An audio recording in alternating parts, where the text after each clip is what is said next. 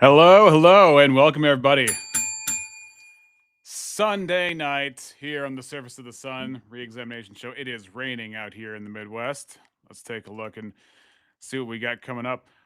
So today I wanted to review a couple things. Now, first, I wanted to get an order of business in because there has been a new development here at the re-examination show, and it is thankfully a positive one. Let's go directly to the channel link itself. Check this out, people. I'm gonna open up the Z screen here. We have 252 subscribers. We have finally gotten past the halfway point to 500 subscribers. Thank you, everybody who's come along and subscribed. Please like and subscribe if you haven't already. We love reviewing all these sorts of things pertaining to Christianity, beliefs, and everything else in between as best we can.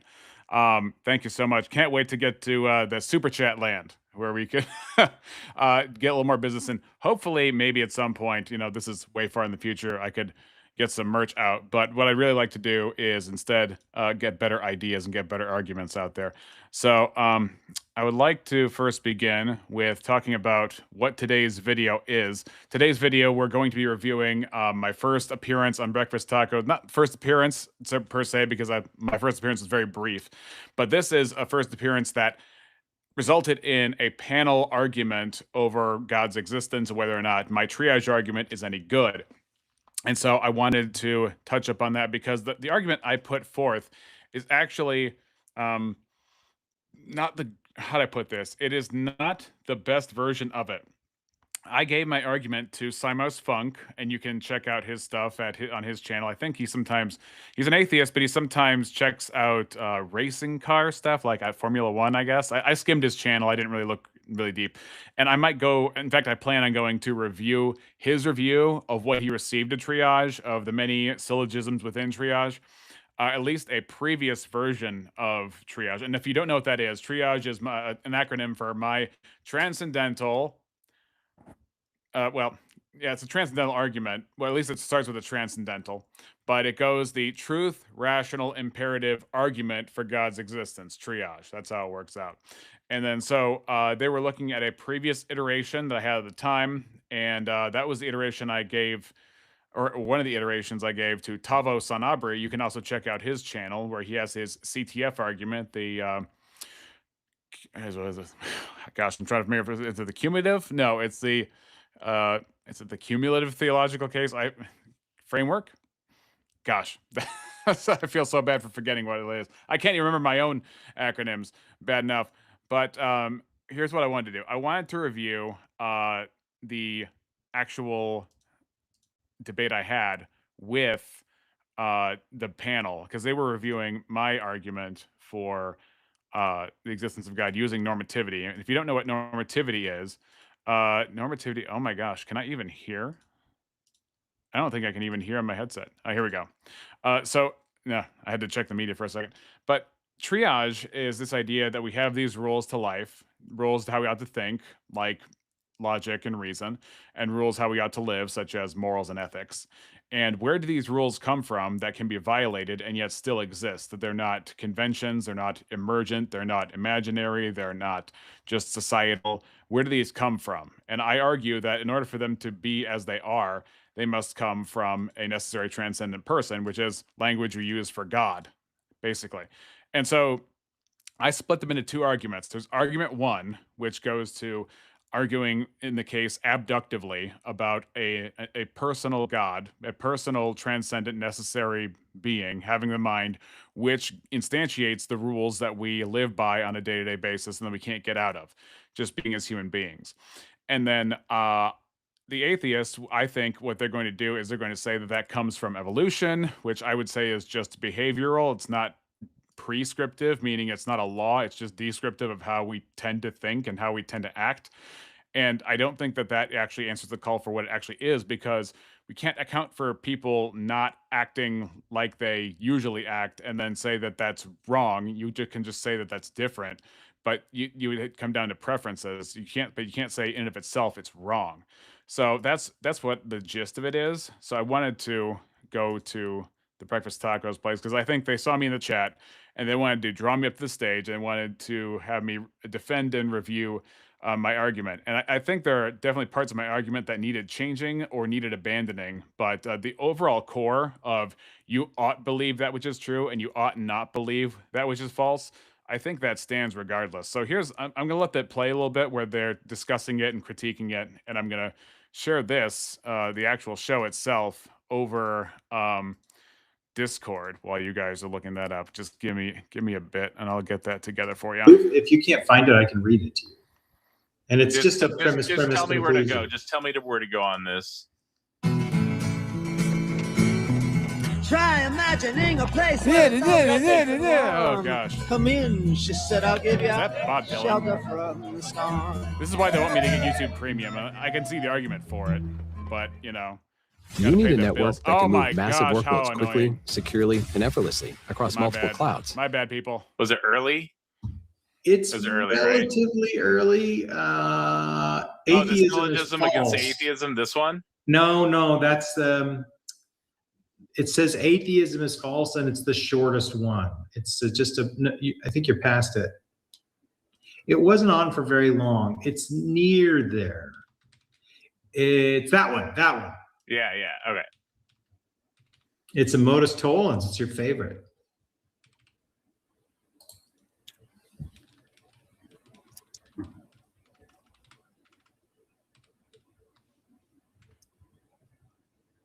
If atheism were true, genuine normative binding. Sorry, I was reading chat.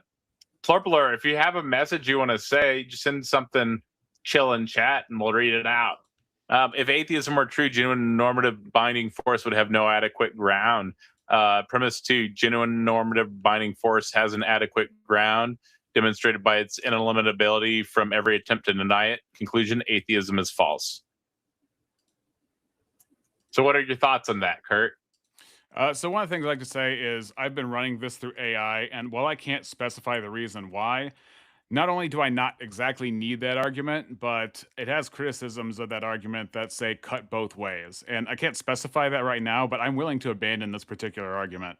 I don't have the argument as to why I should abandon it, because I think that in practice, it seems to be true. That doesn't mean it is true, but it seems to be true that if there is no reason to reason a certain direction, if all logic and reason are descriptions of how people ought to think, or rather how people tend to think, and then we assume that that's how they ought to think because that's how they tend to think, then that's an unjustified assumption.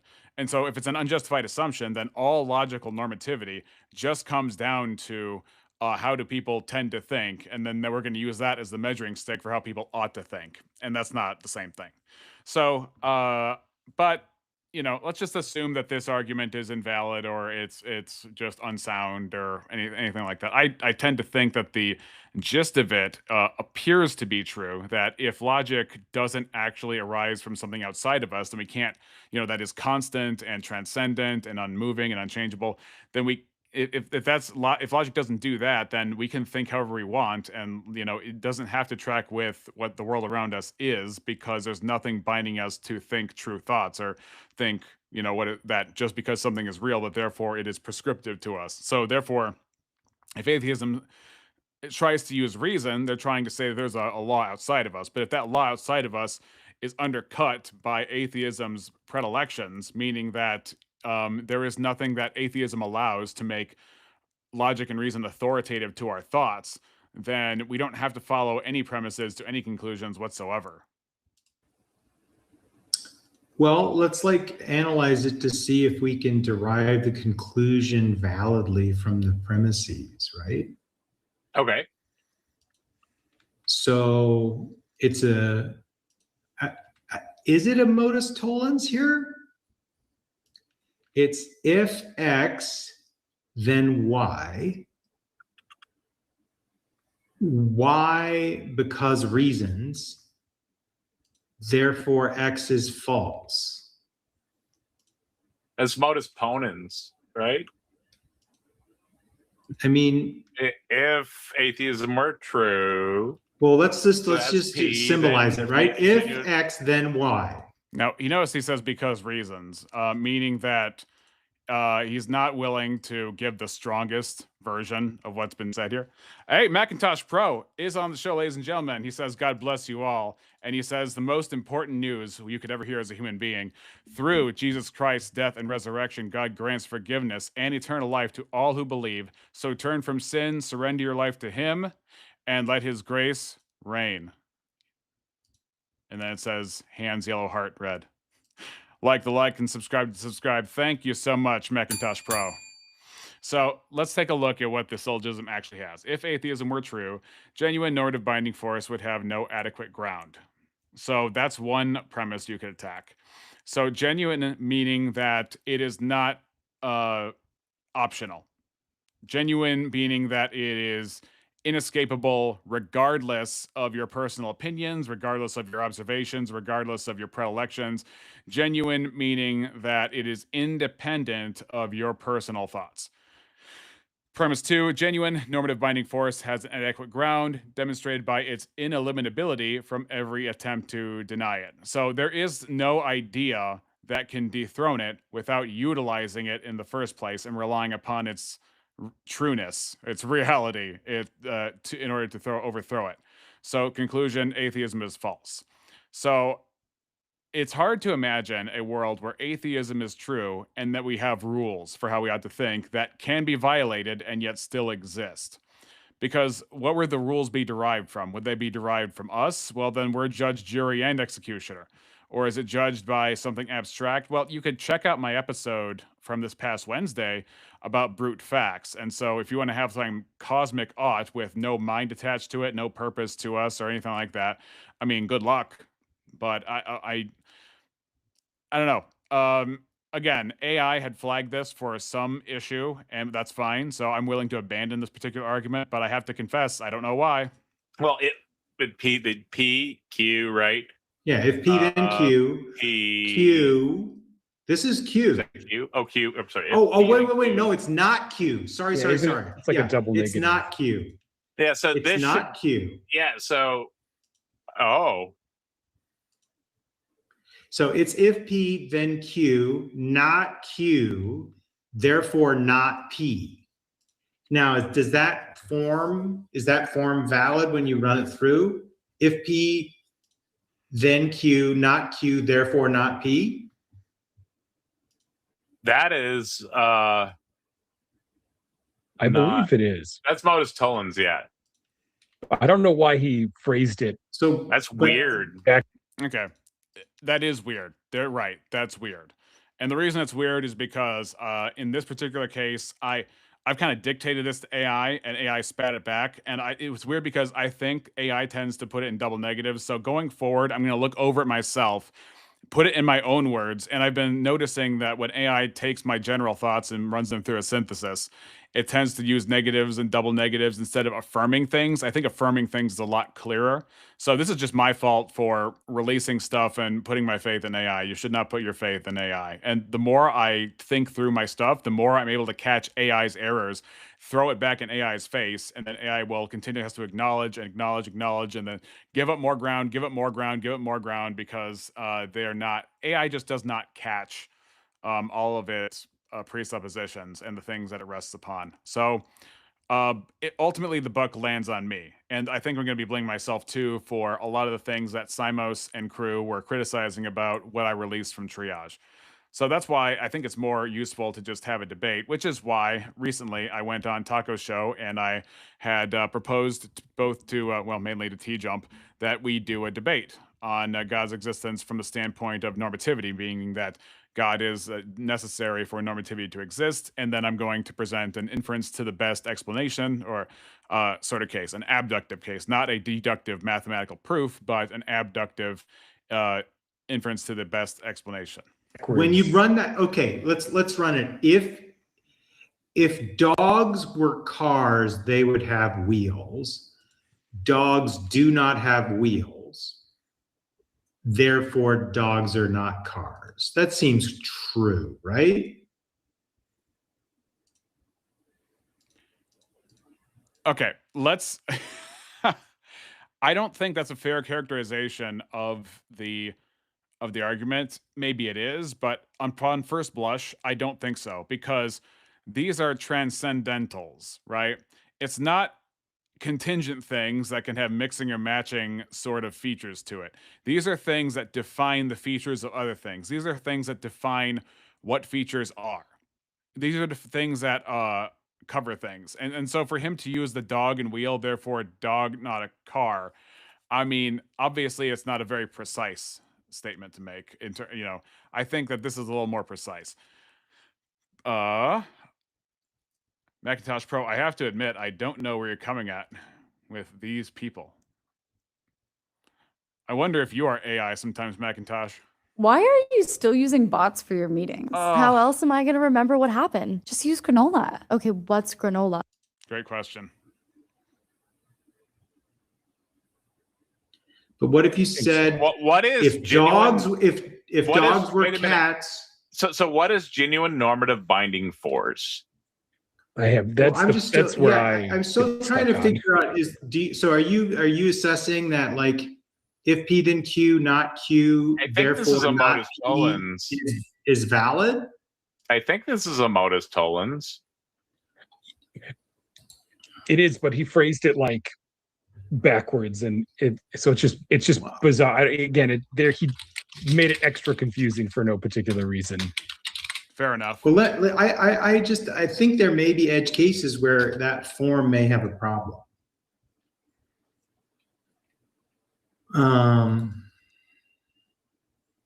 Because I'm trying to think of a counterexample where that form would not be necessarily correct. So let's see. We could just fix the first part and Yeah, maybe we give can a make proper it form. into a standard modus tollens. That's what I would say would make the most sense. Would be to just if atheism is false, binding force would have an adequate ground, right? And then the second is it has an adequate ground, therefore. So I'm just asking Gemini, if P then Q, not Q, therefore not P, is that legit modus tollens? This should be like if Okay. theism is So true. yeah, that's a valid form. That's a valid form. Yeah. So this should be like if atheism is true, then genuine normative binding force has no adequate ground. Genuine normative binding force does not have does have an adequate ground. Therefore, atheism is false. Okay. So now we're gonna That's analyze. how he should have phrased it so that people could understand it instead of having to break down every word. Okay, but at least, like, that's great. That's great. So it's valid. Mhm. So now we want to analyze, because he has a long description of what genuine normative binding force is, and I talked to him extensively about that. And what we came to the Oh, and conclusion Flurper was, said, seriously? Well, I mean, once I'm facing a word like seriously, I mean, it's all over from there. Thank you. Greatly appreciate it. Sorry, I was just the one dude had paid to post a Tacos, message. can you just see that Plur is not like a legit person from what's going on in chat? Because that's obvious. Yeah, I selected the appropriate message. Okay. I would just not. Okay, so genuine in this phrase, like the word genuine, does apply to people who do not have any knowledge of any propositional statement, according to a conversation I had with Rex. Okay. Again, I don't know what he means by that, like having no knowledge, because at least within a Christian framework, you have a basic knowledge according to Romans 1. And Kurt, I'm sure, is familiar with this.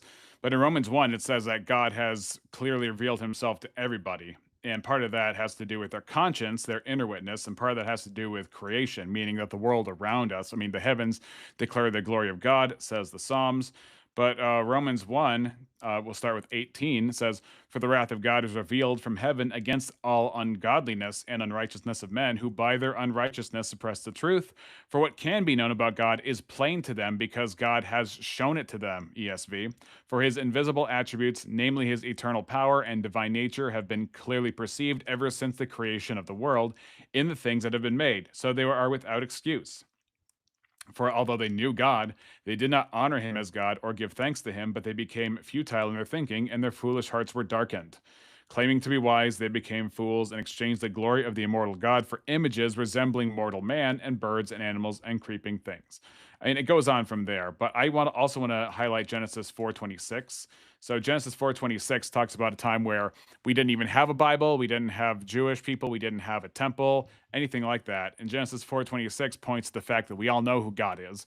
Says, "To Seth also a son was born, and he called his name Enosh. At that time, people began to call upon the name of the Lord." So we have people on the earth going around, and they don't have a Bible, they don't have Tanakh, they don't have anything written along those lines. And for generations up until Moses, they did not have anything written down. And that's, I think, where people are establishing that from, like an oral tradition that was passed down about Adam and Eve and Cain and Abel and so on and so forth. Later.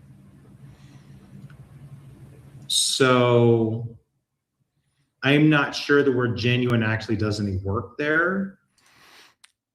Yes, it does. Because do you believe that "thou shalt not end somebody's life" is a description of how we feel, or do you believe that is an actual law that can be broken regardless of how you feel or how you evolved? That's what the work genuine does is.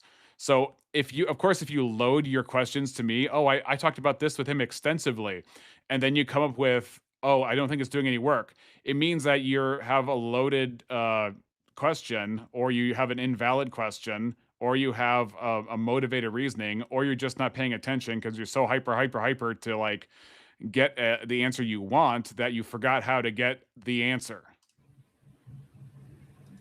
And it may just be that we could like bracket that and just talk about normative binding force. So no, you can't, because if you say normative binding force is just what humans do, then you've nullified the characteristic of why it matters. Because if I just say that humans blink, therefore we have the normative binding force to blink, that doesn't do anything for how we ought to live or how we ought to think with rationality.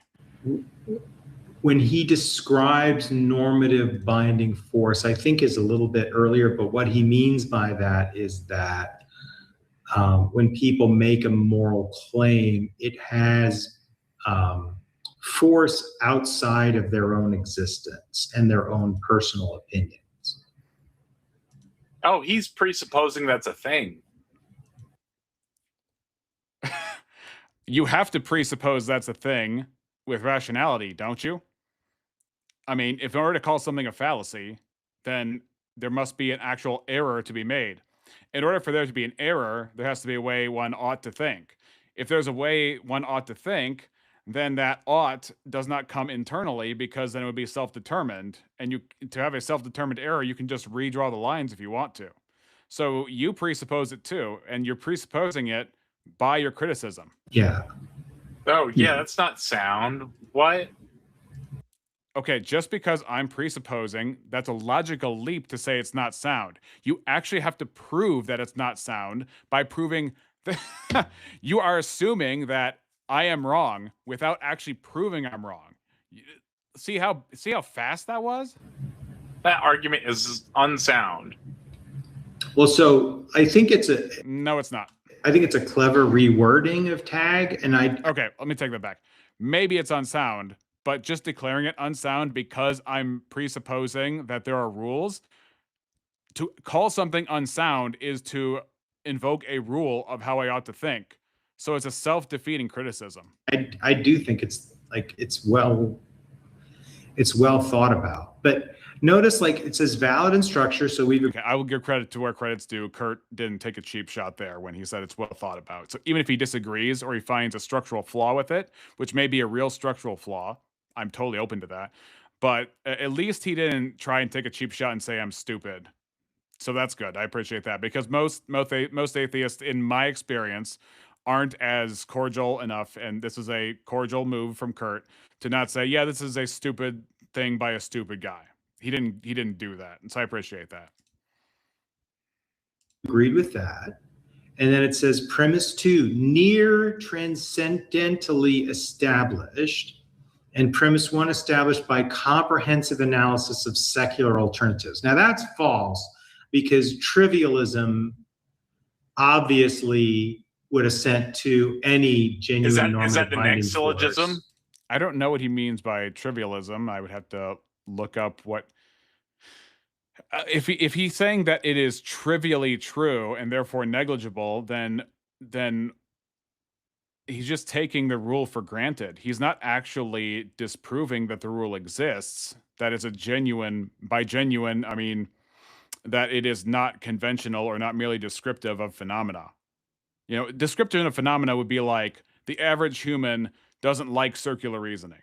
Well, okay, that doesn't on its own make circular reasoning invalid, right? We would have to live in a reality where circular reasoning is not only invalid by dint of not describing reality, but you would have to ask the question, why are we bound to have to describe reality? Couldn't we just live in a dream world if we wanted to?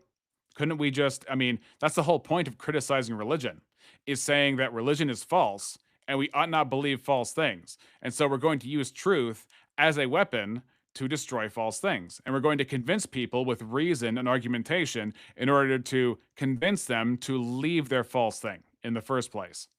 So in order to get what they're saying across, they are relying upon the argument that I'm making in the first place. And they're using that to levy criticism at the argument, which is ironic because it's like using water to splash water to get water wet. That's why I'm calling it near transcendental.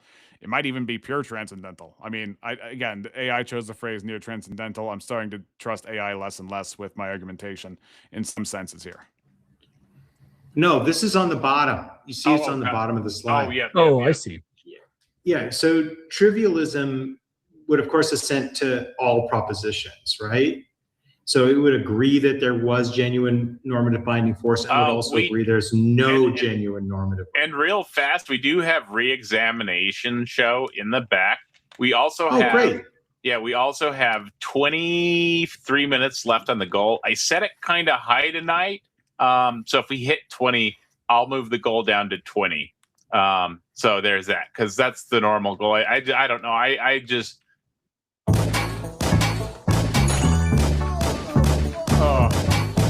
If nothing else, this is going to convince me to go to YouTube Premium. Anyways, well, I'll explain that if you DM me.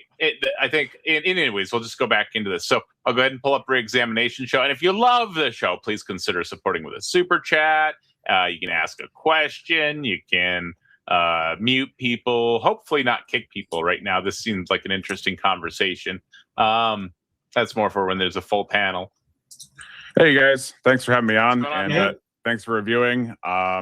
So I would say that there's more than just moral. I think I focus more on epistemic because I feel like that's a little bit stronger, even if you want to separate epistemics from morals, which I don't think is totally easy to do. But I even with did you guys see my call into Matt Dillahunty or no? Just I saw the part you showed on Tavo's show. I didn't see the original. What? Yeah. So I mean, the full thing is out there. But what was your reaction, Kurt, when I asked Matt, do you believe that? You know what? Why don't I just put it in the? Can I put it in a chat somewhere? It's clean, so you don't have to worry about that. Hey, tiny pink nugget of chaos. How you doing? Yeah, no, doing all right. U.S. Open has begun, so that's exciting. Hopefully Carlos Alcaraz wins. Birds aren't even real is in the chat. How you doing tonight? We are reviewing my first appearance, and Eli Nix is going to make an appearance. Not tonight, at least on the show. Maybe he will. But he's going to make as this winds up, we're going to get closer and closer to the debate that ensues on the panel. Yeah, I think it's just you demonstrated that There's the Matt was chat. unwilling to claim that people ought to believe true things. I have not found an atheist who has, and I have asked more than one. And these are smart people I talked to. Like there was one guy. I didn't see the entire context, but I don't know if you're making it a categorical or a hypothetical imperative. Tell me the difference between categorical and hypothetical. I'm not super familiar, but so I'm just categorical would mean that you should always and in all situations under all circumstances do that thing regardless of its consequences. And hypothetical would be you should do that thing if you have a secondary or higher order goal that you wish to achieve by doing so. Okay, so in that case, it would have to be categorical because hypothetical kind of sounds like goal-based, as if truth was meant to exist in service of something higher. But I guess that depends on what you. Here's the thing: if truth is instrumental, then it's true that truth is instrumental. You would have to use the validity of truth in order to establish that truth is instrumental in higher view of something else. So if truth was in service of something else, what would that thing be? If truth was just, I mean, it just seems to eat itself alive. Okay, so like goal-based versus some absolute, right? Yeah, so Kant's categorical imperative that holds at all places and all times is you should not use other beings as means to an end rather than ends in and of themselves. Is there a back chat that I can send this to Tacos or yourself with to play it on screen? Because it's kind of important. I don't think we need to play it. I don't think we need to play Matt Dillahunty refusing to answer question when we have people in the panel and we have an argument in front of us. None of this is relevant to your argument. There is a back chat. I mean, I think it's relevant to the argument to show that Matt Dillahunty says he can't ground. I mean, gosh, I think it's too important. Matt Dillahunty, he says he cannot ground whether or not we should believe true things. And yet, if we don't believe the things that he believes are true, then we're like either dumb or bad people. That's kind of the problem that I'm trying to highlight here, right? So here, let me bring that up real quick. Oh. So would we agree that universally humans ought to believe what is true and ought not believe what is false? No, I don't necessarily think that we ought to believe that which is true. I don't know how to justify that as an ought. Great. Help me understand real fast, both action. of you. Is the word ought thrown out as kind of a tripwire? I'm always amazed by that. I don't know about you guys, but I'm always amazed by that. Here, let me get back to Tacos, my friend. I think it's track 7. Oh, okay, thanks. Okay, so when it comes to the normative binding force of, say, epistemics, reason, logic, you would say that it is optional to believe true things. At this point, you're probably not avoiding therapy because of stigma. You're probably avoiding therapy because you've become very this will have to be the good stream at where I convert to like there's nothing that the thing that says I'm actually doing anything incorrect because one thought is just as existent as another and morality itself would not govern what our thoughts are, and there's no rule that I'm even if what I believe is not mapping onto reality, like there's nothing that binds me to do so. And so one of the examples I would use is, so if I wanted to put creationism in schools, prayer in schools, Bibles in schools, there's not an actual thing you can point to say that you would just say that it's different, but you can't actually say, wait. We can. Okay. So somebody says demonstrate that, they're telling me that I ought to back up my words, right? Well, you only ought to do anything with respect to, like, if it's a requirement to meet a particular goal. Right. So it's only a description of your goals. It's not a description of any. That goal-based thing, if they say if, all it's describing is what I want. It has nothing to do with what I must or must not do.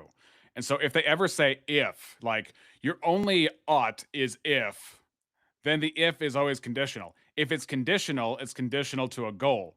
Not that the ought is persistent regardless of my goals. That's the morality I'm talking about. But if you say, if I want a watermelon in my belly, I could put it in my belly surgically, or I could eat it.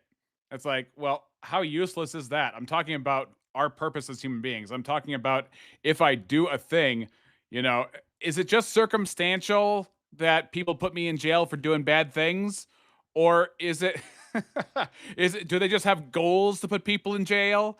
Do they just have goals to have a legal system and have society? Or is that an expression of who we are as human beings wanting justice and order? That makes a lot more sense than the whole, well, if you have a goal to like go across the country, you need to find some kind of transportation sufficient to safely bring you from point A to point B. What does that have to do with morality? I mean, gosh, for real. These people are real. Like that binds me to do anything. Well, no, you're not. Down? You're not Can we binded. Just slow down for a second, Josh. You're not, just one second. Okay. Say, I want to be clear. Do you understand that a categorical is something you should do in all places, regardless of circumstances, regardless of the consequences, right? Yeah, if we're gonna go. Okay, so are you? I know you're gonna do the whole like back the 1945 talk, because most no. People do. By 1945 talk, I mean like let's say certain kind of soldiers go up to your house because you have certain kind of people hiding from these soldiers. It's typically what they're going to go with is like, do you have to, would you tell a lie in the case of to protect people or something like that? Which here's the problem with that. If what you're saying is, would you take a certain course of action that normally wouldn't be done unless there's a higher priority? Your higher priority is still invoking some kind of justification. So if some people say, well, everything is relative because what about this situation? Then it's not relative because you're using a particular formulation of values that you're balancing together to say which should take priority. And if I say, no, I wouldn't lie, then you're saying I'm wrong, but then you're saying it's relative. So if you want to be a consistent relativist, what you have to say is, if these soldiers come to my door while I'm trying to hide somebody, then it's relative whether or not I hide them. But they don't do that. They're absolute about their situation. They demonstrate absolute morality by making situations conditional in terms of priority ranking. That's the value map we're talking about. But no subjectivist does that. They argue for absolutes while calling it arguing for subjectivism. A real subjectivist would say it doesn't matter if you give up the people you're hiding or not. No, I'm not going to do anything. I'm just trying to get your definition. Is that your definition here? Is it that you believe that you ought always believe true things in all circumstances without regard to the consequences? Yeah, in principle, we are bound to seek truth and believe true things rather than believing lies, and that's why we correct each other and all that kind of stuff. Okay, so but I want to be hyper specific so I can be absolutely certain that I'm not misrepresenting you. Is that a categorical belief where there are no exceptions? I cannot think of any exceptions, but I am open to corrections. So give me some examples so I can stop. It actually doesn't matter about what you can imagine here. It matters your epistemic and like personal will commitment to the position, right? Yeah, well, yeah. Because so here's the thing. If your commitment first is that it's categorically true that you ought always believe true things, then that is a categorical belief. And I can understand Matt not. Here's the problem. Can you name a criticism he's making here or a line of questioning he's making here that doesn't agree that we ought always believe true things? I don't know what he means by this thing, because like when I say we ought believe which is true, why would that be conditional? When would I say these are times when you shouldn't believe what's true? And that's why it's confusing to me. That's why it reads to me like he's trying to get to something, because that seems so obvious to me that if he's saying categorical means absolute and then hypothetical means conditionally, then I'm just wondering what his angle is with categorical. Like, why would I say conditionally? Willing to assent to a categorical belief, whereas if it's a hypothetical belief where if you want your life to go well and you want to be able to achieve other second order goals, you ought to believe true things, then that's like a very different claim, right? I agree, and I've had I have this particular conversation a lot of times. It's like, well, if it's your goal to do this, if it's your goal to do that, and I'm saying, well, okay, in that case, how do you evaluate two goals? So here's my thing. I'll say yes. so we can move on. Okay, great. And then if I'm wrong, I'm open to correction, and I'll revise or just drop it, because why have a bad position? It's a bad position. So if you're wrong, would you agree that premise 1 would then fail?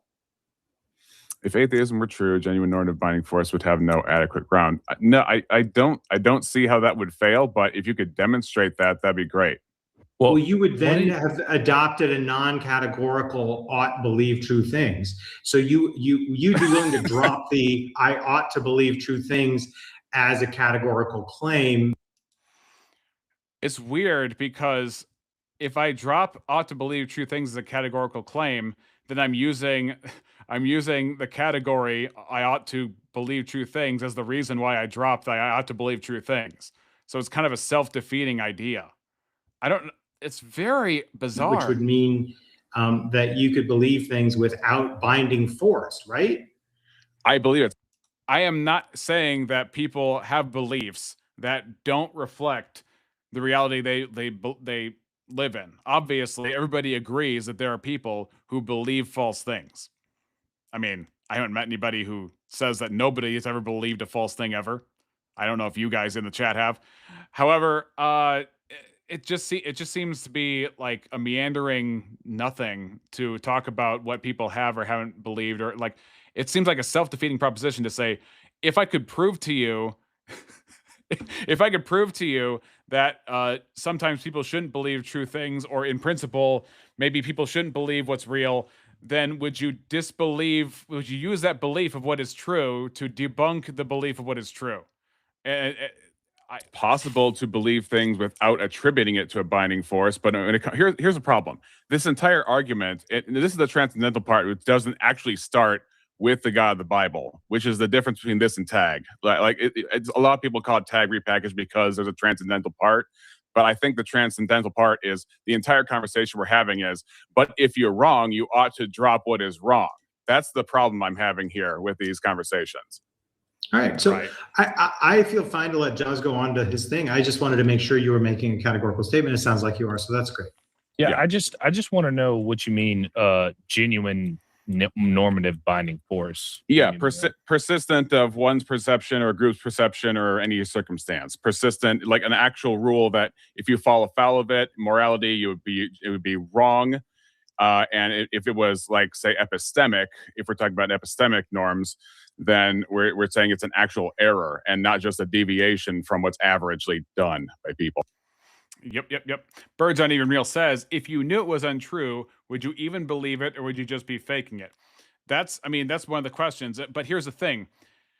People do shut out true things all the time. If let's say a husband suspects and has good reason to suspect that his wife is cheating, but he doesn't want to grapple with that reality, he will hide himself from all the evidences that his wife is cheating. He will, or like say somebody has a disobedient child, but they're very proud and they don't want to admit that their child is misbehaving. Then they're going to say, oh no, not my baby. My baby's perfect. People try and let themselves off the hook all the time. In extreme cases, they will go to substance abuse to wreck their brain. If they try to hide something that they've done that's wrong and they want to squelch their conscience on it, then they'll go to heavy drinking and drugs and parties and all that kind of stuff and entertainment, just to make the pain go away, just to make the doubt go away, just to make the cognitive dissonance go away. People will make exorbitant purchases of things, and then they'll say, it's an investment. It's not excessive. It's an investment.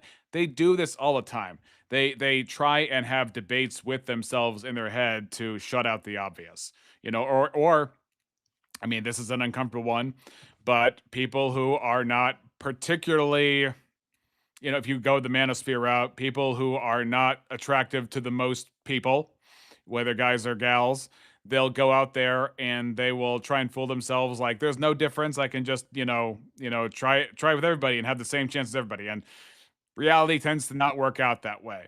But people just lie to themselves, if I'm putting it frankly. Well, you would be saying that this is like some sort of, like, I guess, objective error, but like the error would be with respect to something, right? Here's the problem. If I use circular reasoning for what is not like a transcendental, or if I use like infinite regress in my reasoning, and they call me on that. They'll say if I just say, well, it fits my goal, and are they just going to say, well, it doesn't fit my goal? Is that really how epistemics works? Is that how logic works? Is like whether or not it fits your goal? Can I say A is not A because it fits my goal to say A is not A, and it's just as good as everybody else who says A is A? A. Yeah, but that would be here's the presupposition I think is being made is that the very thing that we ought to believe true things in the first place, like it's supposed that true things are the thoughts we're supposed to be aiming for. That's the standard by which we are bound to do, and anything that doesn't do that is bad and stupid and ought to be rejected. Anything that does do that is valid and therefore good.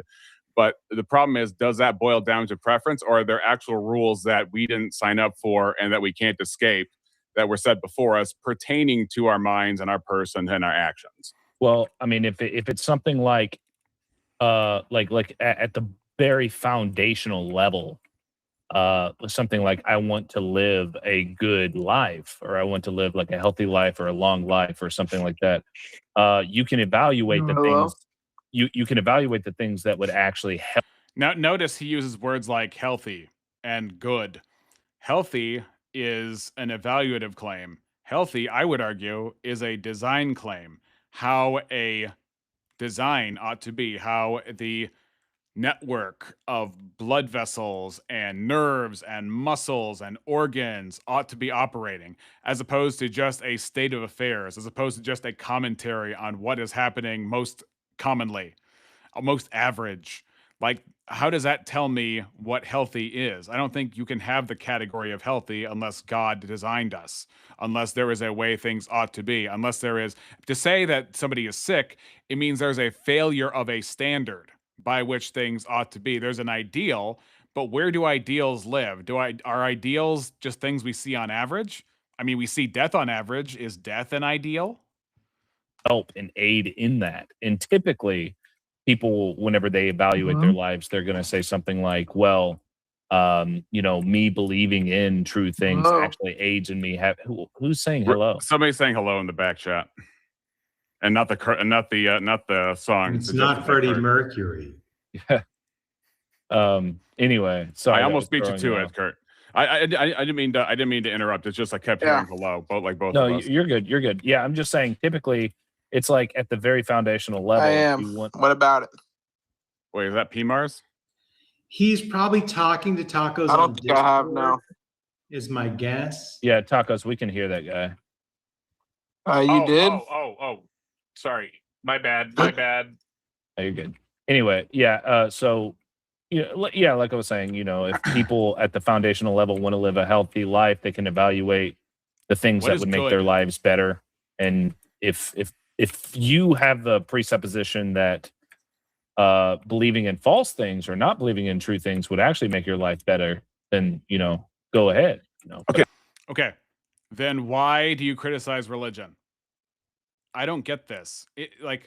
As soon as they apply the necessary limitations of their belief system, meaning that they have removed the tools of judgment about other people's beliefs and other people's actions, and they act like that's their actual position up until the point they found out that you believe in God. After they find out you believe in God, then the claws come out and they want you to change, and they use reasons. Why? Because truth, reality, is prescriptive to our thoughts. What is real is what we ought believe. We have a responsibility to believe true things. And so if we believe false things, we should not shove out the evidence.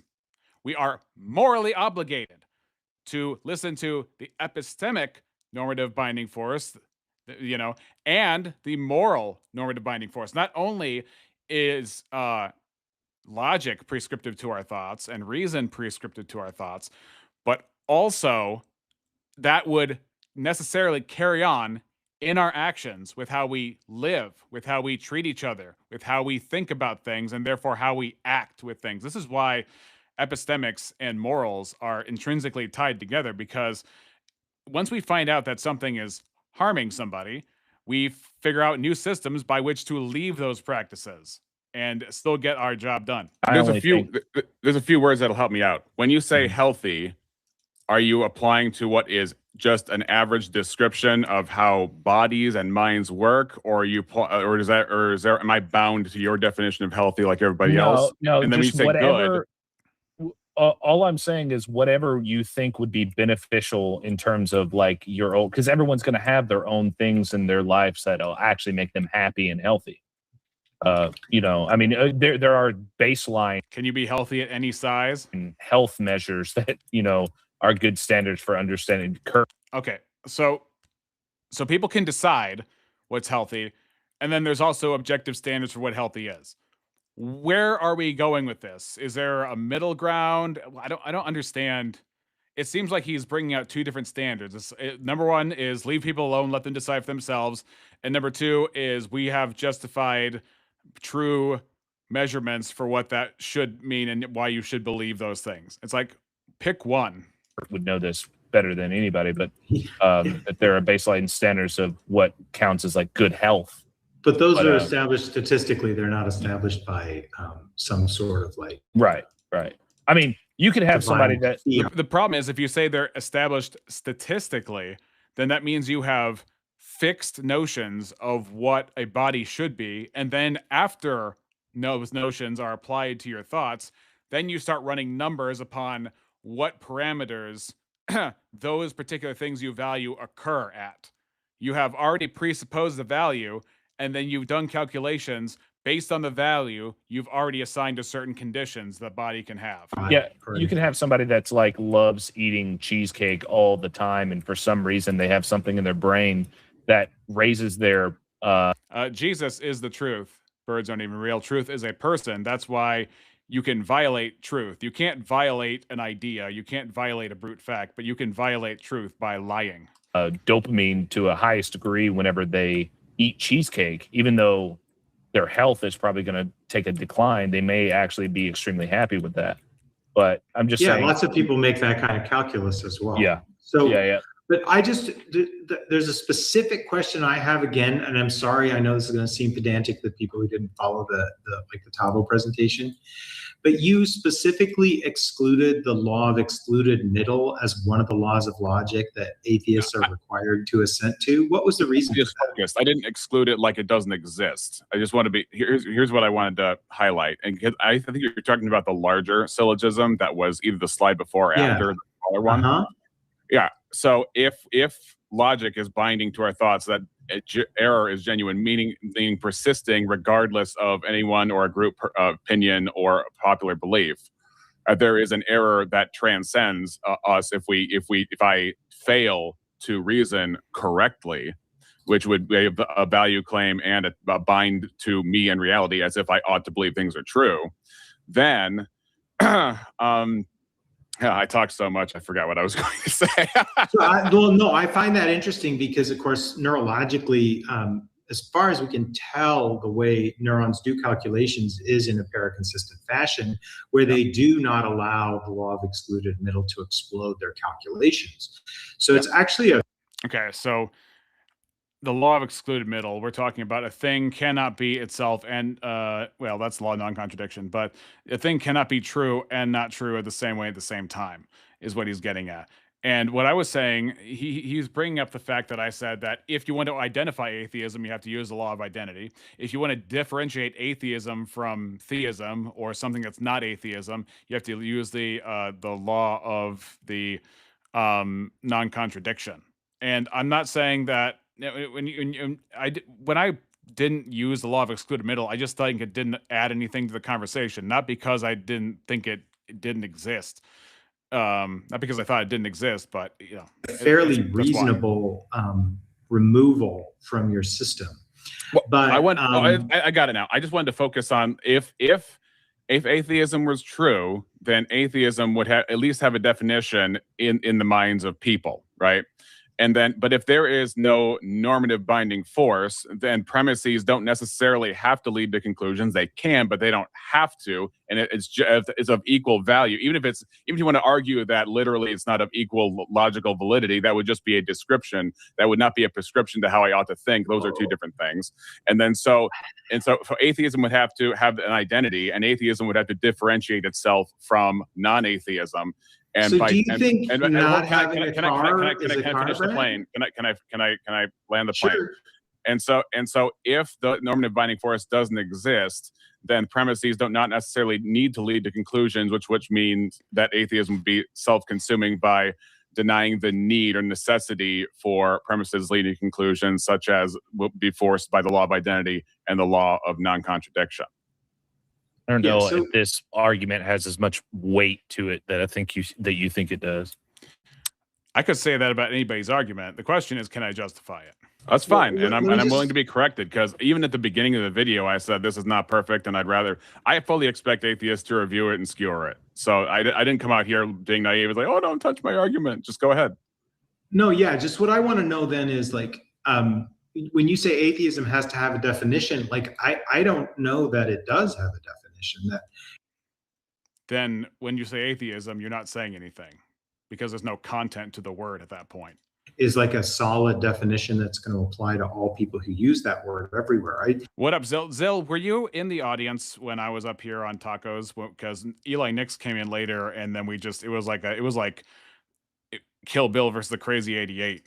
I think there's sort of a meaning cloud around the word, and primarily, of course, it's a privation, right? So it's like saying that there's a car brand called No Car. So I would think there'd be a position. Did you hear my segment at the start of this about soundness and validity? No, I just woke up. It's been a long weekend. Atheism has to have a definition. I mean, I would think so. If I said I was a theistic atheist because I don't know what atheism means, well, you can't be a theistic atheist because of the law of non-contradiction. Wouldn't you be able to say like that? Unless I mean something different by theism. Yeah.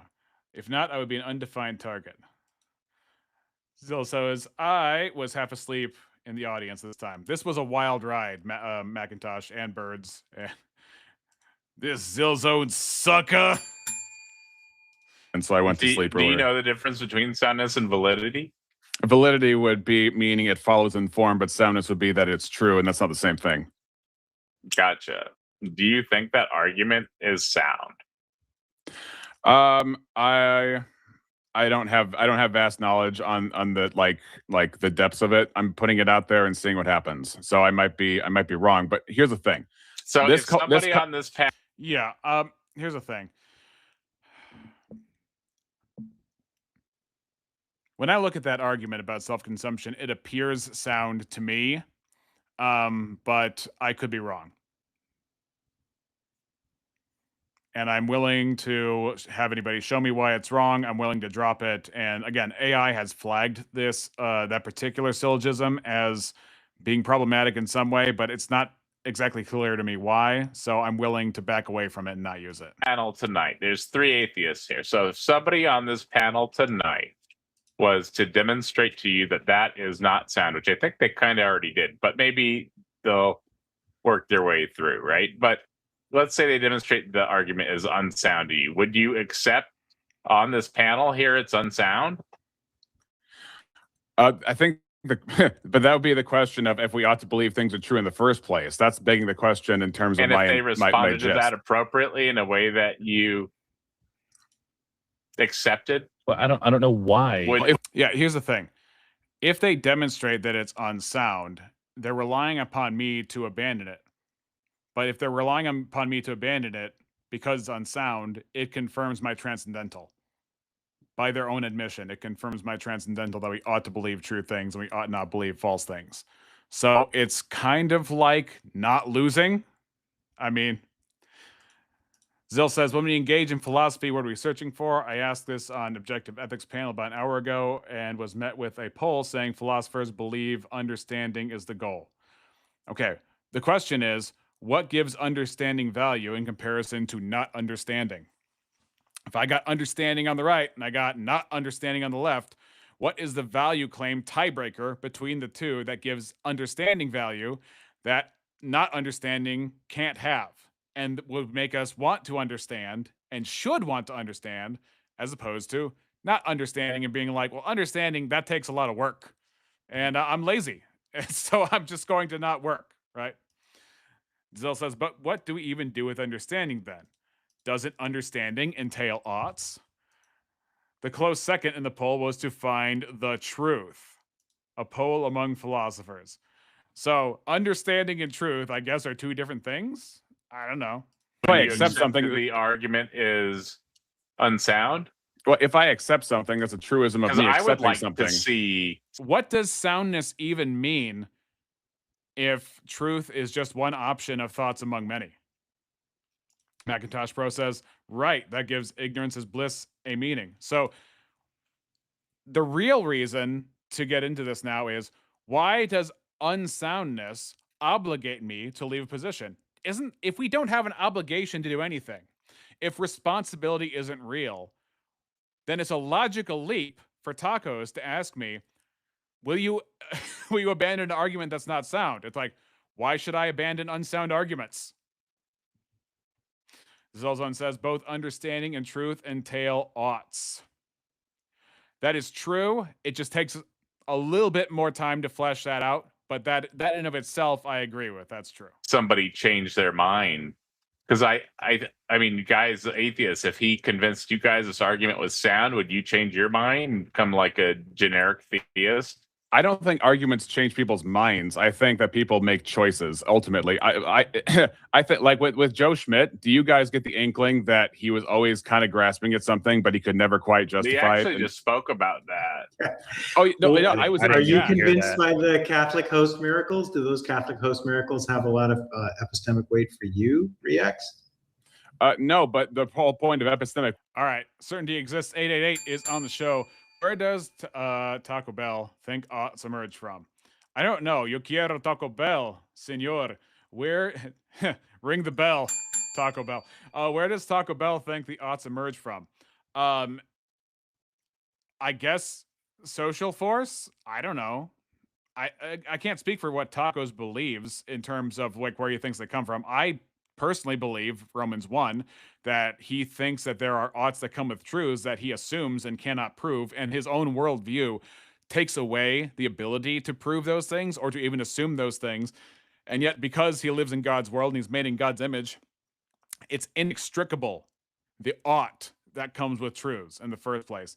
And JG, if you want to come up, or Zilzone, if you want to come up, that'd be cool. I'm just, hanging out here reviewing the debate, and it's going to get heated up pretty soon, especially when Eli Nix comes to use precept. Now, I'm usually running triage here, the actual the normative angle, and the Eli comes with the epistemics and logic and intelligibility angle later on. Wait, is that we ought to believe true things in the first place, which is the question at hand.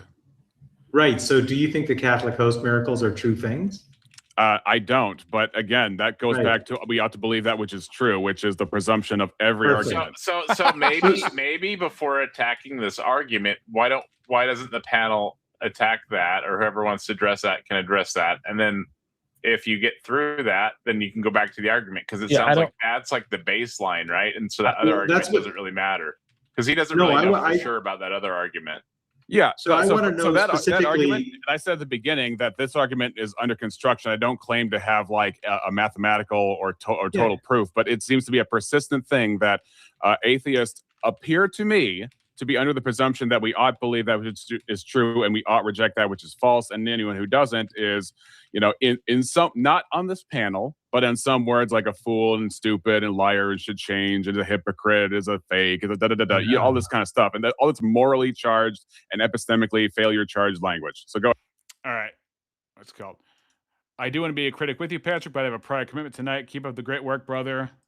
Thank you so much. Yeah, well, I mean, it is Sunday night, and many Christians have night services, so I get it. Go ahead, Kurt. You're exactly right that a lot of people say really mean things. I completely agree. No, but not okay, Kurt. You're first of all, mean, implies a standard. Precise when you want to be, but when I'm talking about precise statements of like in reference to a standard that people are falling short of, you miss the mark on that one. Well, do you mind? I definitely don't like it when people say mean things, but I just want to be clear about one thing so that I understand what you're saying. Very dismissive. Yeah. In my business, I frequently have to use paraconsistent logic, right? I have to imagine a worst case scenario, and at the same time, I have to imagine a likely scenario. And then I also have to take into account their various possible ratings, because I don't know which one is true. And I have to kind of in some way hold both true at the same time. Hey, Leo. So Hey, Leo. when you're making a categorical ought, are you saying that I should always go with the most likely outcome, or should I be willing to weigh catastrophic outcomes more highly to prevent like potential negative outcomes, even though I might not hold them to be likely or true? Well, if I take your question, I say it depends on the situation, that's still an appeal to truth. So here's the thing. I don't think gray areas erase bright lines. So if people ask me, is it true that I ought to wear this shirt with these pants or something like that? There might be some average aesthetic considerations that are smarter than others, just based on the culture I'm going to be in, or just based on the fact that everybody, no matter what the culture, will think my outfit will look stupid. But that's different than I ought to believe true things as a general principle. And I don't think that gray areas erase those bright lines. Well, do you think we ought to believe true things? Yeah. Yeah, he said Why? categorically he believes we always ought to believe true things. I love that question too. Why? Because asking why is saying justify that. Give me a reason why you have those things. The question is, if I give you a reason, what are you going to do with that reason? Are you going to evaluate it? Which criteria are you going to evaluate it by? Ladies and gentlemen, welcome Zillzone to the show. Hey, Zill. What's up, dude? Doing all right. How are you? Wait, can you hear me? Okay, yeah, you can. I can hear you, and I can also hear whatever fan you've got going in the background, just so you know. Oh, okay, sorry. Hey, we got Bad Cramps Gramps in the chat. Welcome to the show. Today we are reviewing a use of my triage argument. It is the truth rational imperative argument for God's existence, asking the question of atheists, why should we believe what's true and disbelieve what's false? What kind of universe makes that the case? Peter, how you doing? Hey, Rex, JG, and all. Welcome, Peter. In all cases, regardless of the Pause consequences. it. Go ahead. Can you still hear my fan? No, Or you're is good now. It's better. Okay. Yeah. So actually, I was reviewing your video on presenting triage on Tavo's channel earlier, and I was trying to pause it and get familiar with it. And so this is good. Normative binding force, y'all. All right, let's go over why my consumption argument is invalid or unsound, right?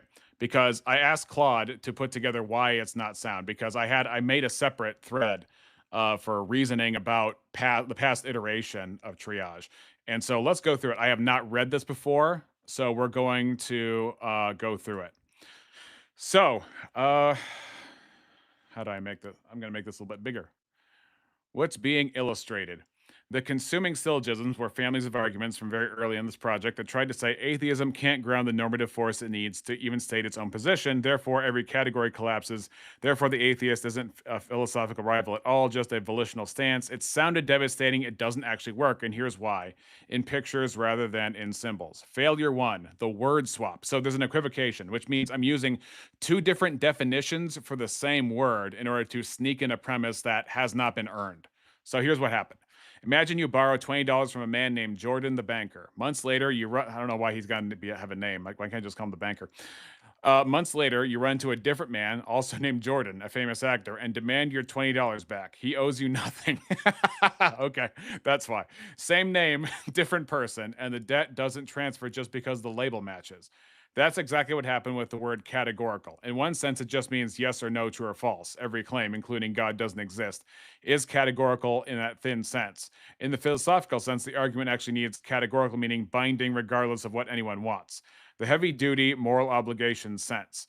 The syllogism borrowed $20 from the thin Jordan and tried to collect it back from the thick Jordan. The debt was never actually owed by the person being billed. Okay. So I think what it's talking about here is like, there is a sense in which there is a logical demand, that comes from an argument, but that is separate from the demand on my life and my practices. So the thick would be like, what is demanding upon my life interacting with other people, and the thin would be like, what is demanding upon my epistemic, the way I think. I think that's what it's getting at. And I want to correct the record, because I think last time I said thick and thin on my brute facts video was descriptive and prescriptive. It's not exactly that. Failure 2, the empty locker room. Picture walking up to someone and saying, "You don't play chess, so let's examine the rules of your game." As if doesn't play chess automatically means they belong to one specific alternative club within its own shared rule book. I don't know what Claude is saying here. But some non-chess players play checkers. Some play poker, some don't play any game at all. Not chess isn't a game. It's just the absence of one particular game. Okay. That's atheism versus Christianity there. So here's okay. Yeah. So here's the thing. Atheism. If Claude is defining atheism as merely a lack of belief, as opposed to a set of principles that result in a lack of belief, like a skeptical construct that is fashioned in order to justify the idea that my continued disbelief of God is a result of some established premises, then I don't know. I'd have to engage. I have to engage more on this. Wait, consider this. Consider if you were the one not playing chess of Islam. And the atheist will say, well, I'm just one less God from you because we reject all the other gods. So how does that play out? Yeah, they say that there's criticisms of that particular argument. I haven't revisited that argument or that statement, at least, in a while. Well, for me, at least, the answer to that is the cohesive picture of the Christian God for our argument over others. So it appears that Claude is using the definition of not what's it called? Mere disbelief in a God for atheism. So it says atheism works the same way. It's the denial of one specific claim, nothing more. Treating it as though it was a single unified worldview with its own specific meta-ethical commitment is like walking into an empty locker room and critiquing the uniform nobody's wearing. Got it. Okay, so this is why Sitch's law, if you've ever seen Sitch and Adams show, Sitch says that 99% of arguments have to do with definitions. And so now that I know that that's what they're getting at of the validity or invalidity of a thing, because they're saying that atheism is a little more amorphous than that, and that it doesn't have all these necessary entailments, then that's where the problem was in my logic. So what I need to do is I need to demonstrate why atheism results in the eliminating of the possibility of normative binding force in the first place. Yeah. So that would be the way to make that argument work. Definitely not whatever is on the show. Our newest standard mod. I'm cooking, but I'll listen in. Def, tell me what you're cooking on this Sunday night. That'd be amazing. I wonder if she's making borscht, because she makes borscht. I found that out on one episode. Oh, Failure 3, the boomerang. This one is worth picturing most vividly because it's the sharpest failure of all. Imagine throwing a boomerang at an opponent, and it curves in flight, comes back, and hits you squarely in the chest instead. The consuming syllogism said, if your objection uses real binding normative force while your theory can't explain where that force comes from, your objection doesn't count. Clever until you notice that using this move to object the opponent's objection is itself an objection. Hold on. Clever until you notice that using this move to object to the opponent's objection is itself an objection. So Using what? the ideal for, well, here's the thing. Here's what Claude doesn't get. I think Claude doesn't get that atheism entails a lack of grounding because atheism removes the possibility for a standard. And because and that I think that's the heart of the syllogism I was getting at, but I haven't clearly laid that out in a way that is I think the critique is it wasn't demonstrated by clear, specific note by note, brick by brick premises. So I can't just make these jumps without explicitly and particularly establishing how these are put together. So that was my error on my part. Okay. Certainty exists. 888 says, gotta go. Take care, Peter and Patrick. God bless. Have a good one. Certainty exists. Have a good one, JG. So, the syllogism swings at the other person's ground and lands squarely on its own thrower's foot because of requirement 3. We'll get into that at some other point. Whether an impersonal source can supply genuine directedness was open for both sides at that point in the project. Failure 4, the roof before the foundation. Picture a house with a beautiful finished roof, shingled, guttered, gleaming, sitting on 4 wooden posts with no foundation poured underneath from a distance across the street. It looks complete. You get close and there's nothing actually holding it up. The volitional stance conclusion. Declaring an atheist wasn't even a philosophical rival anymore, just someone stubbornly standing in the rubble, was the roof. It looked finished, but requirement 3, the actual foundation the whole house needed, was still an open pour at that point in the project's history. The conclusion was built and shingled before the concrete. Okay, so I was assuming what I had yet to prove, basically. Lasagna. That happens on oh, I guess that happens on Sundays, which is why Garfield hates Mondays. No lasagna on Sundays. Good call. Yeah. The one image worth keeping, if you remember only one picture from all this, let it be this. A referee who blows the whistle and announces, if you challenge my call, you've already admitted I'm right. Exactly. Yes, that is the argument, but I mean, it's a good one. But yes, that is part of your argument. So that's part of my transcendental. What I would have to do is stitch together, and I'm not going to do this on the air right now, but what I have to do is stitch together why I say that normative binding force is necessarily eliminated within every atheistic paradigm. But I'm not going to do that on air because that's part of some secret developments I'm doing. Super duper double dog secret agent, CIA, MIA, MSI stuff. But like the like and subscribe to subscribe indeed.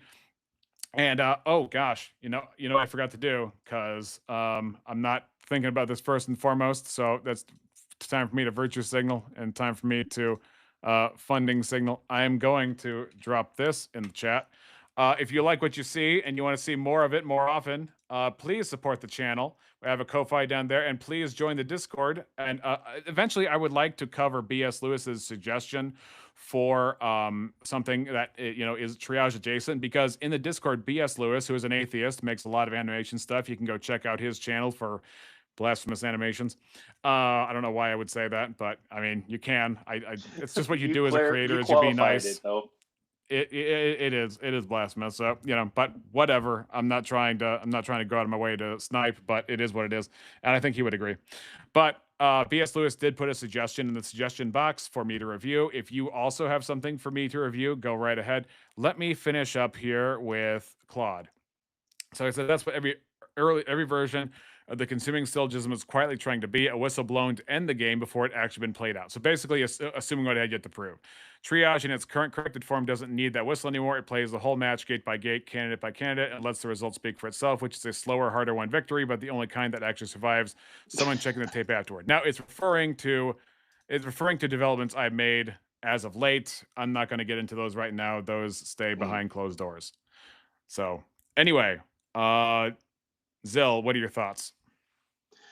Yeah, even based on what I know so far about triage, and when I was just looking at it, is the very act of having philosophical discussions, deliberating, using rational thought, does imply a type of normative binding force where, hey, let's figure out which idea is better than another idea.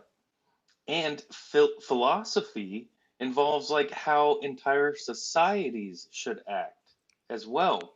So it's very important, and philosophy is involved in a lot of other kinds of things secretly, and very important things that we talk about because we're trying to figure out what the best ideas are, and there must be a way for us to figure out which idea is better, A, B, C, D, or E, so we can all live our best. Anyways, and so that is basically normative binding force. Is when you make an argument, you're saying my argument is better than another argument. What does that even mean? If my argument is better than another argument, why would I even mention it? It's because I want other people to think like me. Right. That is normative binding force right there. Well, here's the thing. The question isn't whether you want somebody to do something. The question is whether you are justified in the thing you want other people to think. And if you're justified, that means you are using a standard outside yourself, because otherwise, if the standard is inside yourself, well, they have a standard inside themselves too, and nobody stands in rank above another. And then so you have that ranking problem. And then if you want to say, well, it's the majority rule, then, I mean, I don't know if there's a whole lot of atheists that just say, it's the majority rule, because usually against Andrew Wilson, they would say, force doctrine bad. And then it'd be like, why? And then it'd be like, because it's mean. And then again, it comes down to their base assumptions. Right. Yeah, I want to understand what the reason for that is.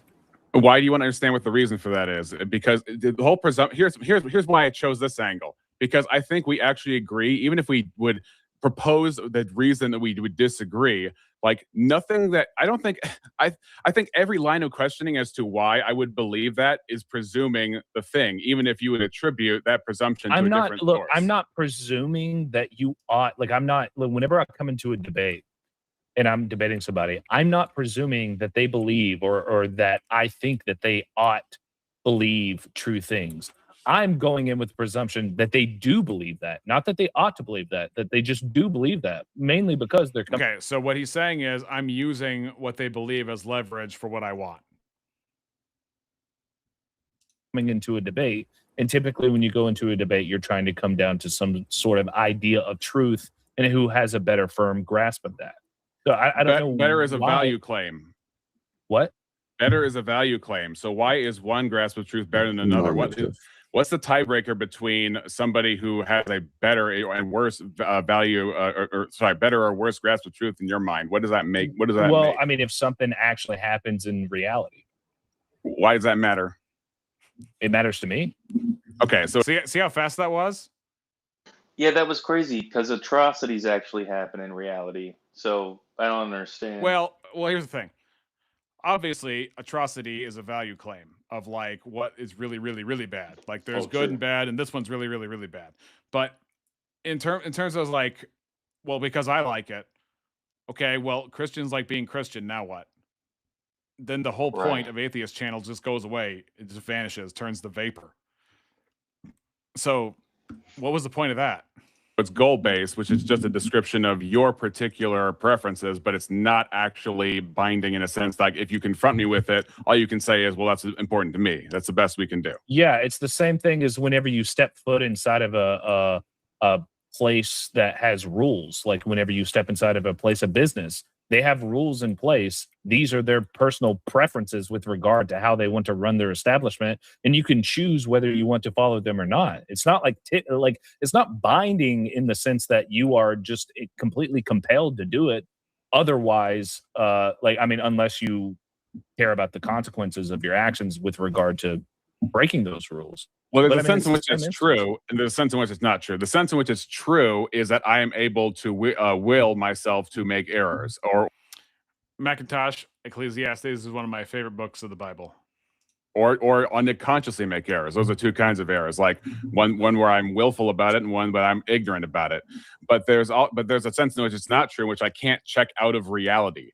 And if we're saying that we're using the laws of logic to even just describe reality, whether or not, however you believe the ontology of the laws of logic to be, you're still holding other people to a standard when you say, do you believe this? Do you believe that? I think that's false. You should probably reject it. I reject it for reasons that it's false, which begs the question of ought we believe true things? Actually, I can communicate to them that this thing is false, and if they say I do not care, then do you think that they ought to continue that debate?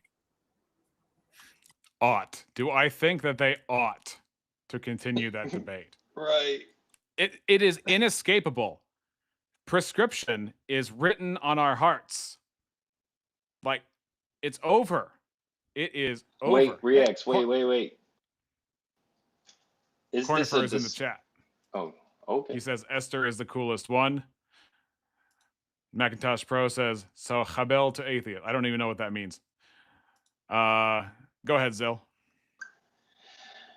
Doesn't your argument rest on oughts, normative binding force, and oughts being a thing, and that being an objective thing or universal thing, right?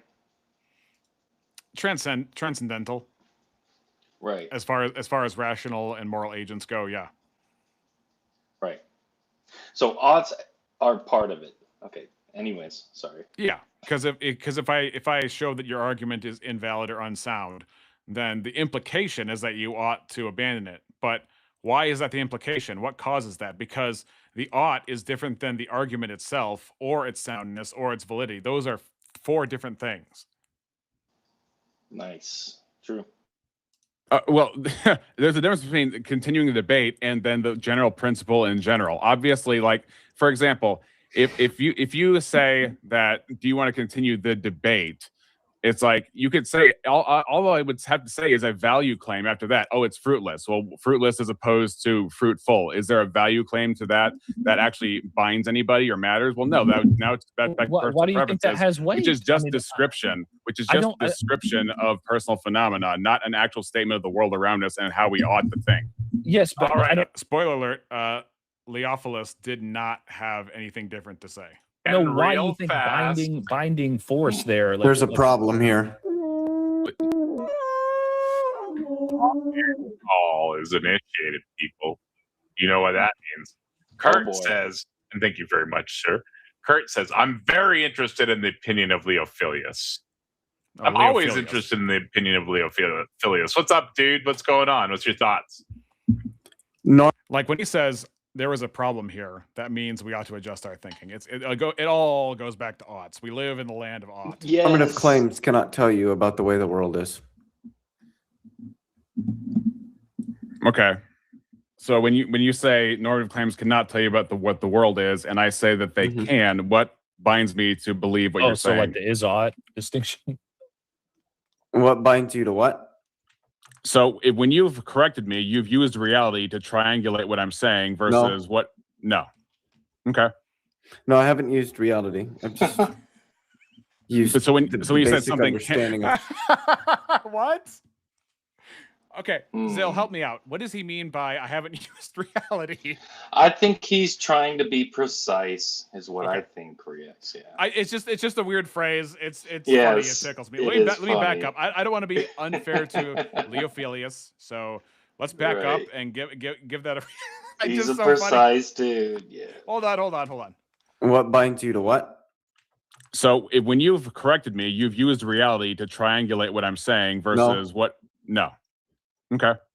No, I haven't used reality. I've just used. So when you said something, understanding of things, it doesn't really have anything to do with the way the world is, so much as it has to do with the way the humans choose to structure the variety of systems that they use. Okay, that's just a description of human tendencies in human behavior. Has nothing to do with my allegiance to truth, such as to change what I'm doing if I'm not aligning myself with truth, right? So if I believe that ghosts exist and you give me solid evidence that ghosts don't exist, and I choose not to believe that evidence, do you think that that is a failure on my part or just a difference of what humans tend to do? Failure if there is actual proof. Why? Because proof should lead towards understanding of truth. Why? Because truth is important for us to converge on, because that leads to a better understanding for all humans, I think. As opposed to the alternative, which would be false, where if the alternative would be if we were to believe in false things, then there are so many different types of behaviors we would run into which are okay or moral. But isn't morality just kind of whatever we tend to do as humans on average? What I've heard from atheists are it's consensus based at best, and their argument against us is God's morality is technically subjective. And when I say God is a transcendental being, whereby his subjectivity would be objective to all humans, they are not satisfied with that answer. No, they want to use what I call the fish tank fallacy, which is they think that reality is the fish tank in which all beings live inside, and it's the environment that everybody requires in order to live. And without reality, meaning that fish tank, God's just the biggest, most powerful fish. When in truth, reality is God himself, what he has created and what he has decreed. That's reality. That's it. You know, we go to like we go to John 3. John chapter 1, verse 3, it says, all things were made through him, and without him was not anything made that was made. Yes, and weren't the heavens created as well? So yes. So God was there, and He created our time, space, and the heavens, a higher realm than our space. Right. Macintosh Pro asks, so consensus is correct? No, consensus is just consensus, and that which is typical is what we judge by. So, I mean, it's Right. kind of like we're going to assume the ISOP gap is closed for us, but it's not closed for our people we disagree with. Well, this is why I'm an objective Viking. This is why me and all my Viking buddies have consensus on what's good is us pillaging and plundering and stealing all the gold, because we have consensus saying that's what's up, guys. And you have to say that's just as good as America's consensus, because I have consensus, okay? Indeed. For communication and understanding. But what makes that not just descriptive of human interactions? That's the thing. Normative statements are not just descriptive, so they cannot tell you about the way the world is. So if they're not just descriptive, are you saying they are somewhat prescriptive in some way? Of course they're prescriptive. That's what it means for something to be normative. How great. So so what he means by prescriptive, I think he means just consensus. Really? Macintosh Pro says, so what he means by prescriptive is a being with a capacity for rationality has set it as an ought, and that's what makes it an ought. The question I have is that sufficient? Is that sufficient to bind me to have to do it? Even if it's a majority. So I don't think he can make that case. So okay, so the prescription precedes us or transcends us. What do you mean? No, I mean it's prescribed by humans. There it is. That just still sounds descriptive to me, just because it's an evolutionary. I don't know what like something like it's warm out. You ought to wear sunscreen. Yeah, I don't know. That was okay. In my mind, that's a leap. Because, first of all, warm and sunny are two different things. It can be warm and misty. It can be warm and cloudy, right? So, I mean, it could be nighttime, and then I'm by a volcano. Therefore, it's warm. What's the sunscreen going to do me? That is abductive. The grass is wet, therefore it rained. Abductive argument. I was looking at that stuff today. I mean, I could have a sprinkler. Maybe it didn't rain. Maybe I had a sprinkler out there, right? That's right. The grass is wet. But okay, right. Right. So, but I mean, triage is abductive.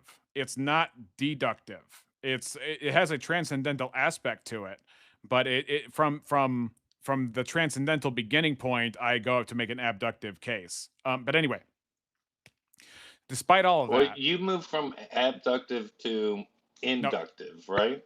No, I went from transcendental to abductive because later on I use remember my did you watch my video on brute facts? Nope. I should. Okay. Yeah, it'd be a good video to watch. So some people propose that brute facts are the reason that we have morality, and meaning that it just is. So that's why the thumbnail says the Just Is League, and you have people that was hilarious. I love that thumbnail. Yeah. Yeah, that was great. Yeah. So the idea is these rules just are, and they bind us, and they're just standing there, and we have to obey them because reasons. Because magic reacts, and this is when they say, "Oh God, magic," and they inject their own magic here. Right. Except they're like, "I like magic when there's no magician, except me." Right. Right. So, I mean, brute facts meaning you get to grant yourself whatever you want, so as to get people to shut up. But what if people don't shut up? That's the problem. Now, in this particular case, oh gosh, I want to go back and see how you ought to wear sunscreen describes anything about the world. Okay. It's warm out there. You should have sunscreen was his thing. And it's like, hold up a second. You're presupposing so many things. You are presupposing that I prize my self-interest, that I should prize my self-interest, that I mean, and then you say that it doesn't describe anything about the world.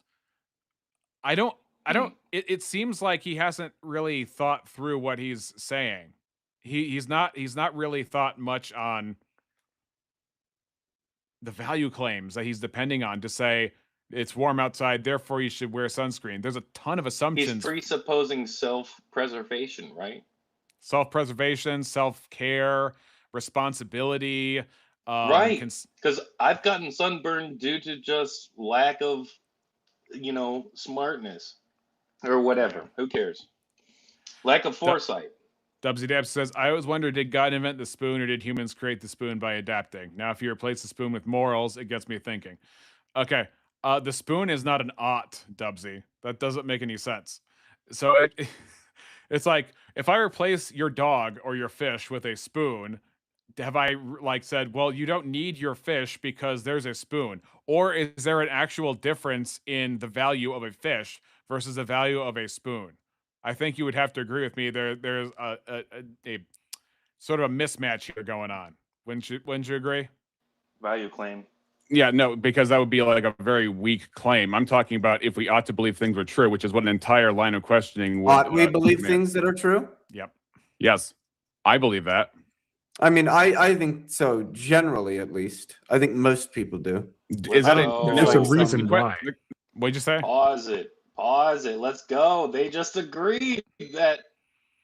Yeah, but the question is why and in what sense do they mean ought? Because an atheist is not going to mean ought in the same sense that a Christian is going to mean ought. They're going to say ought in a people tend to your survival tends to have more longevity if you agree with the general consensus of what humans think truth is. Right, and they're presupposing that's a good thing. No, they're presupposing that it is a survival thing, which you want, depending on your goals. And goals, okay. Right, goals will go back to consensus, assuming a value set, a set of goals for society, which they subjectively believe should be in a certain direction.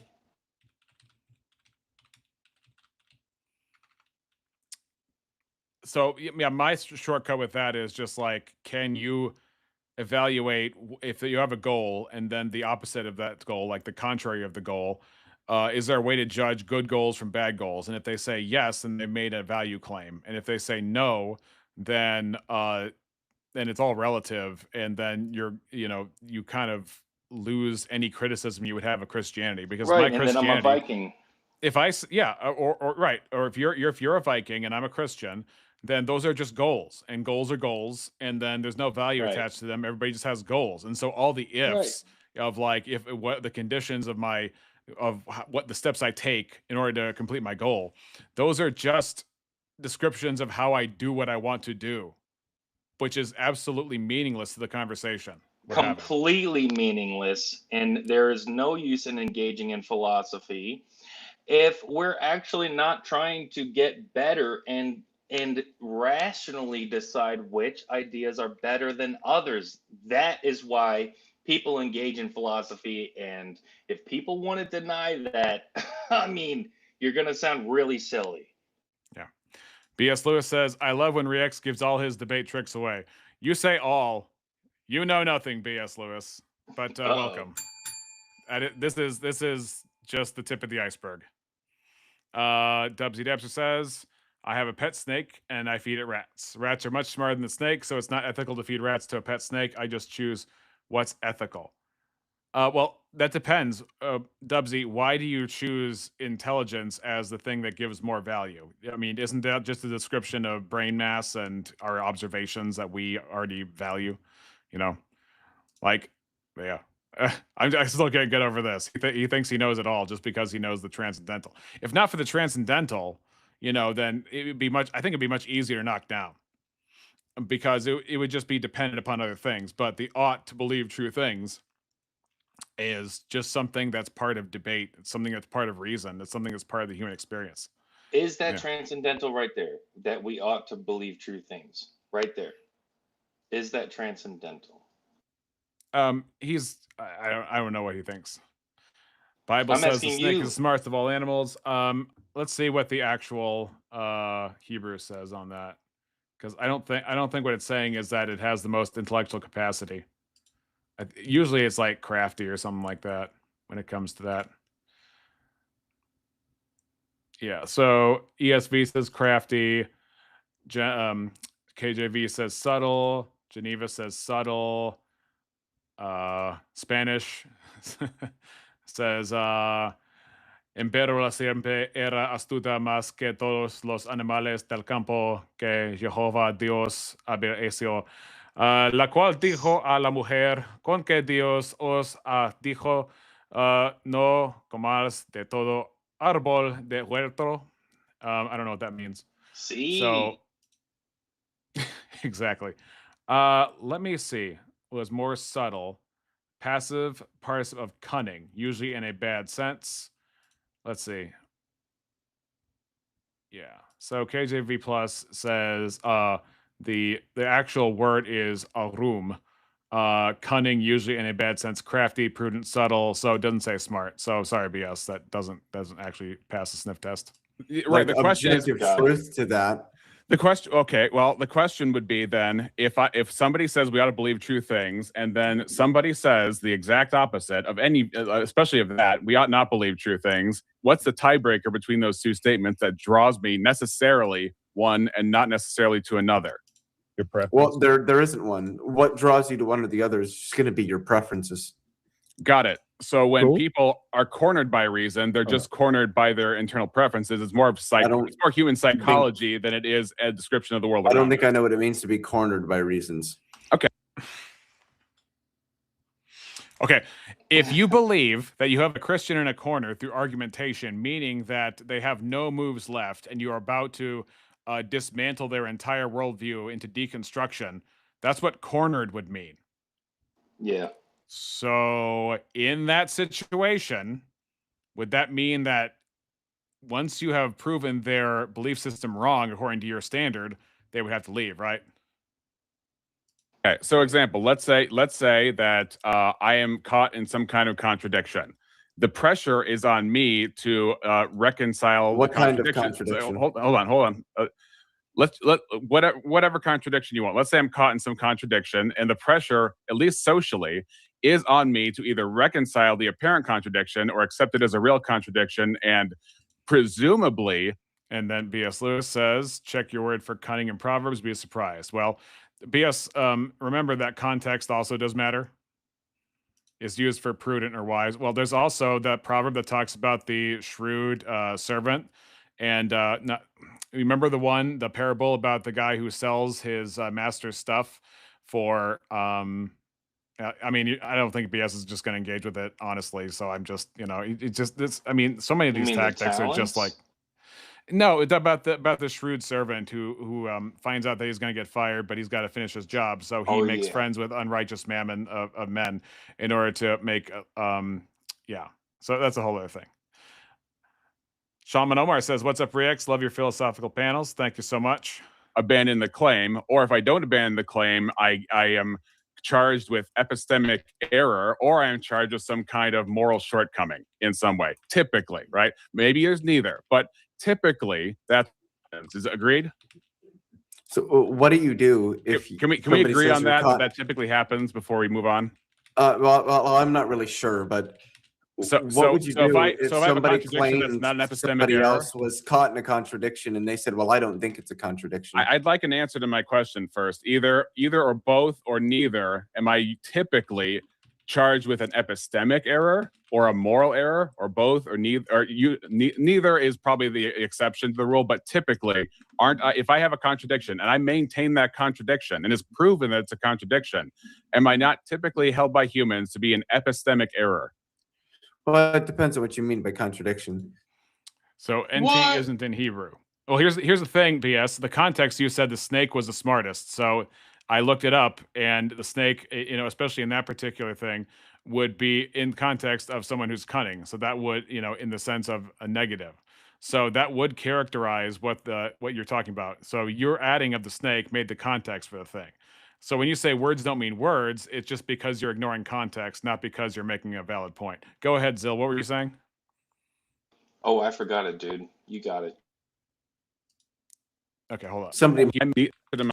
Yeah, we'll hit it again. My question first: either or both or neither. Am I typically charged with an epistemic error or a moral error, or both, or neither? Or neither is probably the exception to the rule, but typically, aren't I? If I have a contradiction and I maintain that contradiction and it's proven that it's a contradiction, am I not typically held by humans to be an epistemic error? Well, it depends on what you mean by contradiction. Somebody What- might what- say, yeah, somebody might say, "Well, I don't All right, give think me a I'm sec. caught in a contradiction." So Go ahead. Oh, and he just answered it. The law of excluded middle he introduced was someone doesn't think it's a contradiction. But that I don't know if that holds, because something is a contradiction or it's not, whether someone thinks it is or not, right? And was he saying that some people might disagree that it's a contradiction based on their worldview? well, he might be about to say that, but he just said some people might disagree that it's a contradiction. And I guess he's asserting that was the law of excluded middle, I guess.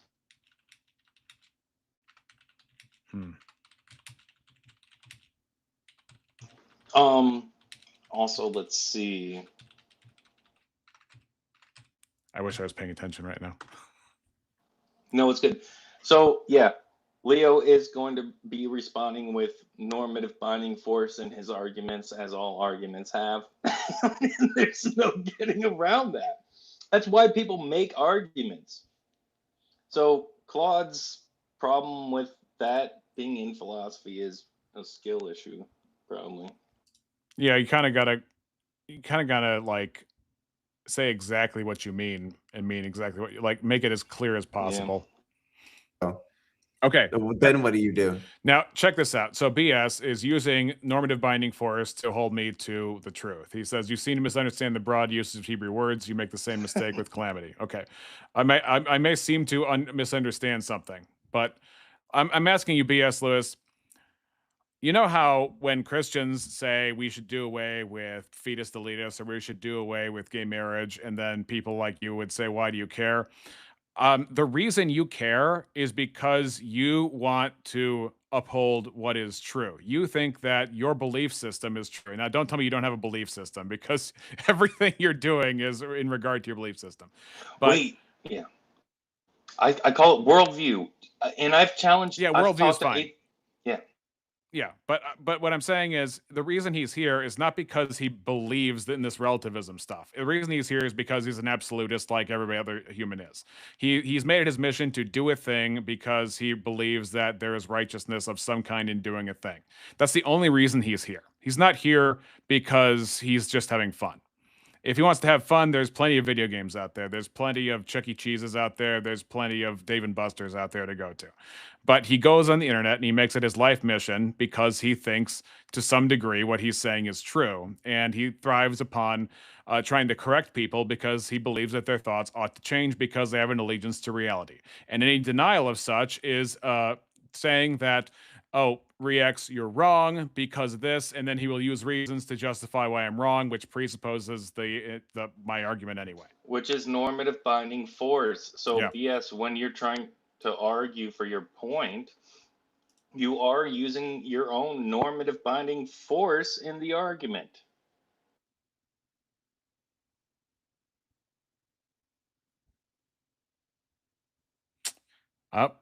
That's inevitable, and that's the problem.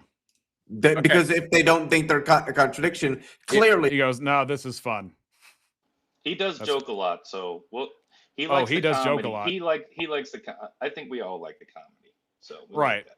Right, but he's here because he wants to dismantle people's worldviews, but he uses very clumsy Well, language-based he's arguments to do representing it. his worldview like we're representing ours, though, too, right? Yeah. Still using normative binding force, though, sucka. BS. I didn't know Rex was a psychologist. BS, all I have to do, I don't have to be a psychologist. All I have to do is look at your channel and everything you say. they're not going to think they're committing some sort of epistemic error. Is that okay? Do you believe contradictions actually exist? And when I say exist, I don't mean that. That You don't can mean in have the strict by the- ontological sense. Yes, I understand. Right. So I would like an answer to the plain question I have, which is if somebody is in a real contradiction, like you have proven it, because you guys believe in. Do you guys believe in mathematical proofs? Mathematical proofs, sure. Right. So if I make don't a think mathematical mathematics proof, has anything to do with contradictions, though. but I would be in At least epistemic not error directly. if I had a contradiction, does. right? I'm just trying to get a baseline because it feels like some sort of dodging the question. mathematical contradiction. If possible, sure. Just I'm trying to get an answer to the question of does epistemic error exist? Well, then that's all you had to ask. Can somebody be in error epistemically? Yeah, probably. Great. So to have an error means that there is a standard, and that standard would be reality. So an error would be falling short of the standard. Not everyone has to accept that standard. People might have different standards. People Yeah. do have different standards. Right. So what makes one standard better than the other? That's why I'm a Viking. That's why I'm a Viking. Right. I'm a Viking. BS says, why would I disrupt a show with 6 viewers if my goal was to overturn the apple cart? Because in a bigger show, you wouldn't get noticed anyway. But got him. Got him. Hit the bell on that. I don't think that necessarily one standard is better than the other outside of the preferences of the people considering those. All right, check that out. Check that out. Have different standards. Right. So what makes one standard better than the other? What makes I it don't more think that necessarily one standard is better than the other outside of the preferences of the people considering those standards. Got it. So what am I supposed to do with that, Zill? I think he said that nothing matters outside of the conversation you're having with the people you're having it with. Yeah. Is that what he said? I mean, basically. Yeah. Each atheist has their own normative system, their own set of goals, and some will point to humanism, secular humanism, okay, which is subjective, and they cannot say is objective for all humans. And so what happened for humans before that was invented by humans. Atheists only have consensus-based arguments, which means they must accept that under their system, that if society agrees something is good, then things such as Sharia law are just as good and valid as what we experience in Canada or the United States or first world countries with democracy. This is the problem with failing to have an objective normative system.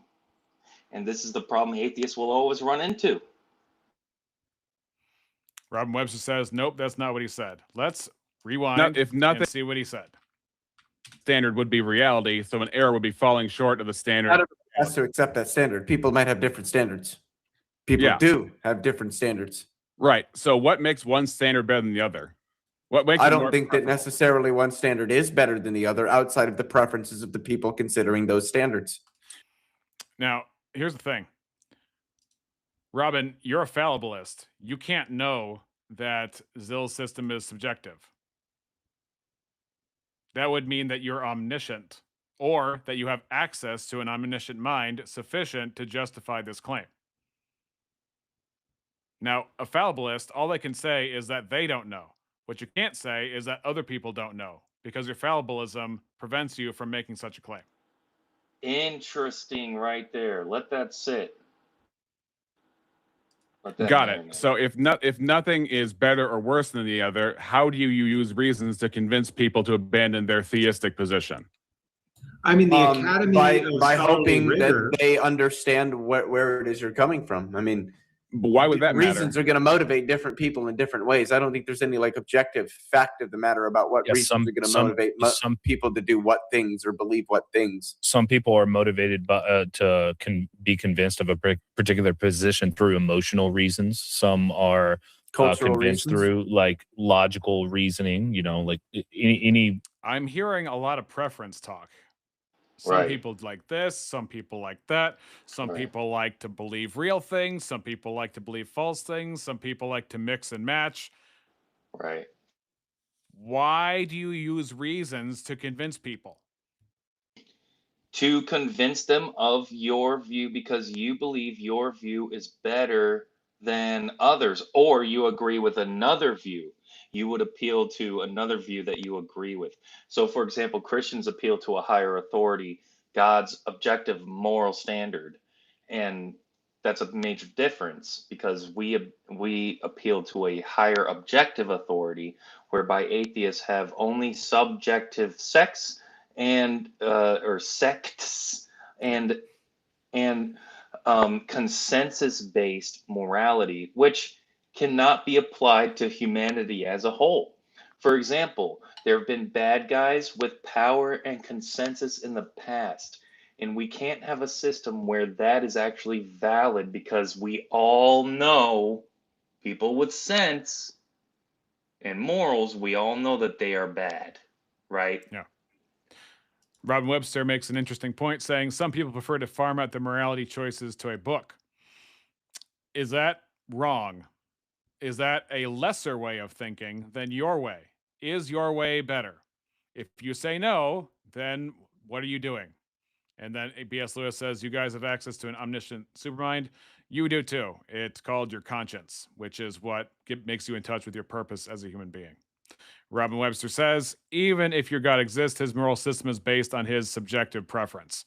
That would not be true because you're just doing the fish tank fallacy, saying God is living inside the reality bucket, the reality fish tank, and he's just the biggest powerful fish, which is a straw man of the theistic position, or rather the Christian position. God cannot be subject to his own creation, including time, space.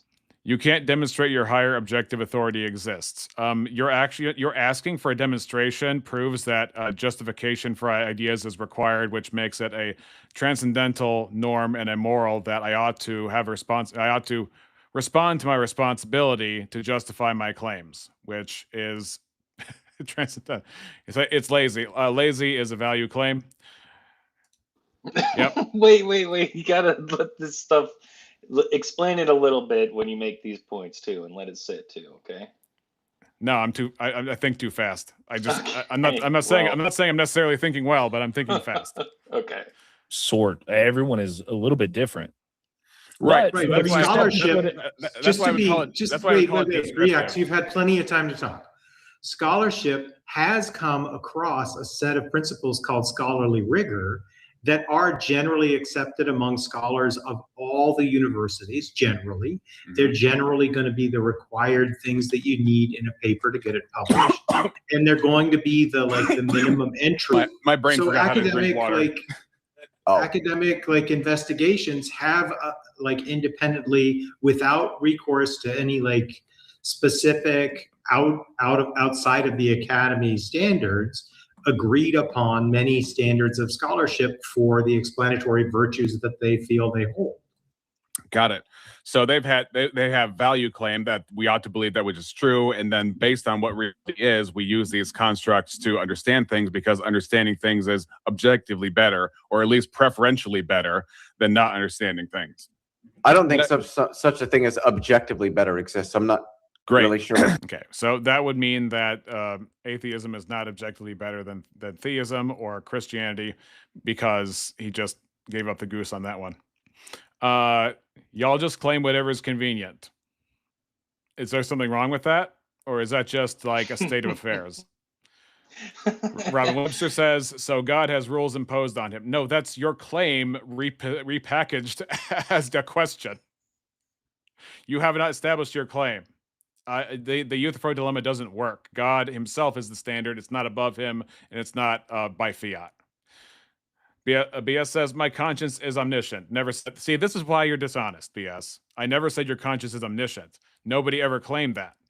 See, this is why BS has such a hard time with concepts, because he will say that because it comes from somewhere, it carries all the qualities of the places it comes from. That's like saying I am a rock if my eyes perceive that a rock is in front of me. It's so bad.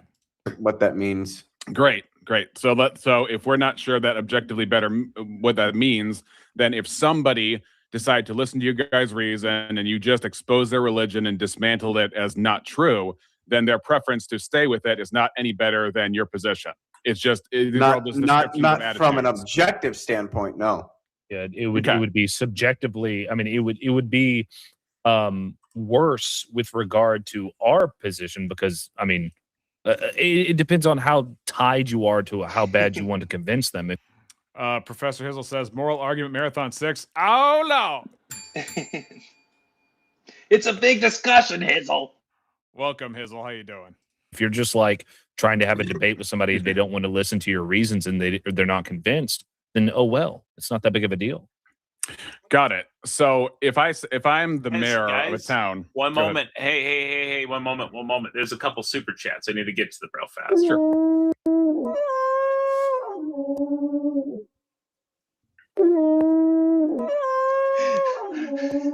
I have no idea if he is trying to summon yaks or what. Rex is a That's nice Dogman. man. It'll be difficult for me. Thank you, Professor Hizzle. I wish I was nicer. I should be nicer than I am, but sometimes the Rex beast comes out. Hello. I'm gonna watch someone covering me now. BS, I am actually going to eventually get to your suggestion box. That is a genuine, if I can use the word genuine in any context without getting, what does genuine mean? I'm going to definitely look over your video because it is relevant to what I've been talking about. And I think it's interesting. And answering your video, I think, is going to highlight some things I've been thinking about, because I do think about these things. And I don't want to cling on to ideas that are just dumb, that I'm not gonna, if I don't have to eat crow, why would I want to eat crow? Just get rid of the bad ideas. But I mean, I don't think you can ever get rid of the idea that you ought to believe what's true and you ought not believe what's false, because in order to correct yourself, you have to believe what is true and reject that which is false, which is what you're here for. You're trying to correct me. I mean, I don't think I don't think your methods are very good, but but you're making value claims and judgments about what I ought to say and do. And if what Robin says is true, that you're just super trolling over here, then what does that have to do with like trying to fight for truth? And if it has nothing to do with trying to fight for truth and you're just trolling, I don't know. I find that interesting. Could you imagine Mormons going over to your place, knock on the door, and be like, "Hi, we're trolling." Come on. I mean, 8,413. Did I get it right at BS? Oh, she's trying her hand at being omniscient. Definitely not whatever. Nah, they're good. Spectacular. I love it so much. Frosty with the super chat says the reasoning has to assume the facthood is based out of a half truth. If it is a half truth, there is reason to believe it in so much as it has a utilitarian purpose. It's like, do what thou wilt, but you can use stuff creatively. I think I get what you're saying. It's definitely an interesting thought, Frosty. Thank you so much for the super chat. I don't know what it means for something to be half true. Something's And either then true or it Pirate isn't. Bacon says, let's make that goal happen. Thank you very much for the super chat, Pirate. Greatly appreciated. And Eli, if that's you, and I do appreciate both very much. And Eli and Hotep is here. Came for the triage, stayed for the trolling. Taking on a life of its own, people. Yeah, Robin was just giving you a hard time, man. She's good. Robin's good. Oh, come on. Okay. This is something I've said to Breakfast Talkers myself. I'm a very literal thinker. So whatever is kind of said at me, I take face value because I'm kind of a robot. So, I mean, I have a heart, but I'm kind of a robot. I admit it. I'm kind of a pod. So, so up until the point where people let me know they're like, I'm in on the joke, I just take everything face value, especially in terms of a debate. Now, I think it's very useful in terms of a debate to be straightforward, because then you get to parse out exactly what's happening. But in terms of everyday conversation where people are kidding around, I mean, come on, you guys. I still tend to think you're trying to convert me or deconvert me or disconstruct. I mean, come on. you turn on your camera for a second or type something in the chat? Isn't that the Eli we know? Is it our Eli? I just want to make sure. I just need to make sure. I just Right? need to He make seems sure pretty cool. Well, You just want to verify. Yeah, Okay. I see him. Cool. Eli, we got some new rules. There's no bad words, and you got to follow following YouTube videos. No darn tootin', flippin', flappin' swear words. You hear me? This channel's more Christian than Joe Schmidt. Pause it, please? John Sarnett? I can do that. welcome, Eli. Welcome. Eli, What's I made myself laugh from the past. That's amazing. Oh, that's funny. Rex, I just want to say, wait, Rex. Together can you pause it? again.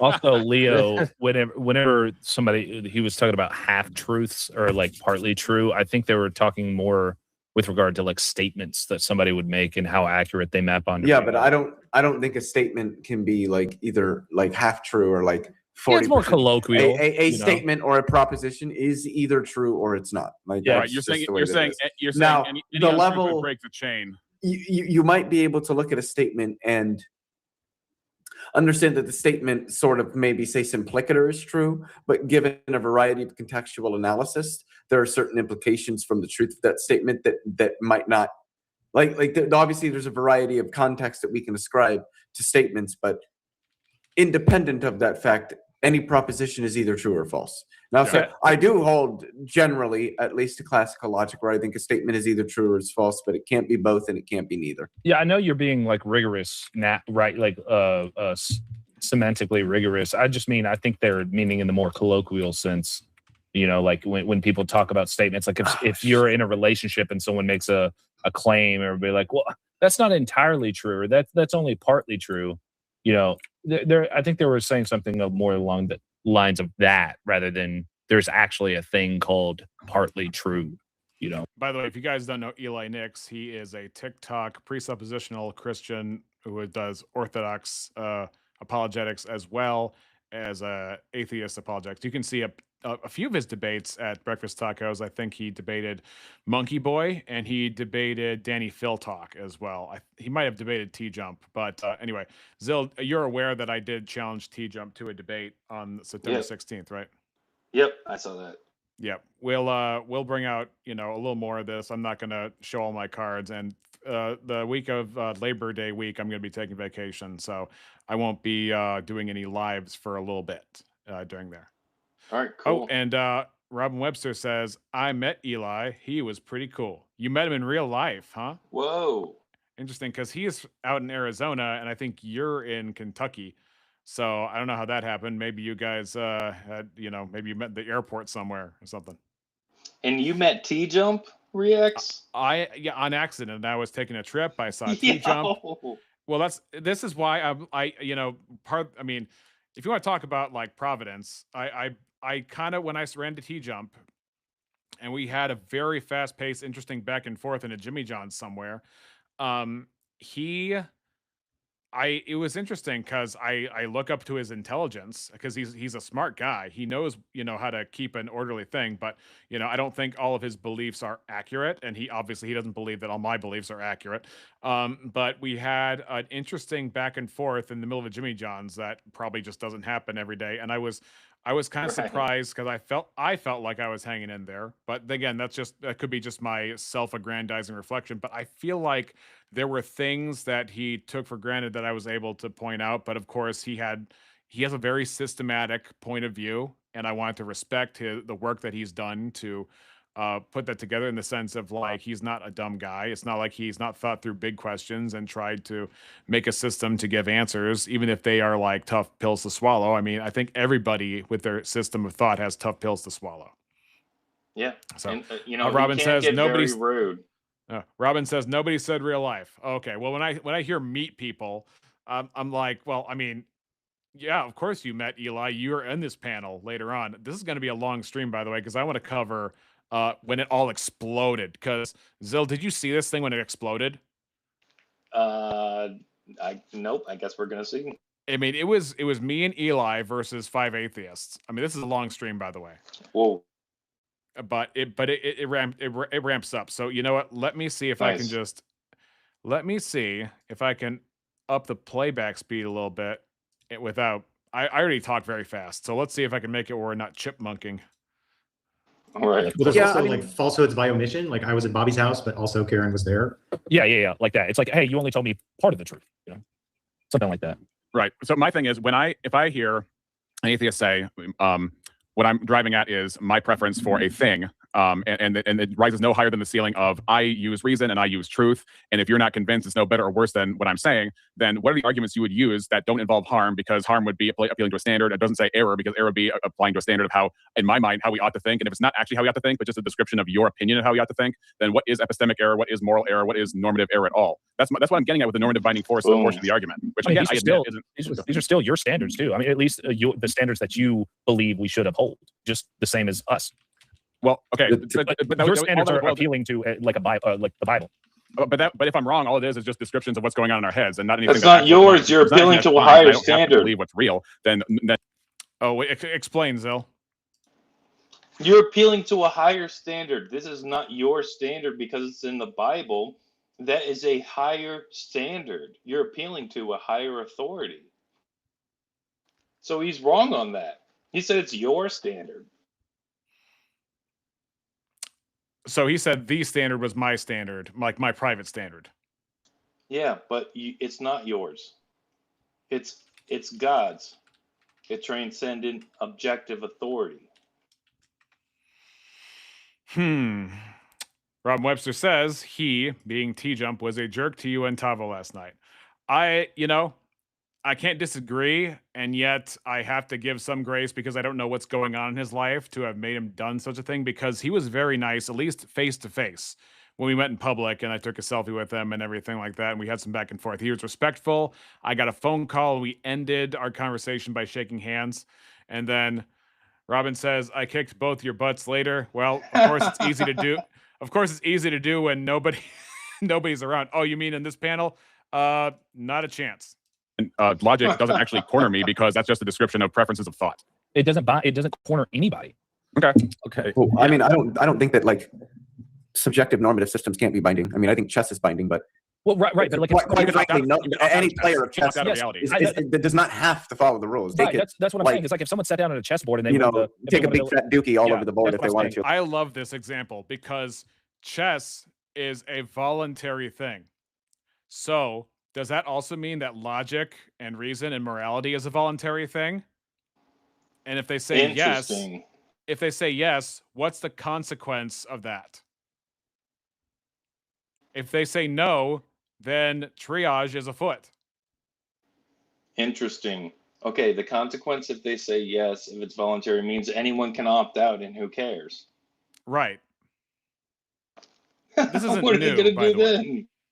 Right. Well, this part isn't new. This is just like the Izzat gap plus the morality argument kind of put together. But that's not specifically what triage. It's one of the entailments of triage. But the idea, of course, being like, why ought we believe what's true? And they'll say there is no ought. Oh, okay. Well, then how are you going to debate against anything if you can't compel people with reasons? It's like, shut up, Christian. It's like, okay. Like they can do that. But also saying there is no ought is an assertion to believe that is true itself. Of course. We don't recognize your God or your higher objective standards. It carries no weight with non-believers until you demonstrate it. Okay, again, the demonstration proves your request for demonstration proves that truth is prescriptive to our thoughts, because you're saying is demonstration justifies true beliefs and dethrones false beliefs. That's the argument. That's why it's inescapable. I am using your demand for demonstration and all of its implications against your. You don't want to call it a worldview. You're against your positional lack of a worldview by which you use to reject other worldviews. Is that better? Is that better? At least according to the rules of chess, they haven't won. Now, maybe they won according to some other rules where maybe you can dookie all over the chessboard and you win, but according to the agreed upon intersubjective rules of chess. I can just say I'm glad we don't have that kind of chess. I prefer class. Well, yeah, I would say that's not playing chess. If you break the rules, you are not playing chess anymore. You're not, right?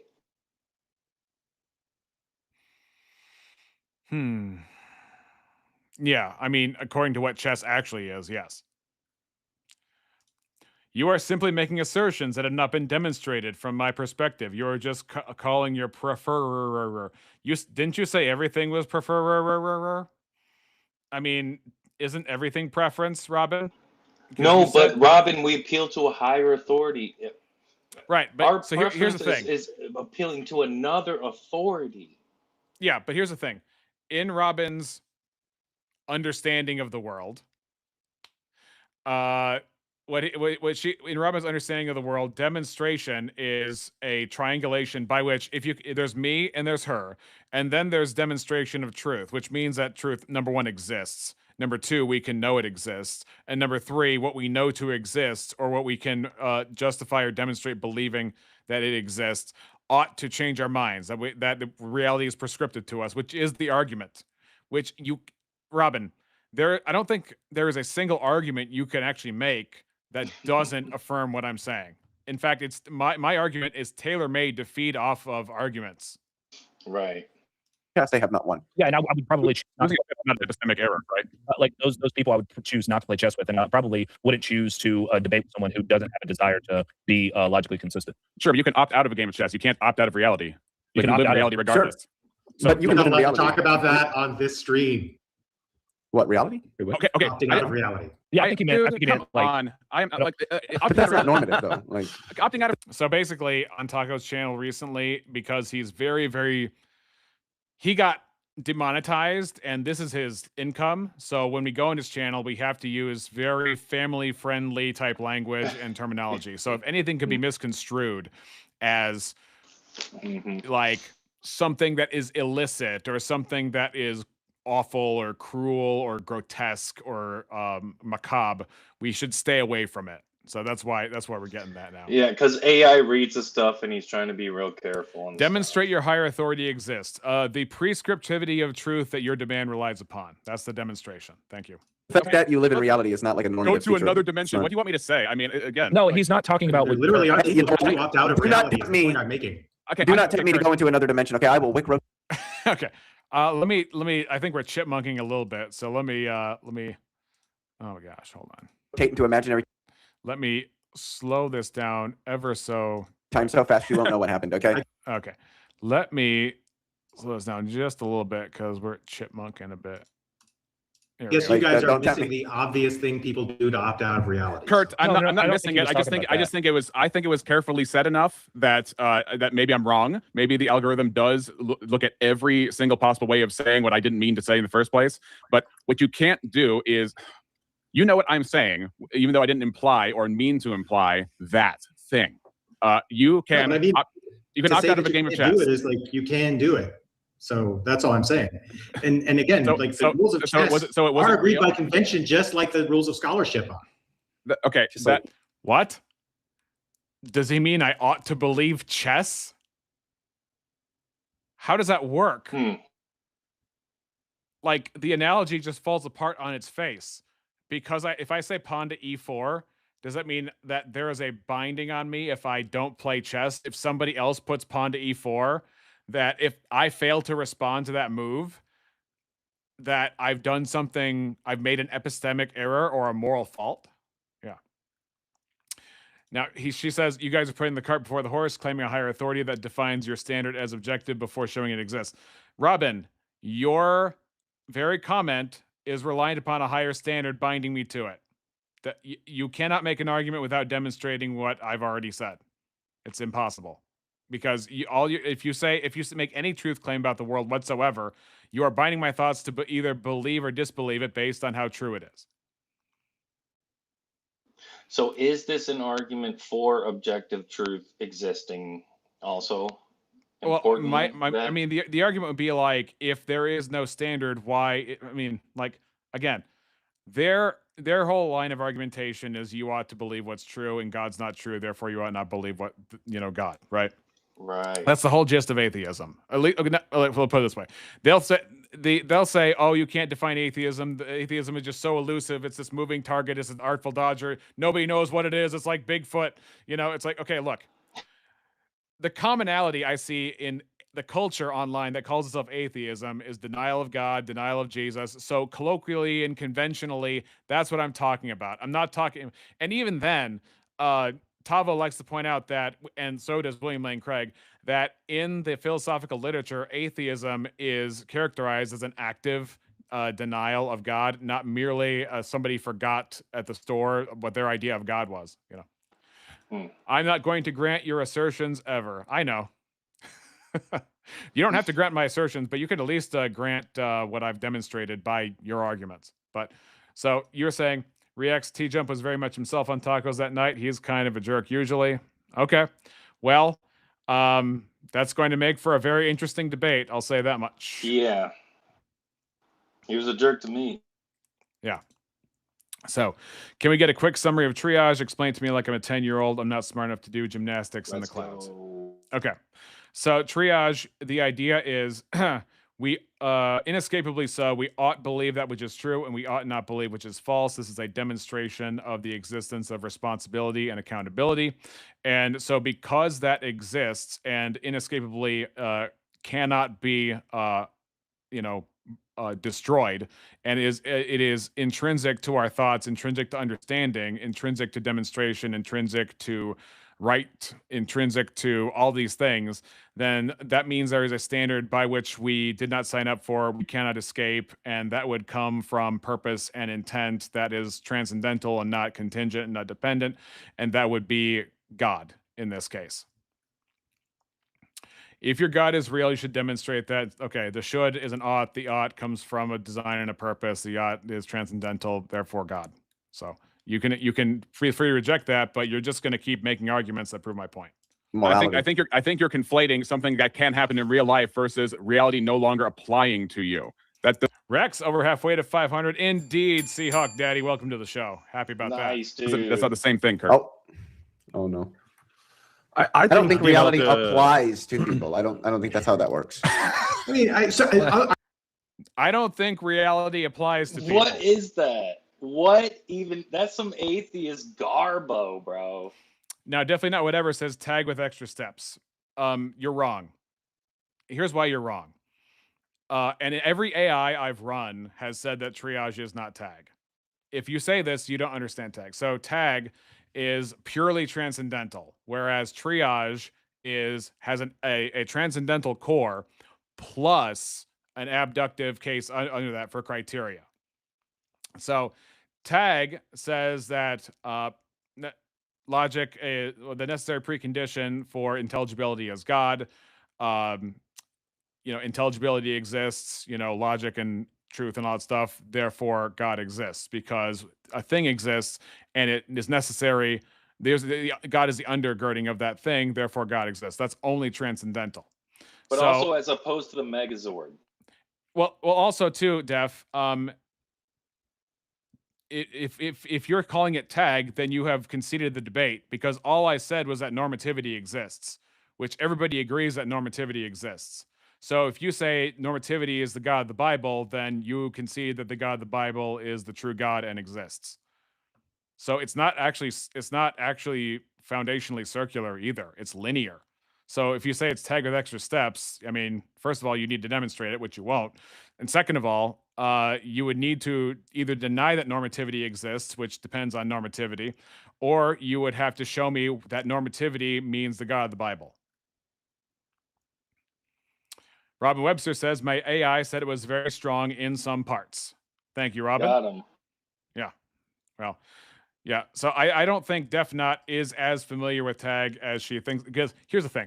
There are a lot of people that use the dumbest version of tag possible without going to the literature. There's argument one, which I run against atheists. Is there a personal ground? My AI tells me I'm right too. Okay. Here's the thing, DefNot. In this very stream, my AI told me why my consumption argument was wrong. So I would consider that because I freely broadcast it, not knowing what the critiques of my worldview, or rather my argument, were going to be. I didn't know. I just punched it in tonight in terms of live streaming why my consumption argument that I broadcast here with Tacos and Kurt and all those people, why that was a bad argument. Now, I'm going to argue that actually the definitions support the premises and the conclusion. I'm going to be working on that to support what I'm saying, because I think that even if I don't get the full effect of my argument, there is something there to consider. Maybe not the defeat that I thought it was, but I think I'll be able to argue for that argument being strengthened. Maybe not to its maximum, but I don't know what AI you use, but I would say don't use Gemini because Gemini is a yes man. Grok is okay.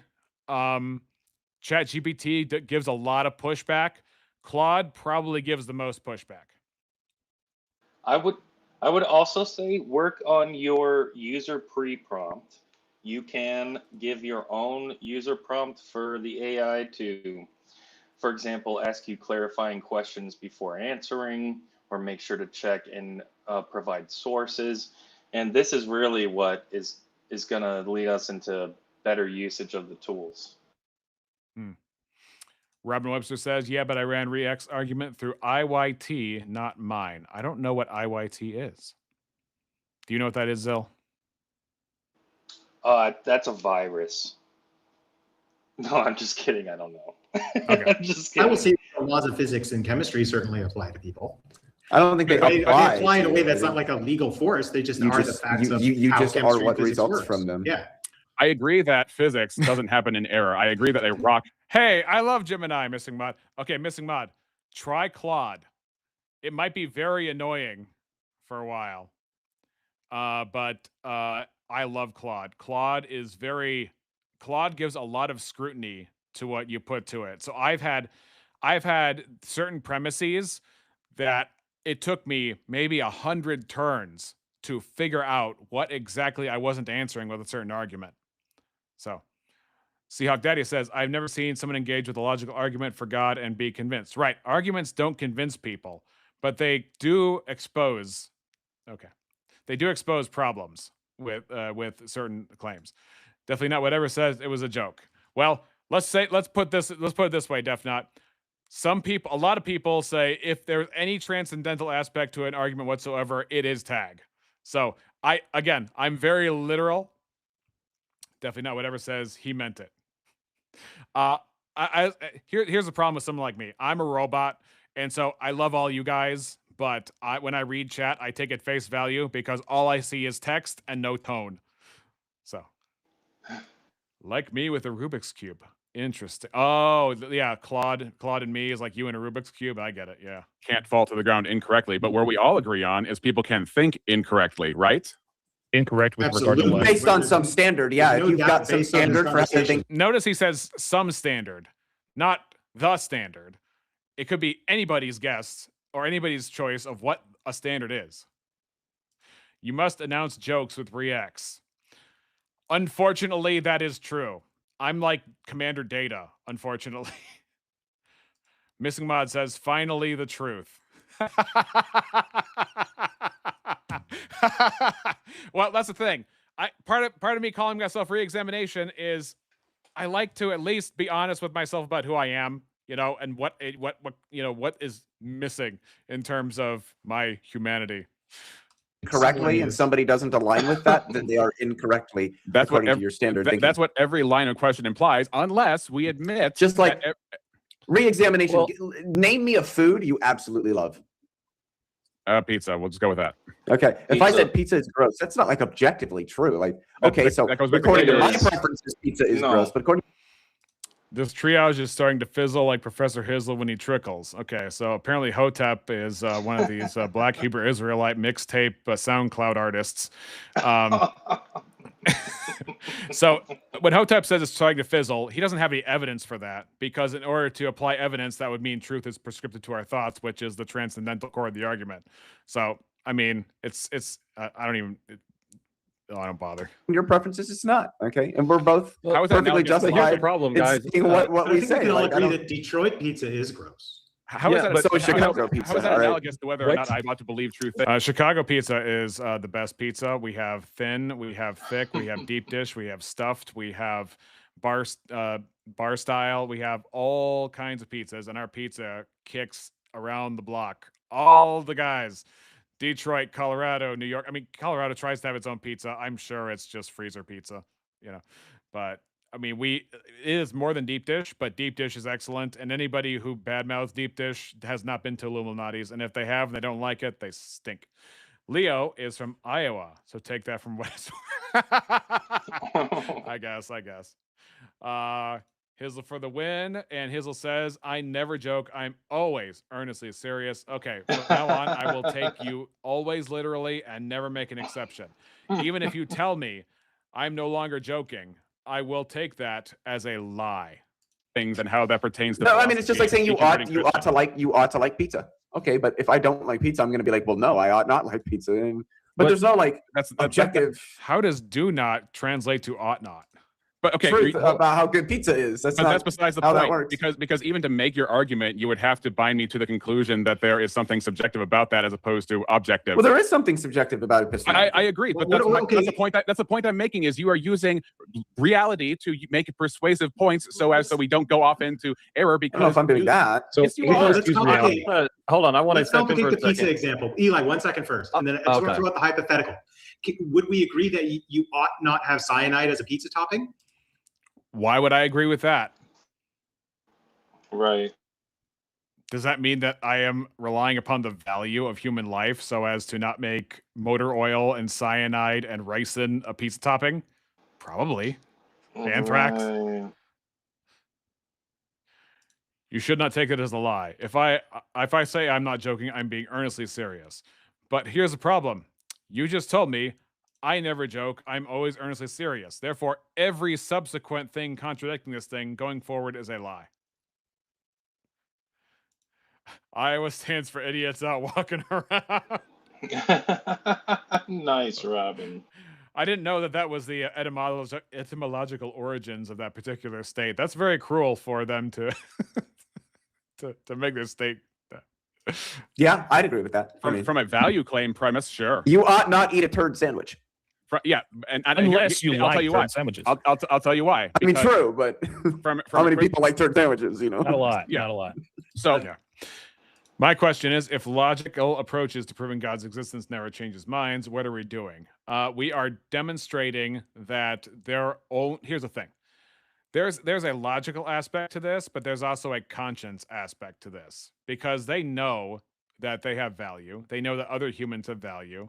They know that they have purpose. They know that there's a reason they were made to think, and that's, and they were made to track with truth. And it's not because, well, my ancestors did it because survival, because their ancestors weren't out on the Serengeti like, we need to go on the internet and debate Christians so our tribe can survive and have a greater chance of flourishing. No, that's not what they're doing here. They are actively rebelling against what's true. And what triage does is it also forces them to face themselves, because they have to lie in order to say, well, I don't believe that any of the things I value are true. These are just like, I'm just a puppet on strings of my evolutionary ancestors that I have earned from all the lineages that have culminated in my existence. But I mean, tag focuses on knowledge a lot, which is fine. But I think with this, it brings it back to the conscience. What is my purpose? To pass butter, to glorify God and enjoy him forever, Doom-based. That was also a Rick and Morty joke. Okay. I would not know. My question is, I covered that. Call that a preference for the sake of argument. I will suppose that human beings have value, and therefore this would cause damage, which is a design claim, and that damage would be not good, and I would care about you, which is a value claim and a moral claim. And because of that construct that I have in my mind, those would be the reasons I would use to make those justifications for my reasons for a course of action that a person ought do and ought not do. Now, we can all call that private or whatever, but just to say that we all share a thing in a evolutionary or atheistic or subjectivistic, we'll call it subjective, or even if you want to call it relative paradigm, then if all you have are preferences, then that's just a descriptor claim of our thoughts and not anything to do with what I ought to do. But if we're going to use argumentation in order to say you ought to get deconstructed, you ought to abandon this belief, then you're going to make the implicit claim, whether you've said it outright or not, that we ought to value truth over lies if you want to leave a religion because reason dictates that it's false. Well, that assumes people have different ideas about truth. I think you're wrong. I think the thing, if you say you ought to do that, if you're saying, like, as you said, when you say that, you're saying that they ought to believe true. Seahawk says, so we are forcing them to face their own contradictions. I still don't understand the motive. Here's the thing. Unless you have the gospel with it, it's not going to bring them to bear. So when I say that arguments don't change minds, what I'm pointing to is that they're not really interested in the argument for the argument's sake. Their argument is to try and tear Christians down. Their argument is to say you ought not believe Christianity because Christianity is false. And I'm pointing out that the whole reason you're saying that is because God is real. Because otherwise, where do these absolute rules come from unless God is real? Seahawk Daddy says, because I find the motive can quickly become, I'm smarter than you, God likes me more than you since I have figured out this truth. Well, no, God doesn't like anybody any more than anybody else in terms of like, you know, their personal talents and qualities. What I am saying though, is that if we're going to be ready to give an answer and use people's own teachings, like Paul does in Acts 17, we can still like, let's put it this way. You cannot logically corner people into becoming born again. That is between them and God. Missing Mod, I have no idea why you said this. If the Jehovah's Witnesses can't comprehend it, can it still be phenomenologically valued? Yes, objectively so. I'll put that in the questions to be answered box. Things over false things. I think the presumption is that they do believe that they should not believe true or false things over true things. So then you go from there. You go X, Y, and Z from there. So you're talking to people who already agree with that. Which would be a norm or an average or a group. That's it. There's a super chat from Kurt. Thank you very much, sir. Greatly appreciate it. He asked, does Eli agree with Right, but there's a therefore there when we all. I haven't heard the. We haven't gotten a chance to go over. I've heard his. Oh, sorry, Zill. Go ahead. There's a therefore there when we ought to believe the truth, because if we ought to believe the truth over a lie between two ideas, there's a therefore, and that's the ought. Therefore, we ought to follow the truth because the truth is better than falsity. And I think, and your argument is everybody agrees on that, atheists and Christians alike. Yes. And in practical everyday life, we know when it's true when the light is green when we're driving a car and such things. And more important things than that. Anyways, that's all. Yeah, I mean, that's one of the things is find something you agree upon and work from there. Because otherwise, if you just disagree, then you can't really have it. If you disagree on everything, it's impossible to have an argument. Give this argument a few times, and generally, I absolutely do. I haven't heard the whole thing fleshed out, but I think what he's getting at too. It was interesting when we brought up like physics and rocks dropping. I think what's getting missed here is that if rationality, which is what a necessary tool for truth seeking, is ultimately at its baseline preference based and not an objective normative binding thing, then even when you're looking at a rock dropping, using your rationality and your truth seeking functions to do so, it turns all truth claims, regardless of if it's interreligious, atheist versus theist. Even saying the rock falls would be ultimately, well, it's my preference that the rock is falling. You destroy the ability to have any fact at all, and everything becomes pretty arbitrary at that point. But rocks falling isn't normative.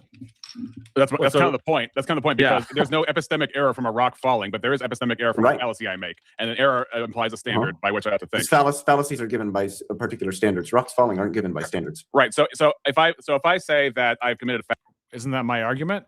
Isn't that kind of my point? Didn't he just restate my argument back to me in different words? Possibly. Sorry, my thing. Possibly. Christian Sancizo, is it a video review? Yeah, I mean, it's a chill stream. We're going over Eli's and my appearance a week or two ago on tacos. Seahawk Daddy says, I've been blessed to witness many conversions in my walk. The most common path to redemption is desperation. When someone has lost all hope and become desperate.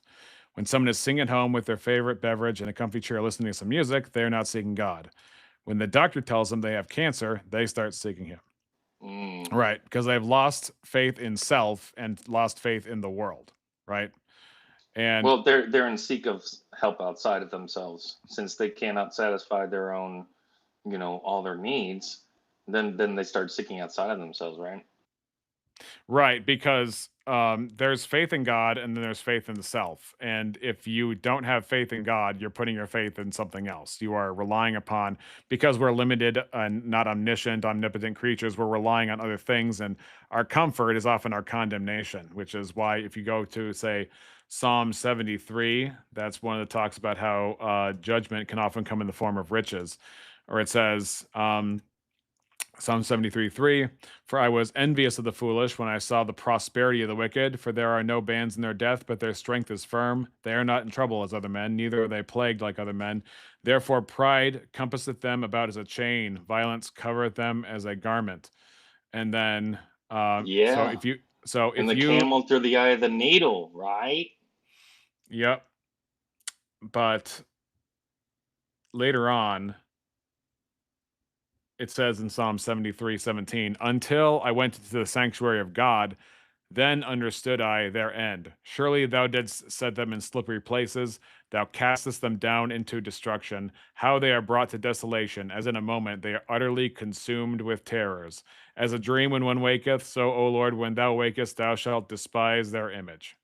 So even though they have a rich and prosperous life, that oftentimes is a precursor to judgment, kind of like the fattened calf, to slaughter, things like that. And it's a repeated message that the exalted will be humbled and the humble will be exalted in the next life. Right. But you can't have humility unless any true humility, unless you really submit to God, because, the Right. fear of God is the beginning of wisdom, as it says in the Proverbs. Yep. Fallacy or something like that. Then the best I can say is that based on society's rules and the average opinions of people in general, I have fallen afoul of that, or I've deviated rather, not even fallen afoul, but just deviated. So it would just be a descriptor claim of a deviation of an average, not actually something that I ought to correct. Well, I think you ought to correct it. You think so, but we just admitted that that's just private subjective preference at the end of the day. So what's wrong with that?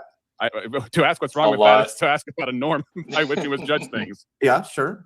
And it's kind of a performative contradiction. The best I could do, Meopolis, is tell you my preference of that, but I can't tell you what's wrong with that if all things are even. Well, but it would be wrong in virtue of your preference.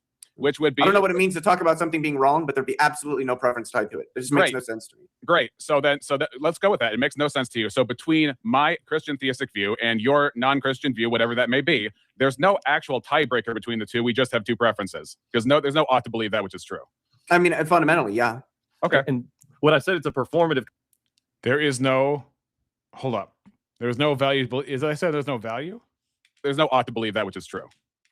I mean, fundamentally, yeah. Wait, rewind it a little bit. I want to hear that part. My Christian theistic view and your non-Christian view, whatever that may be, there's no actual tiebreaker between the two. We just have two preferences. Because there's no ought to believe that which is true. I mean, fundamentally, yeah. Oh, oh, boom. Bell that. Ding that. I mean, I'll bell it for you. But I mean, tell me how bad my argument is after hearing that. Like, honestly. That's pretty good to hear that, especially from Leo. Oh, did you He's talk a with Leo? Yeah, I've talked with him before. I talked with him on JL's channel. He was on JL Warren's channel. I joined in and talked with them a bit. And Leo even took up my point a bit on some libertarian imperial stuff. But it was cool. Like he took my side for a bit against JL. That was hilarious, dude.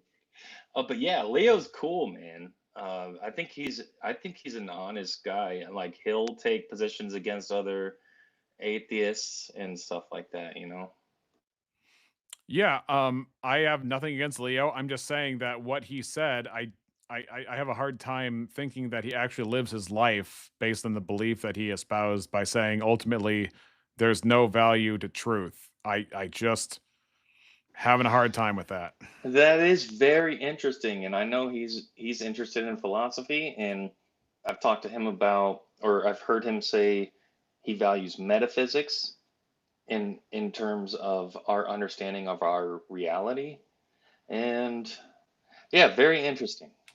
Very interesting.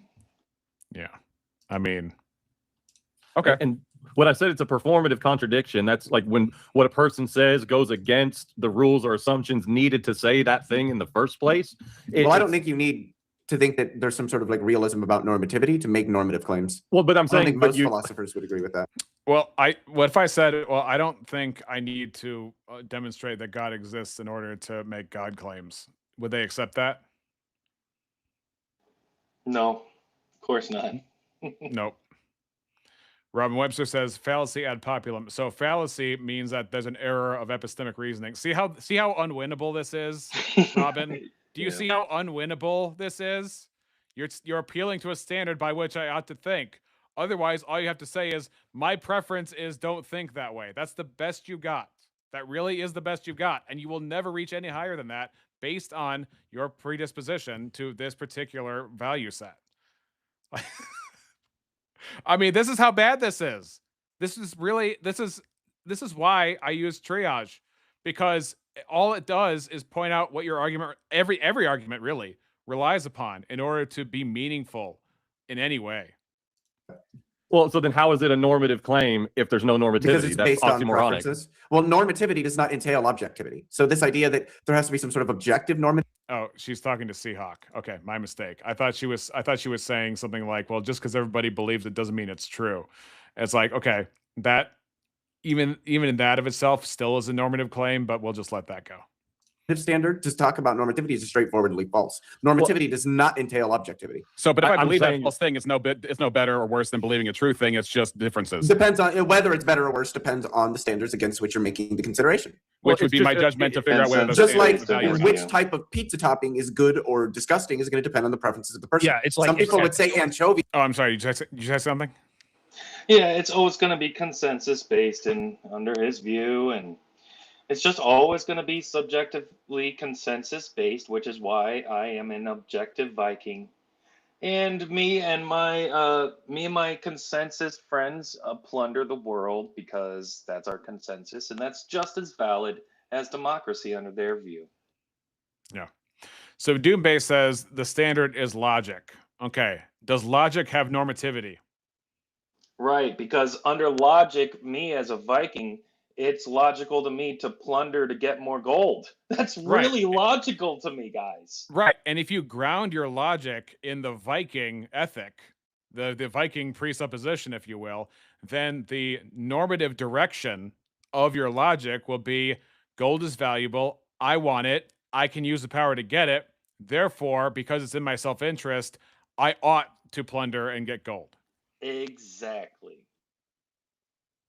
Yeah, well, I don't know if atheists like Vikings. Maybe some of them do. These are delicious. And some other people would say, well, anchovies are disgusting. There's no objective stance, independent fact of the matter about whether anchovies are good or bad. It just depends on who you talk to. Yeah, but if I say if I bring up 1945, am I going to say 1945 pizza, tomato, or is that all the same claim, or is that the same nature fundamentally? 1945 pizza. I don't like. Okay, I'm trying to be as vague as possible, but be somewhat clear. Go ahead. All right. Because if I say, well, the SS comes to your door, put people on trains, Tacos is super skittish about all stuff. So I try and say 1945 because most people, when they think of what, come on. Oh yeah, for sure.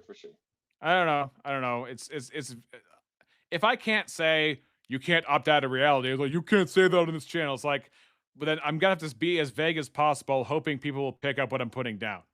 All right. Yeah. Doombase says, yes, logic has normativity. Why wouldn't it? Great question.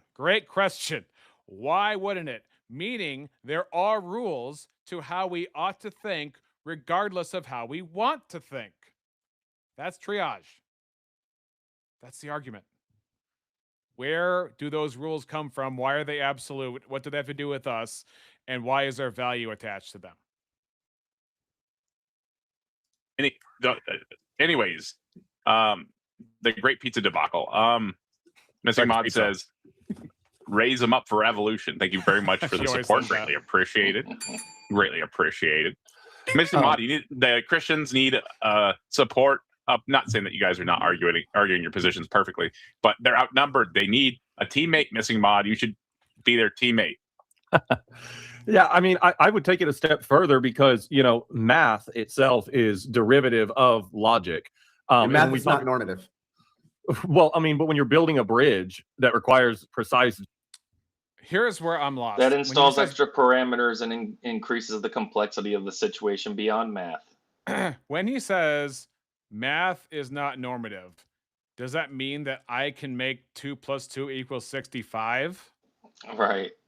No. I don't understand what he meant by that.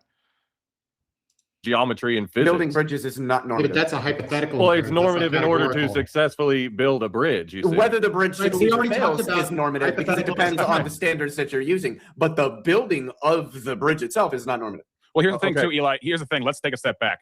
From what I'm arguing, Technical, I normative binding guess. force is also what leads premises to conclusion. So if you don't have that necessary, I disagree with that. I don't think that like deductive reasoning is normative. I think that's based on stance independent rules of inference given by particular formal scheme. which have no, how is that not normative? What? Oh, he's going into everyone has their own schemas for reality or something? No, Is that- I mean, I think he's using a definition of normative to mean conventional, what I would call conventional of what people tend to do, rather than what people ought to do and what a thing necessarily, how you ought to necessarily think of a thing. There's a Okay, thing. so There's what the thing. consensus-based, There's what right. the thing is, and that's correlated to how you ought to think of what a thing is. But what a thing is and your obligation to believe what the thing is are two separate, distinct things. So the rock and my obligation to believe that the rock is a rock are two separate things. Right, because the rock could be saying it's a bird and it's not even true. Well, I mean, if I say that a rock is a bird, then it's not true. But the rock isn't saying, I'm a bird. I don't think that's how that works. Okay. No more value than the opposite opinion, right? I mean, if you're subjecting them to some sort of values-based examination, perhaps. Okay. So even if I don't adhere to truth, and that's kind of my point, is if I don't adhere I don't know to what it means truth, to like adhere to truth. Truth is like not a thing or a property, or it's like It's a way we. is that true? I mean, it's so truth is not a thing. Okay, if by truth is not a thing, he means truth is not made of matter or extended in space or energy. I agree. If that's what he meant. But to say truth is not a thing, it sounded like truth doesn't exist, which is a truth claim. Yeah, I don't like that. I keep hearing that. I keep hearing that in the atheist community. Like there can be no certain truth, yet that claim is a claim that is, you're claiming that's 100% true. That statement itself. Saying we cannot have any certainty, you're claiming that's a 100% certain statement and thereby defeating your own position. So I don't like hearing that. Does that track with you, Rex? Yeah, I mean, any truth claim is usually based on some kind of logical inference that you have used premises or prior understanding to come to a conclusion about something. And if you say that you've used reasoning to decide that truth doesn't exist, then that means that you have used things that which you deem to be true to support that conclusion. Yes. Yes, and defeat their own position. Yeah. I mean, this is why we're fighting for the framing of the conversation. We're not submitting to their frame. We're fighting for the frame of the conversation. And that's why it's not like, well, we found an empty tomb like in Israel. And I don't see that argumentation going anywhere because they're just going to frame it as, I'm sure there's lots of empty tombs in Israel. And then we just go back and forth to like, where's the evidence? And they want, by evidence, they mean, show me something physical. And I can say, look, a physical thing exists. That doesn't mean God. And they just do that all day long, which is why the fight is about the framing of what truth and evidence actually is and does versus like, can I show you whether or not, the eye is complex or something like that, because they're just going to say, well, that could exist without God. Everything you present before them that's specific material, they will just assert that doesn't mean God exists, that can exist without God. And so now you got to have the meta argument, basically. Right. So it all comes down to, ought we believe what is true over what is false? Right. That's what you right, said because in that Dillahunty. because that involves both epistemics and normativity, being not only truth and rationality and logic being binding on our thoughts, but also our responsibility to what is true. So when Robin Webster says something like true and false are qualities of a proposition, what are those qualities based on? Are they based on reality? If they're based on reality, and can I reject them? If I can reject them, is it worse than accepting them? I mean, it's the same thing over and over. So Talk about stuff. It's like a linguistic feature. It's a feature of our languages. Okay. So if somebody says creationism isn't true, they've just said a nothing. Well, no, they've said something, but truth as What a have they concept said? itself is not like they've made a proposition that creation. They said is the not true. propositions made by people who put forward creationism are not corresponding to verifiable facts in reality. Right, but if there's no actual value to that and the contrary of like you got somebody making a statement that accords with reality versus doesn't accord with reality, then if they're of the same value because everything comes down to preferences, then I can't. It's not that they're of the same value. Things coming down to preferences doesn't mean everything is of the same value. It means Really interesting, hey? Now we can judge preferences and goals. Whereas before it sounded like, at the end of the day, there's no value. I mean, didn't he priorly say that ultimately there's no value of truth versus untruth? Mm-hmm. Rob Webster says truth and false are based on their correspondence to reality. I mean, obviously, the number one question is reality according to who? And then number two question would be like that does just because something is true or false, even if I allow those, if I might grant those qualifiers, that doesn't mean that truth is better than falsehood. You have that. I mean, don't you have to demonstrate that? Isn't that a claim that atheists share or at least make? The value is dependent upon the preference. Just like I said, the fact that it's not objectively true that anchovies are either delicious or disgusting does not mean that we can't say anything about anchovies. What it means is that what we say about anchovies depends on our preferences. Great. So if I get enough people and we vote in a particular town to put creationism in schools, it's not because it's actually wrong to put creationism in schools, because wrong is just not even a category. It's just according to the standards of the people in the town. Yeah, sure. Yeah, there are just some people with preferences or not, but nobody would say that we should take that out of schools. All they can say is my preference. I think there are people that would say that because their preferences differ from yours. They would say it but that would be a description of a phenomena of what they would say. It wouldn't be a description of something that can justify over other people. It's a normative statement. They could still be able to justify it additionally, apart from their preferences or leading still further to their preferences. They can still. Every time they start approaching an objective value claim, that's when I'm ready to like hold them to it. But every time I hold them to it, they retreat back to the personal subjectivism. Yeah, they always have to do that. Yeah. So he goes into the 45,000 denominations, of course, which are, again, based on very little minute things where they majoritarily agree on the big picture here. So that doesn't really do the work it's supposed to. But to say I was a Christian for 20 years, that's why I'm an atheist. Obviously, people have been Christians for more than 20 years, haven't turned to atheists, so that seems to be a non sequitur. And then to say it's the most incoherent book ever would presuppose that there is prescriptiveness to reality, that incoherence means you ought to leave something, or coherence means you ought to accept something. I mean, right, and it assumes there is an objective truth that none of these have fully found, and that's your critique of it, whereby there is an actual truth that they have not found, and this is your critique that there is an objective truth. Yeah.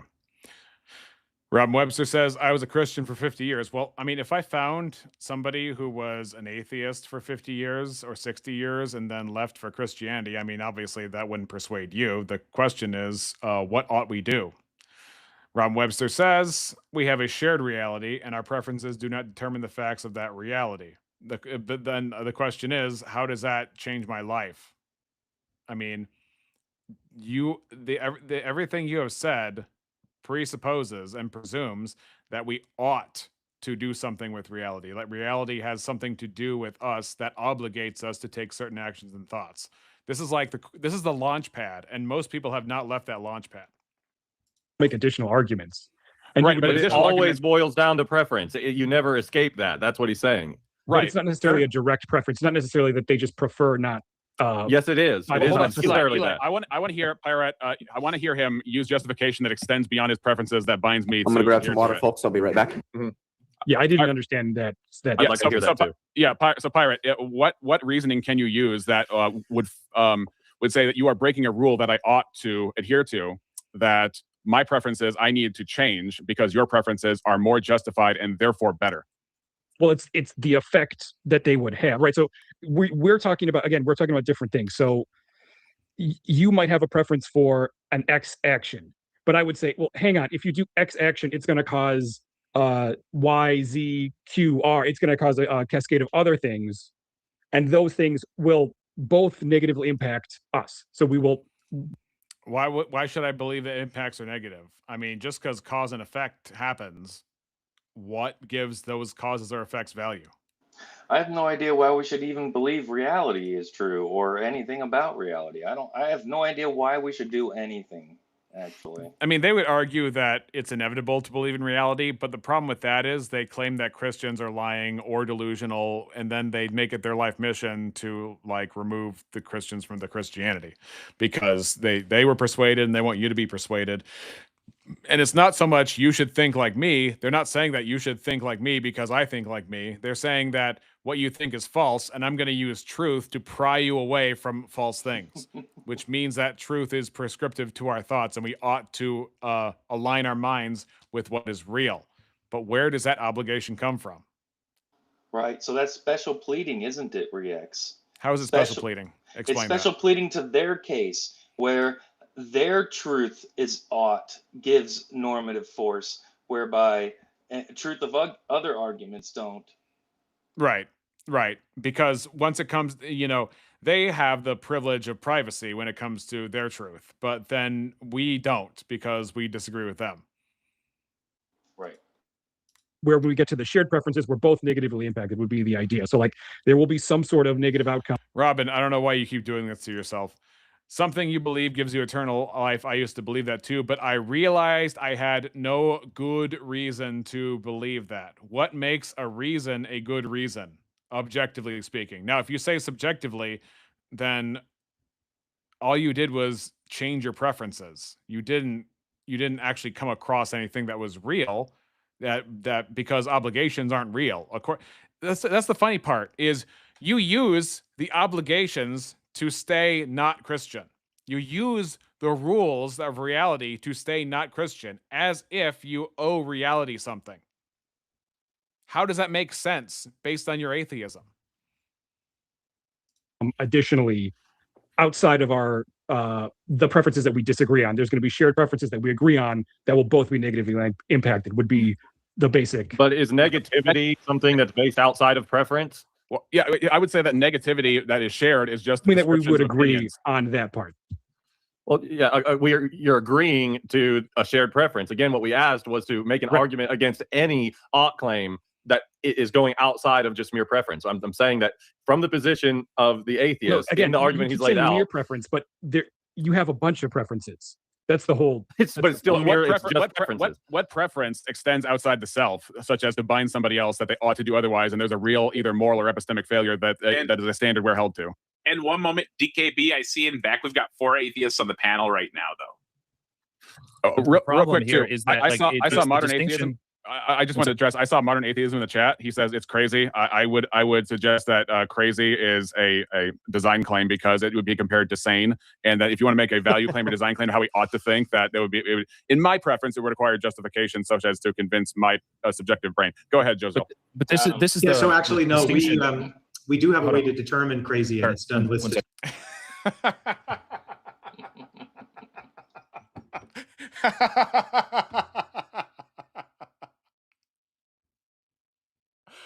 Oh man. Again, no matter what comes out of Kurt's mouth at that point, we have a way to determine crazy. All he's told me is that he agrees that there is a design claim that is valid. There's a way we ought to think and a way we ought not think. There's a mental health, and then there is mental illness. If you want to subscribe to the idea of mental health and illness, then you have to subscribe to the idea of design such as to objectively justify what a healthy mind is, meaning a mind operating as it was designed or how it ought to operate, versus the opposite, which would be a mind that is falling short of that standard.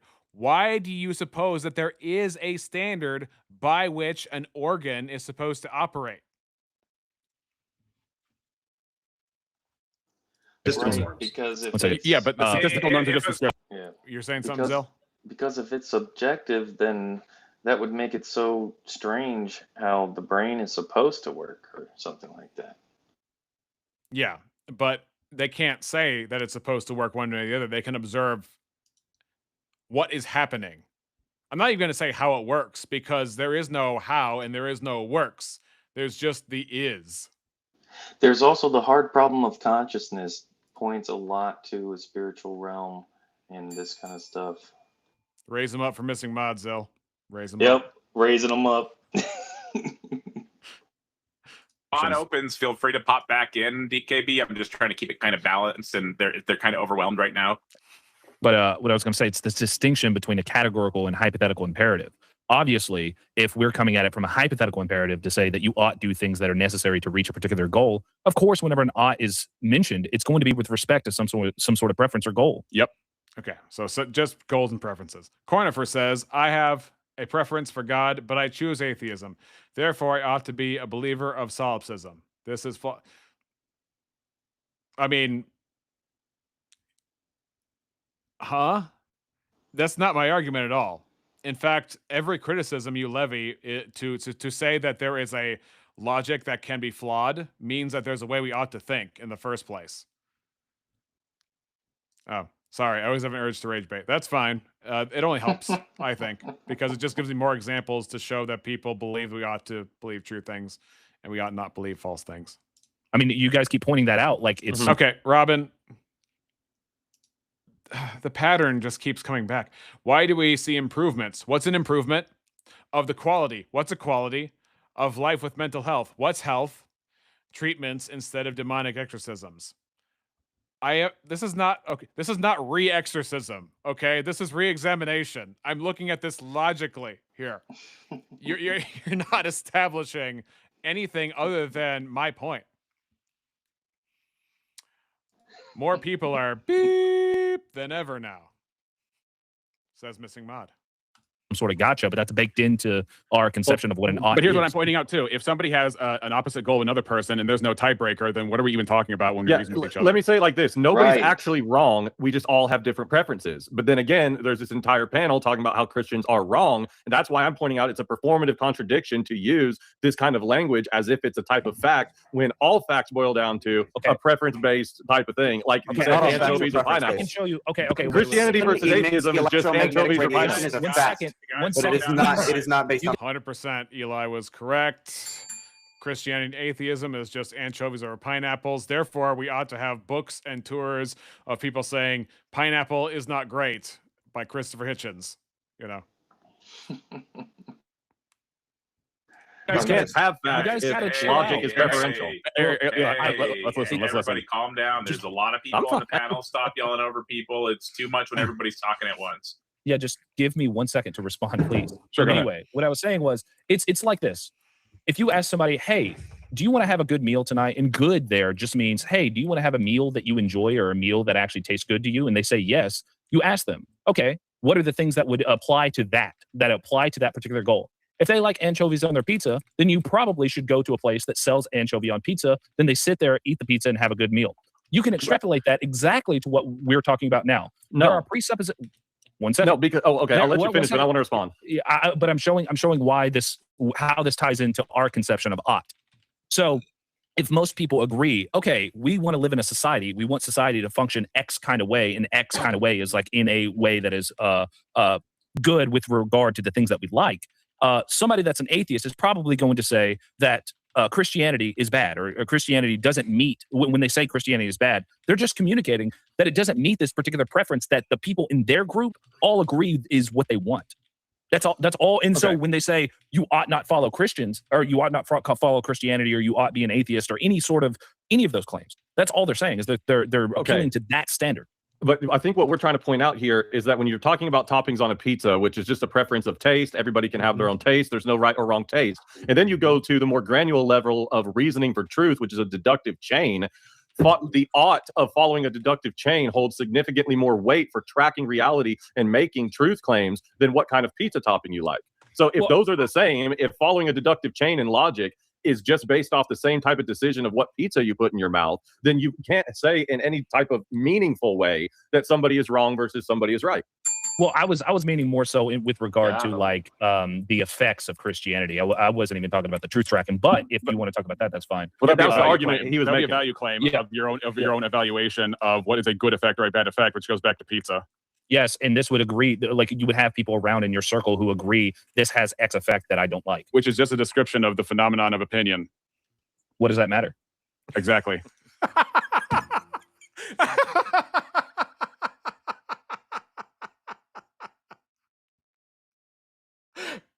mean,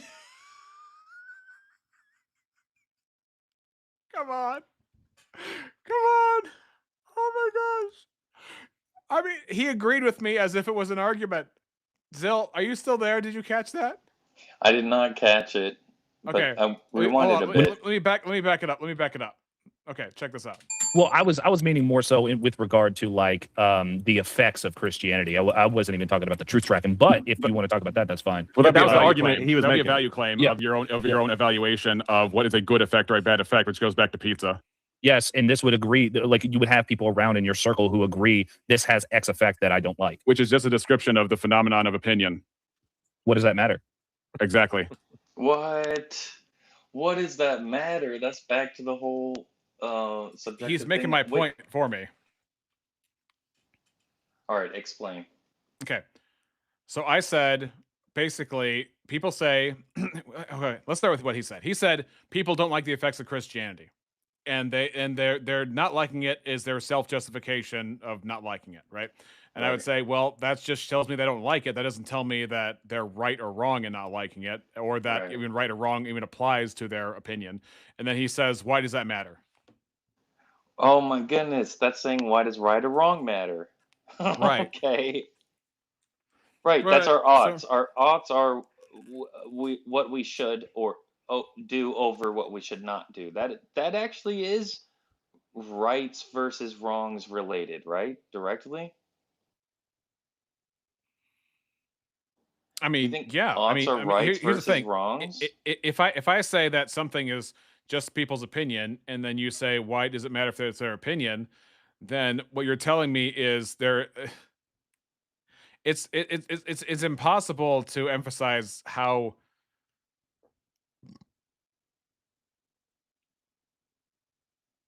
it's impossible to emphasize just how bad that approach is, because if you're asking me to justify why it matters whether or not it's people's opinions, what you're saying is that people's opinions need justification.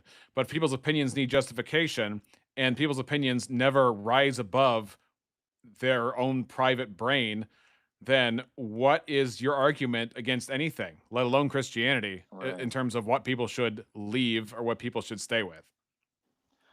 Right, because their argument for why we should even listen to them only lives within their own head. And Right. or they appeal to Which is something exactly like, where our arguments and our beliefs live.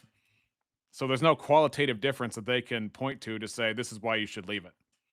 yet we appeal to a higher authority, so we're actually in a better position. So Well, even if we're wrong, like at least it makes sense to appeal to an objective authority. They might say objective authority doesn't exist, but if it did, it would still be a sufficient reason in our worldview, even if we were wrong. There's Darkside Deaconess. yes, Evening. it would be an explanation for an actual way to have an arbiter between two ideas for truth. Well, no, what does it matter? If you're bringing that up as a counter argument, why does that matter? Because why would anything matter? Nothing matters. Exactly. Okay, but this Well, is what ding, do you ding, mean when ding. you say that, I wish I'd that have nothing built it. matters? That's the No, thing. He but just I'm said saying- so. But no, I didn't say nothing matters. No, I we've said, why would it consolidated matter? the point. We have consolidated I mean, the point. Metallica definitely did say that. Okay. So if you're around a bunch of people who don't like the particular smell of a particular thing, and it's actually causing a bad reaction to them, like a repulsed reaction, the fact that there's a lot of people there that do Right. not like that particular thing, that have a negative opinion about that thing, actually has a very big effect on their actions and what they do. Yeah, but a rock Yeah, falling from the statistically, let's cliffside say also has a big normative effect on where force. that rock It's is located. normal. I mean, like that would be a normative force. Like there's a norm there. Hey, I don't like the smell of this. I want to get away from it. Statistical norm. Yeah, but the statistical norm is just description of an average. It's not has nothing to do with what people ought believe or ought think, even if said thing is real. So Okay, but if it's you all walk up to pizza. somebody- Then. if This is you- what if it you comes walk down up to. to It's some- all pizza. I think we can Okay, but agree if that you walk everything up, is if you pizza. if you want to debate with somebody and you walk up to somebody and you're trying to debate with them and they Everything is pizza. Everything is Exactly. pizza, according to me. Everything is personal taste. Where's my pizza? say, I don't care about getting to the value of truth, or I don't care to getting to truth. How do you handle that? Yeah, well, then I can, as a Christian, I can make a value evaluation, but so do you. You make a value Okay, evaluation. but what do you? Here's the How do you difference- handle that? Here's the difference. Here's the difference, though. We're both making value evaluations. I think that we ought to believe that was true, and you think that we're not. And if you're right, then all we have are different opinions. And even if I'm wrong by default of you being right, nothing is better than the other. It's still your opinion. I agree. That's just description of what's in my head. That's the whole point. Yeah, it's still your. Okay, what does that matter? Why are Exactly. you using this as an I argument? think we're Exactly. missing a point here that we keep going to. Well, if normativity is just subjective, then there can't be normative statements, which is just clearly false. Yeah, the truth maker. Okay, even if it's false, why ought I believe it's false? Why ought I? Why can't I just make up my own belief system that says no, it's true? Right. Right. There's no limiting principle here. It's just as valid as his. The point of atheism was to eliminate limiting principles by which God would have anything to say in our lives, but in this case it's working against them because they're trying to still hold on to these normative forces to say you ought to stop being a Christian. Why? Because these reasons. Okay, so reality is prescriptive to our thoughts? No. So I ought not say reality is prescriptive to our thoughts? No. Okay, is that an ought? No. Yeah, that's crazy, dude.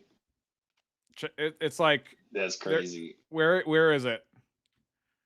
Blue Aqua Tiger says, I am too hopped up on meds to keep up with chat. I already struggle on normal mode. Yeah. Oh, Hotep says, I love you too, brother. Differences aside, I do hope your friends and family and yourself are safe and joyful and peaceful and all that good stuff. That deserves a bell because I love it when people who disagree can have a mutual, amicable experience discussing their differences, even if they have disagreements. Does that happen in the debate sphere? Not much. I mean, let's put it this way. Depending on how my debate with T-Jump goes, if it's just a big fat stress fest, then it's like, I'll just keep doing commentary and then stop the debate thing because I don't want to become somebody I shouldn't be. That's for sure. Cornifer says, what is the actual reason people are so afraid to engage with objective truth, I wonder? Because they have to claim the source of it. They have to claim the source. Right. God, accountability, guilt, repentance, faith. They don't want to believe that God the Son had to die in their place because they've sinned against God, and it took the bodily death of God the Son to make a way in order for them to be saved, because we deserve wrath. We deserve the wrath of God for our sins. If all we did was sin one sin, we would still pay for an eternity of hell because we have offended all of an infinite God. And we don't want to think that way. We want to suppress the truth in our unrighteousness. And so Jesus Christ, who is truly God and truly man, came to earth as a man, lived, died, was buried, rose again on the third day according to the scriptures. And he is King of Kings and Lord of Lords. And it really aches people to hear that because they want to be king. They want to be Lord. They want to be ruler of their own life. And so what they do is they will construct all these arguments as to resist the fact that Jesus had to die in order for us to have any forgiveness, because God can be just and the justifier of the wicked only because the guilt of our sin was transferred to Christ on the cross. And then Christ's righteousness for all who repented their sin and trust in his sacrifice, which is what meaning believe is trusting in God alone for everything and not trusting ourselves and not trusting sin. We trust God with everything, and then we turn away from sin, leaving and hating the sin we once loved, and now clinging to and loving the God we once hated. And that brings us in union with Christ, not our actions, but the reliance completely upon God to do all of the work in us, to change us and make us new creatures in Christ, so that we love God, we hate sin, we cling to his word, we pray, we have fellowship, we find a good church. I don't know if many good churches really exist, but we go to obey God in those terms that he has laid out for us. We have relinquished ourselves as the supposed rulers of our lives and accepted the true ruler of our life, the Lord God, and his son, Jesus Christ. And then through the Holy Spirit, we can live a new life in him. But if we resist that, we get the wrath. We get the wrath that was coming to us, because if we don't see that it took all of an infinite God to receive all of an infinite punishment in a finite amount of time on the cross, and then if we reject that free gift, we get what we deserve, which is an eternity in hell. But with God, he can be forgiving because, and he can also be just, because the punishment was dealt out upon sin, because our sin was put on Christ on that cross, right? But again, outside of Christ, there is no forgiveness. And if our works could do it, if our good deeds could do it, then Christ didn't need to have died for us. Right. So read the book of John and go from there. Ask God for forgiveness, ask God for clarity and wisdom. He does not withhold wisdom from those who ask it. So go with that. I'm not even Those talking normative about whether you statements can or can't have are- normative statements. I could even like, look, my point is, whenever I go to atheists and I say, ought we, in like a hard sense that Kurt was asking about, ought we believe that was true, such as there is an objective standard outside of us that we are bound to, that we have either a moral or epistemic failure, meaning that there's a standard we are supposed to reach in the first place. Oh, well, that doesn't exist. It depends on your goals. Well, your goal is just a description of what's in your head. If you ask me that question, if you That's ask me, like five ought I arguments. believe, if you ask me that question, ought I believe in true things over false things? And you know what I would ask you? Does that align with your preferences? I don't even know. Zill, help me out here. He's saying. No, does... I understand what he's saying, but help me cope with the brain. Like, oh my brain yeah, hurts. I don't know why this keeps happening over and over and over again. No, like I he don't thinks know. that's reasonable. I don't know why. He thinks that he can maintain what he just said and also criticize other worldviews at the same time. Does it align with your goals? That's subjective. Here's the problem. Let's say I said it does align with my goals, and they'll say, okay, if it does align with your goals, then I'm going to tell you your God's not real. And then I'll have to ask him. I was like, why should I believe that? Well, because it's true. Well, okay. Well, then what if I don't want to believe that? Well, then I guess it doesn't align with your goals. Okay. Is there anything wrong with that? No. Then wait, why... so goals are truth? I don't know. Goals are truth? Huh? I don't know. Let's see. Seahawk Daddy says, even if you have figured out it's not true, many people do, and they use it for sobriety, peace, and a forgiving spirit.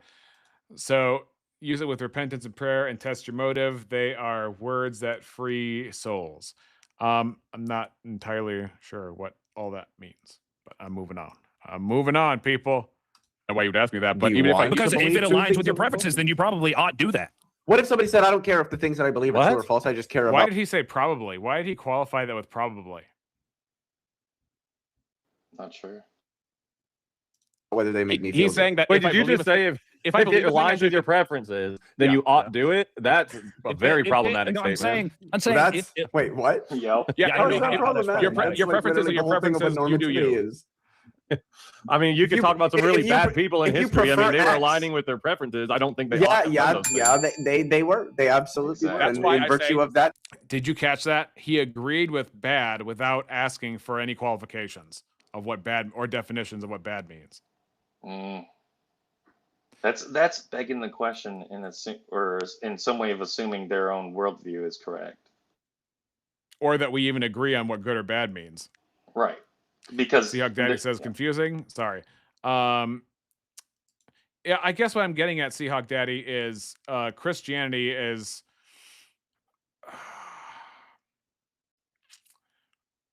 it's not something that can be tried. It's either it's kind of like how Yoda says do or not do. There is no try. You know, it's the same way with God. It's like God is not there's no sample. I mean, you probably didn't mean this. I just maybe I understood it that way of like you can't sample salvation, you know.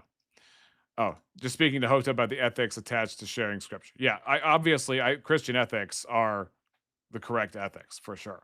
A lot of atheists mischaracterize what God is teaching about right and wrong when they look at the Old Testament civil code and confuse that with moral law.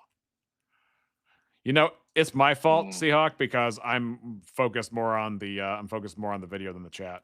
they were rational. Yeah, 100%. Let's That's do how that an works. exercise. Do an exercise. Take your goals in life and then take the contrary to any of those goals in life and tell me, did you use reason to arrive at your goals? And if you said you use reason, but your reasons are based on a value map that you constructed from your preferences, then it's not any better than the contrary or the mere opposite of your goals. It's I don't, arbitrary. I don't understand the question because normativity is a function of what reason is. So to ask, like, do you reason yourself to normative like evaluations?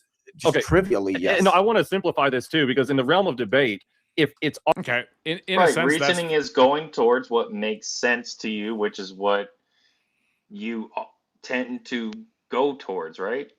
Well, here's the thing. In one sense, that's fair, but in another sense, it's not. And here's why the trivial part is not fair.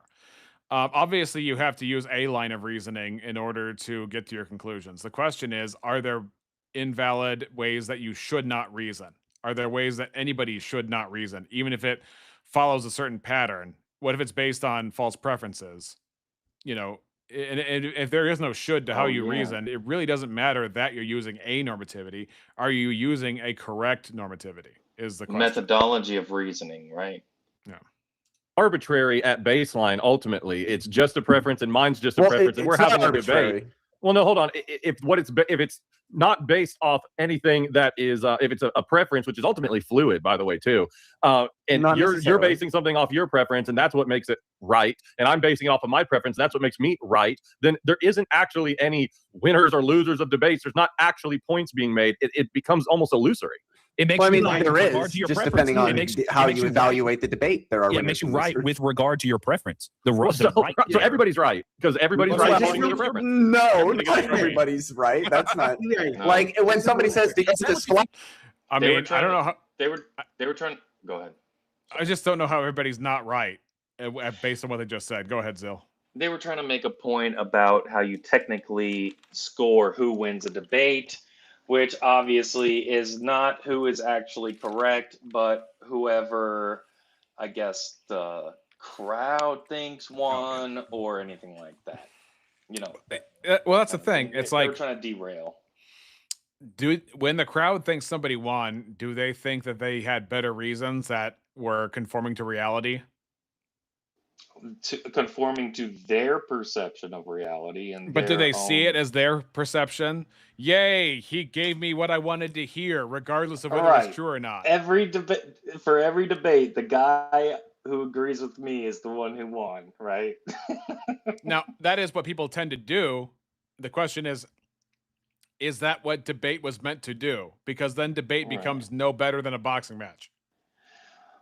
It is a spectacle. And you know what? I've learned things listening to debates, though. There's value in that. And I've heard arguments, and there's value in that. I think there's value in it, anyways. That's interesting. I go to oh, there we go. I went to my homepage, and there was only the live, and all my videos were gone. I was like, uh-oh, what do I do now? Oh, man. Well, that's all they have to say. They're not right, but that's. Well, no, they just have to say that the they world are that according to their preference. I would say they are. They can say that, but whether the Earth is flat is not a preference-based thing. So wait, but do you use logic and reason to figure out the shape of the Earth? Do we use logic and reason? I mean, logic, not strictly. No. Are you kidding? We use reason to do everything. Do you use math? Do we use math? I mean, not necessarily. No. You don't use math to figure out. No, I can just look at how stars behave and then determine that the Earth isn't flat without doing a single bit of math. What? I can look at a boat. I can look at the shape of a bridge, like over Lake. I mean, anyway. And the word shape is a mathematical word, right? That's geometry. I mean, it can be mathematized formally. Yes, it must, but it necessarily is mathematical if you're not referencing geometry. Mathematical, no. Eli, can I just run like a hypothetical by you, because I don't know if you ever watched Nathan For You or not. No, I don't know who that is. Okay, so Nathan For You was a show that was on HBO, and Nathan is this Canadian guy, and what he wanted to do was try out a new flavor for frozen yogurt. So what he did was he concocted a frozen yogurt flavor based on poop, and then he got our yogurt shop to sell it. And do you think that the people who opted to not buy the poop were just completely arbitrary in that choice, or were they somewhat constrained by their past experience? Well, so I guess in a way I'll concede that when I'm saying arbitrary, arbitrary would mean not based on a system, but the system is being based off of is their preferences and past experience. However, when I'm using the word arbitrary in regards to a debate, okay, saying that the reason and logic behind my argument is based off of my feelings, and for anybody in that case, it's going to be based off their preferences and feelings. Then when you go to me, I'm going to say my logic and my reason is based off of my feelings and my preferences. We don't have, as Rex pointed out, a tiebreaker to determine who's right or who's wrong. It's just declared based on a preference. What would that be? Wrong? I want to hear the wrong preferences. But again, if you say based on your preferences you're right, and I say based on my preferences I'm right, then we're just both right at the same time. Well, but when you say we're both right, see this Dark Side. Here's the thing: it's this argument again, except it wrangles up to 5 versus 2. So it's me and Eli versus 5 atheists. Now Taco stays out of it, and he lets the panel do the work. but there is a point where it's us 2 versus 5. Yeah, and of course, Darkside, this is Moral Argument Marathon 6, so we just got to keep amping it up. This is where the equivocation comes in. And say, well, but if you say you're right according to your preferences, I say I'm right according to my preferences. And when we use right in that sense, we mean in the subjective sense. But then you say, well, but who? So who's actually right? Then you mean right in the objective sense. But an anti-realist is just going to reject that there's any objective sense of right. Correct. So why are you debating with people if there's no right and wrong answers to anything? Well, but that's again when you're essentially again making the assumption that if right and wrong is at least in a normative sense aren't objective, then there's just is no right and wrong. But that's just false. That is just not true. Great. So if it's false, should I abandon it? If it's false, you abandon it. Got him. One moment, y'all. If it's false, should I abandon what? As if there are false things I shouldn't abandon that I haven't thought of yet? Right. Ought we believe what is true? Ought we move towards what is true? If it's false, should I abandon it? Well, it depends if he's going to say something along the lines of it depends if I prefer that false thing, that's my argument. Yeah. Right. Right. Birds aren't even real says something hilarious, but unfortunately, my stream is not allowing me to show it. There we go. You listen to it 100 more times than you'll like it.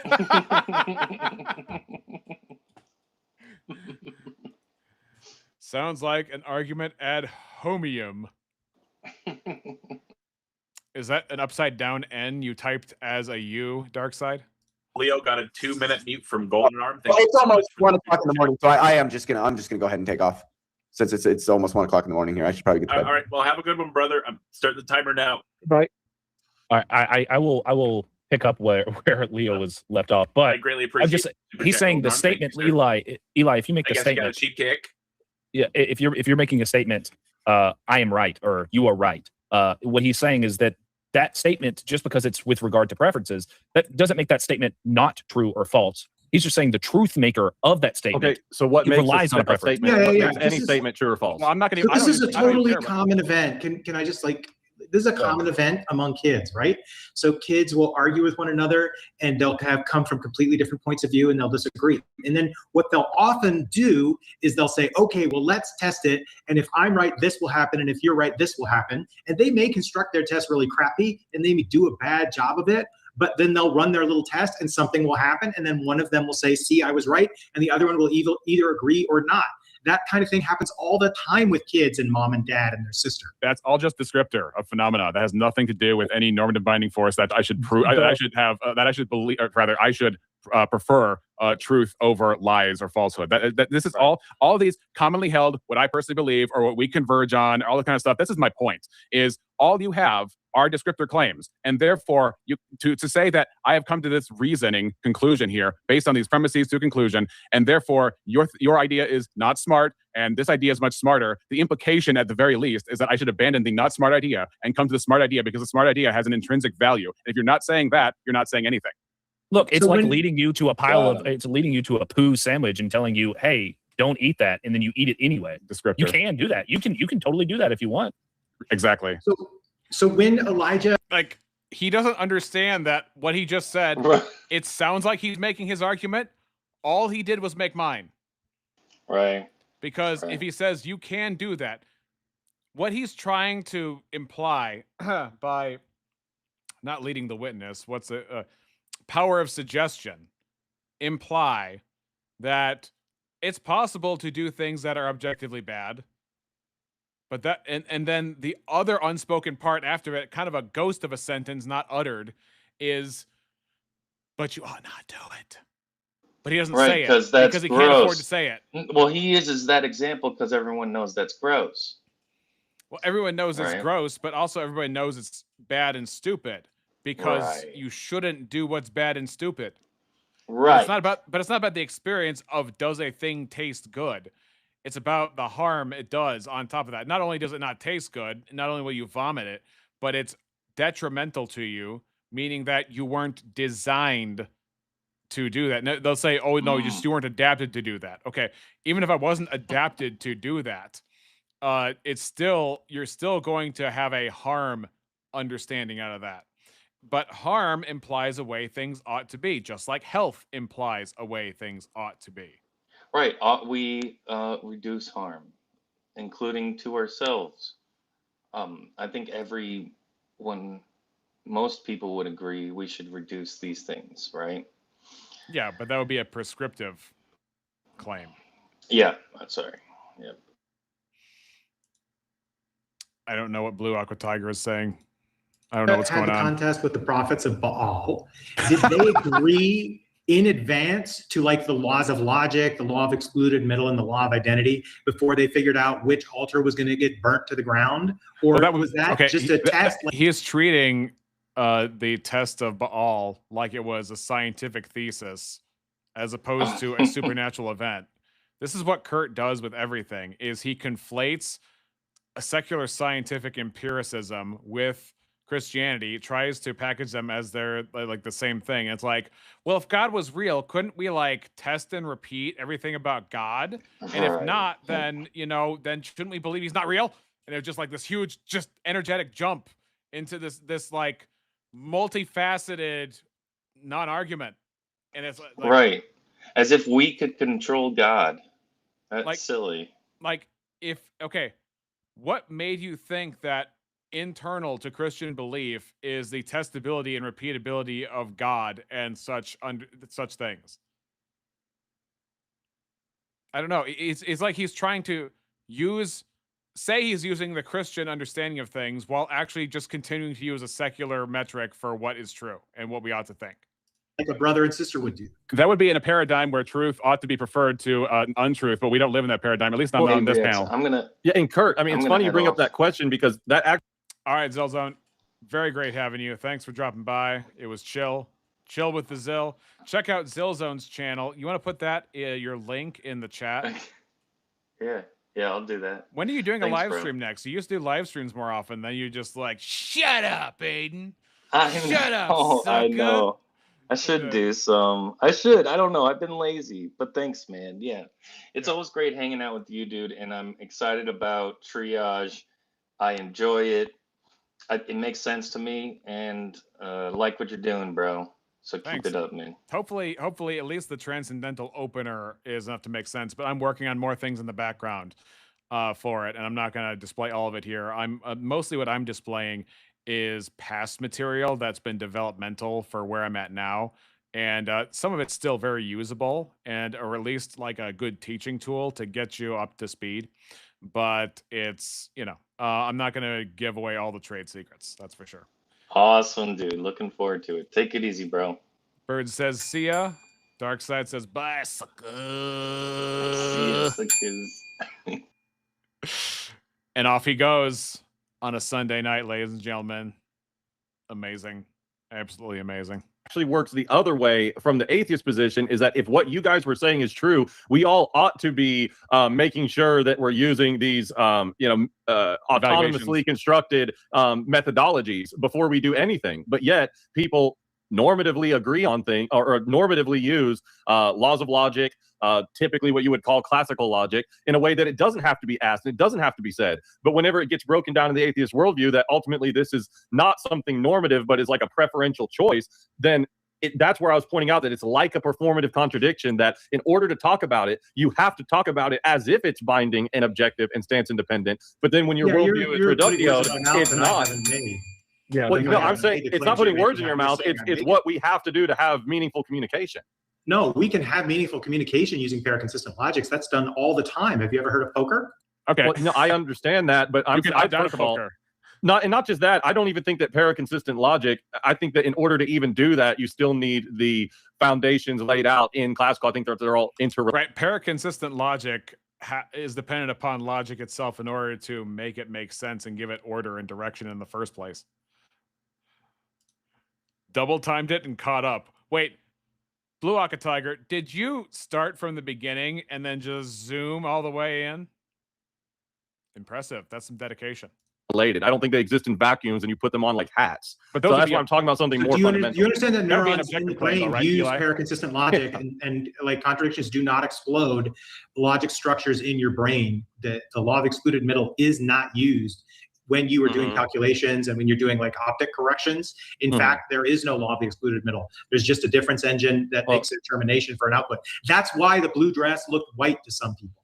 I understand, but what I'm saying is that choice because pair-consistent logic was used to address and discovered, created to address these certain issues. But what I'm making is a stronger case for the possibility of any reason or any logic at all relies on something more fundamental to be even possible. No, you're not getting it. You're not getting the point I just made. The point I just made is your brain itself does not use the three laws of logic. It uses a pair-consistent logic that does not include the law of the excluded middle in its general calculations about how you see things and how you hear things. Okay.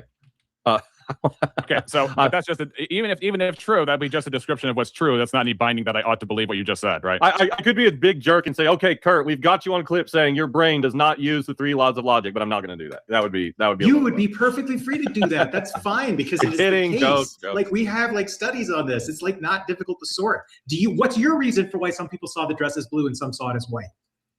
Again, yeah, it's probably dependent upon like physical phenomena. I think that there could be like neurological vision related things that have a biological explanation. Yes, that's correct. Neurons use pair-consistent logic. Okay, but did I use like my neurons to discern that? Does that make my conclusion also an illusion? That's exactly the case. Neurons use logic. Use pair-consistent logic.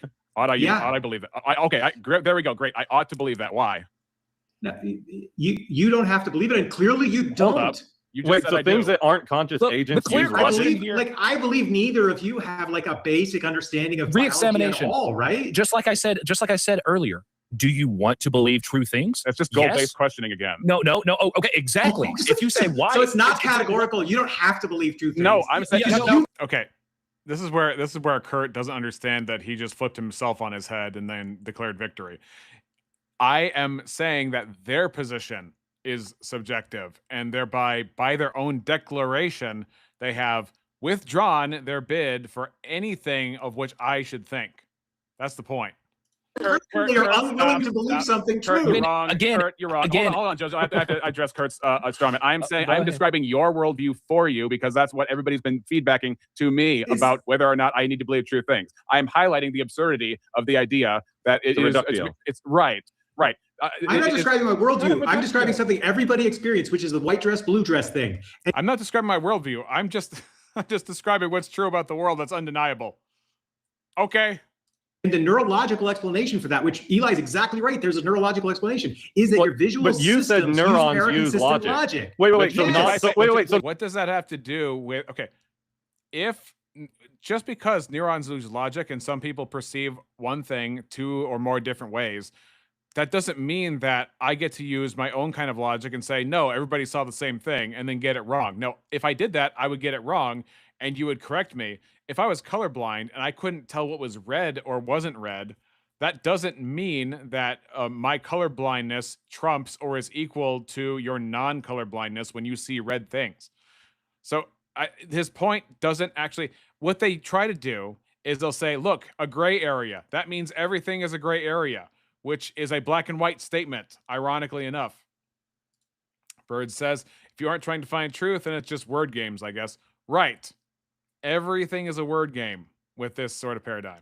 Hold on, guys, calm down. I want to press them on this. You think that non-conscious agents use logic?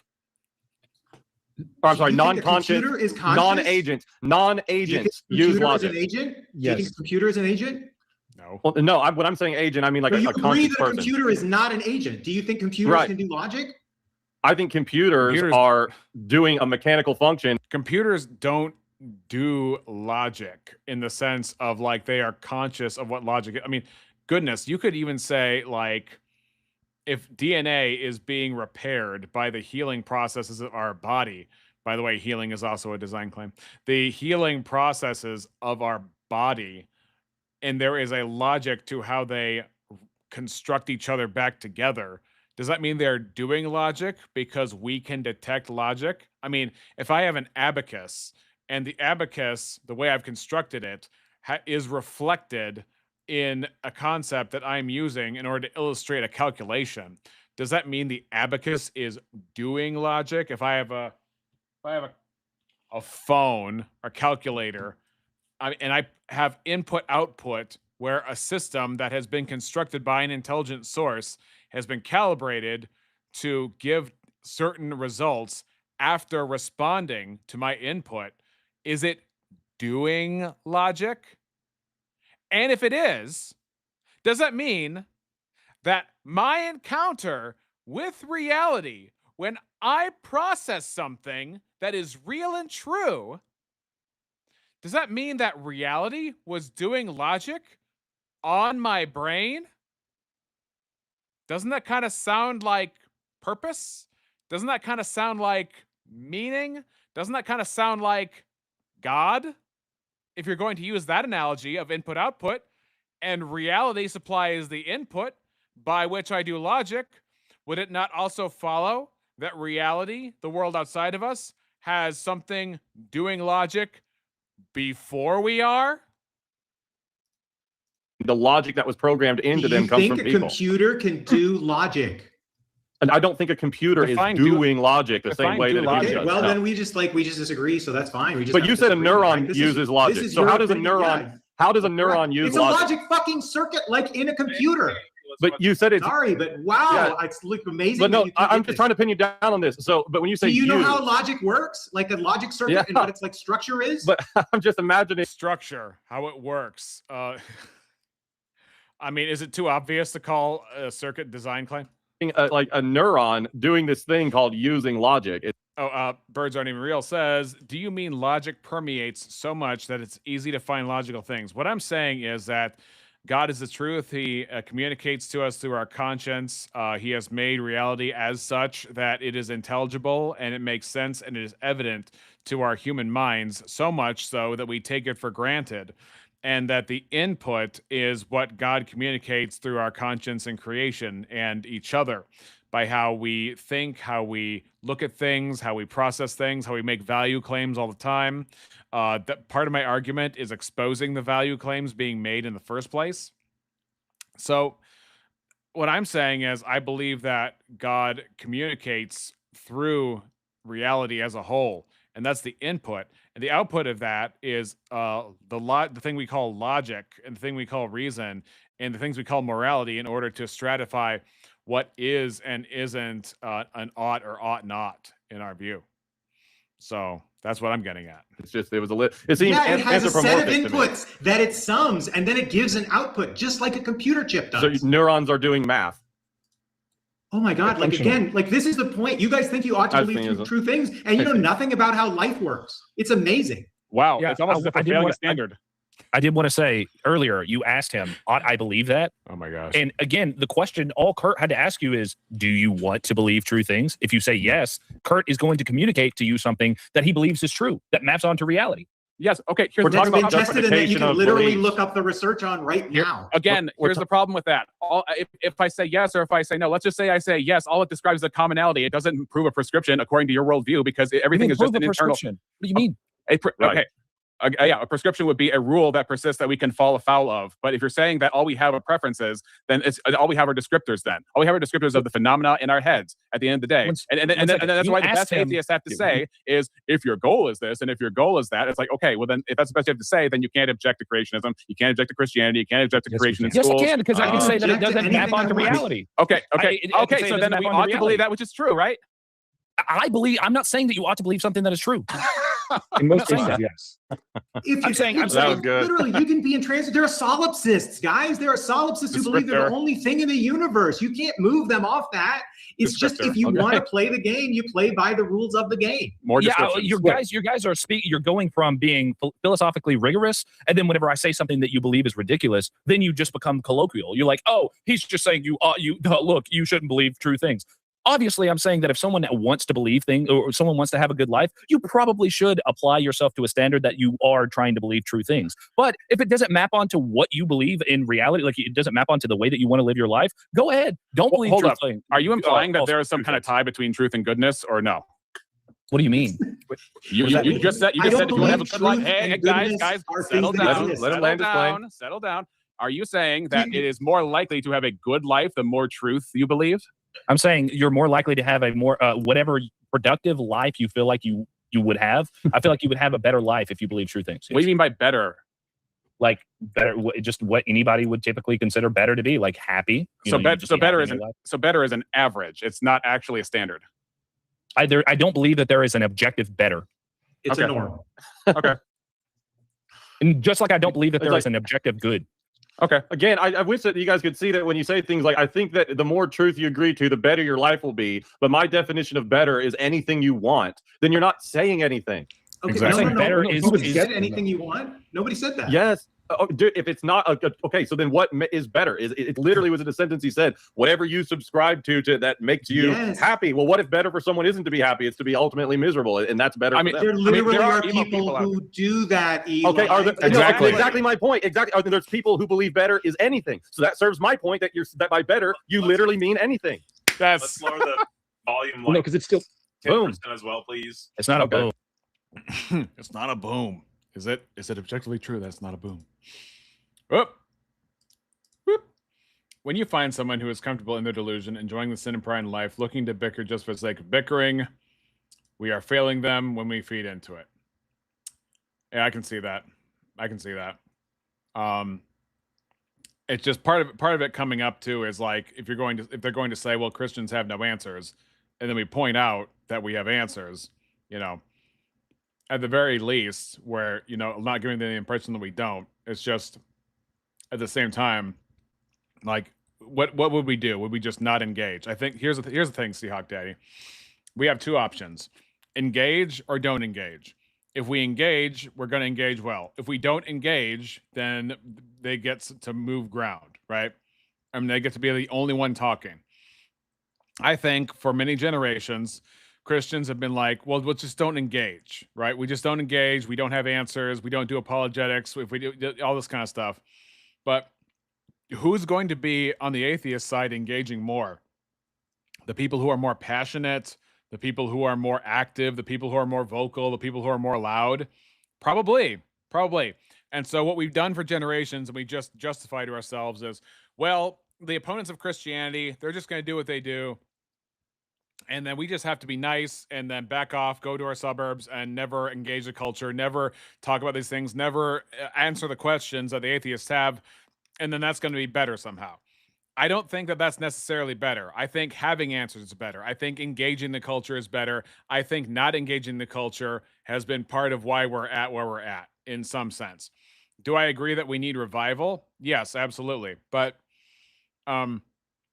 revival, is not something you can manufacture. You can pray toward it, you can work toward it, but let's be honest too, part of the reason they have so many criticisms against Christianity is because of the hypocrisy that is charged against Christians in the first place.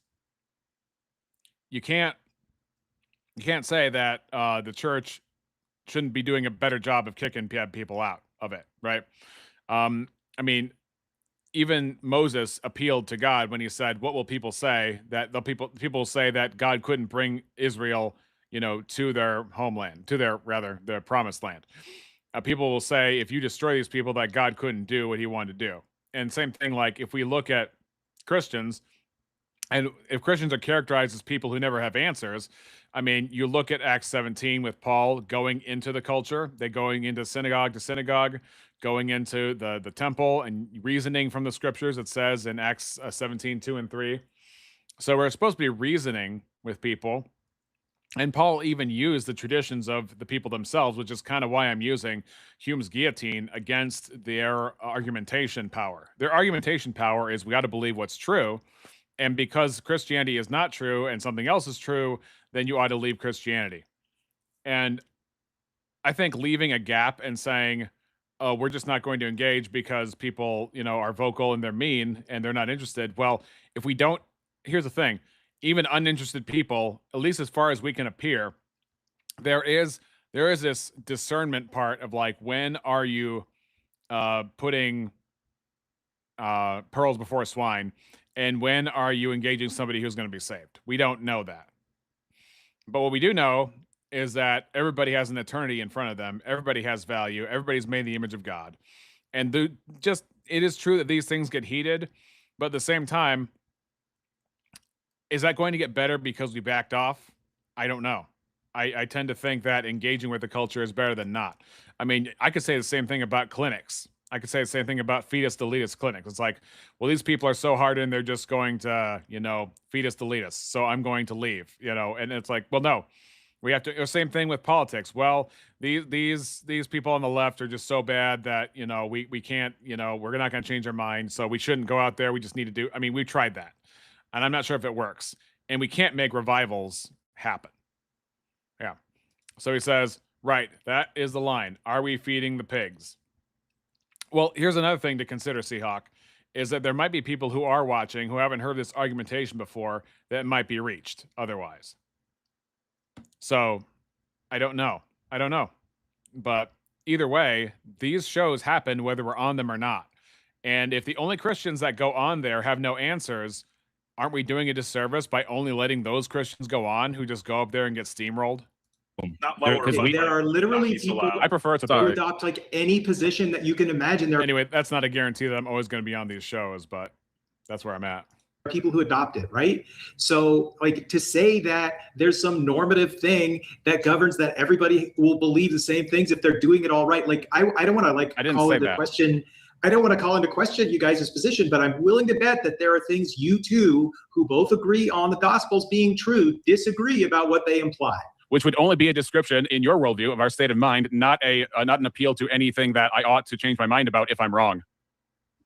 Unless you want to believe true things, which would be a preference as opposed to the opposite. You may have a greater affinity for the imaginary battle between good and evil that you imagine yourself to be part of than you do for believing things that are actually based in something you can demonstrate. Lots of people are that way. Got it. So if I have something demonstrable, is that more valuable than something that's not demonstrable, such as I ought to believe it if I can demonstrate it?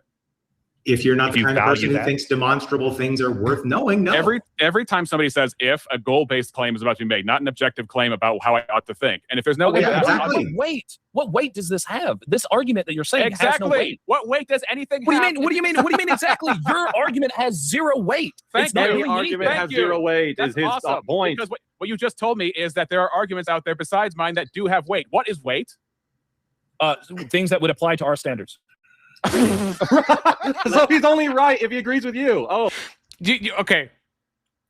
This kind of answer doesn't come around every day. This kind of exposure doesn't come around every day. I think it's worth people seeing how embarrassingly bad that answer was. I think there is some value in seeing how, based on atheism's own line of scrutiny, it fails its own tests, necessarily so. Well, atheism is the worldview. Okay, then why do atheists all converge on these sorts of things when it comes down to subjectivism?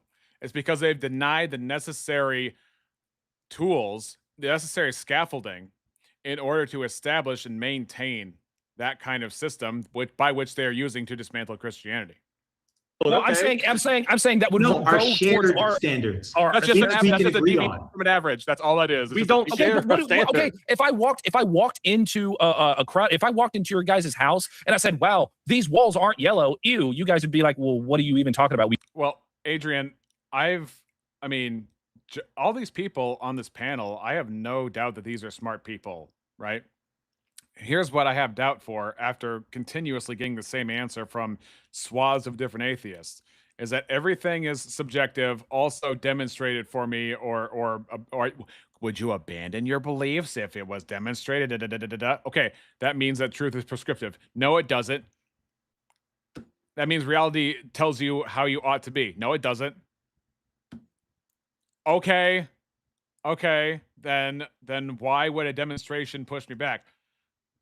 Because it's false. Okay, so truth is prescriptive to our thoughts. No. What? I'm glad you found Taco's stream react, so there could be some actual pushback to the Philbro atheist crew. Yeah. Now, that's the thing, Adrian. So between you and Seahawk, I am split, because Seahawk brings up good points that we should not be proud and we should not be arrogant and boastful.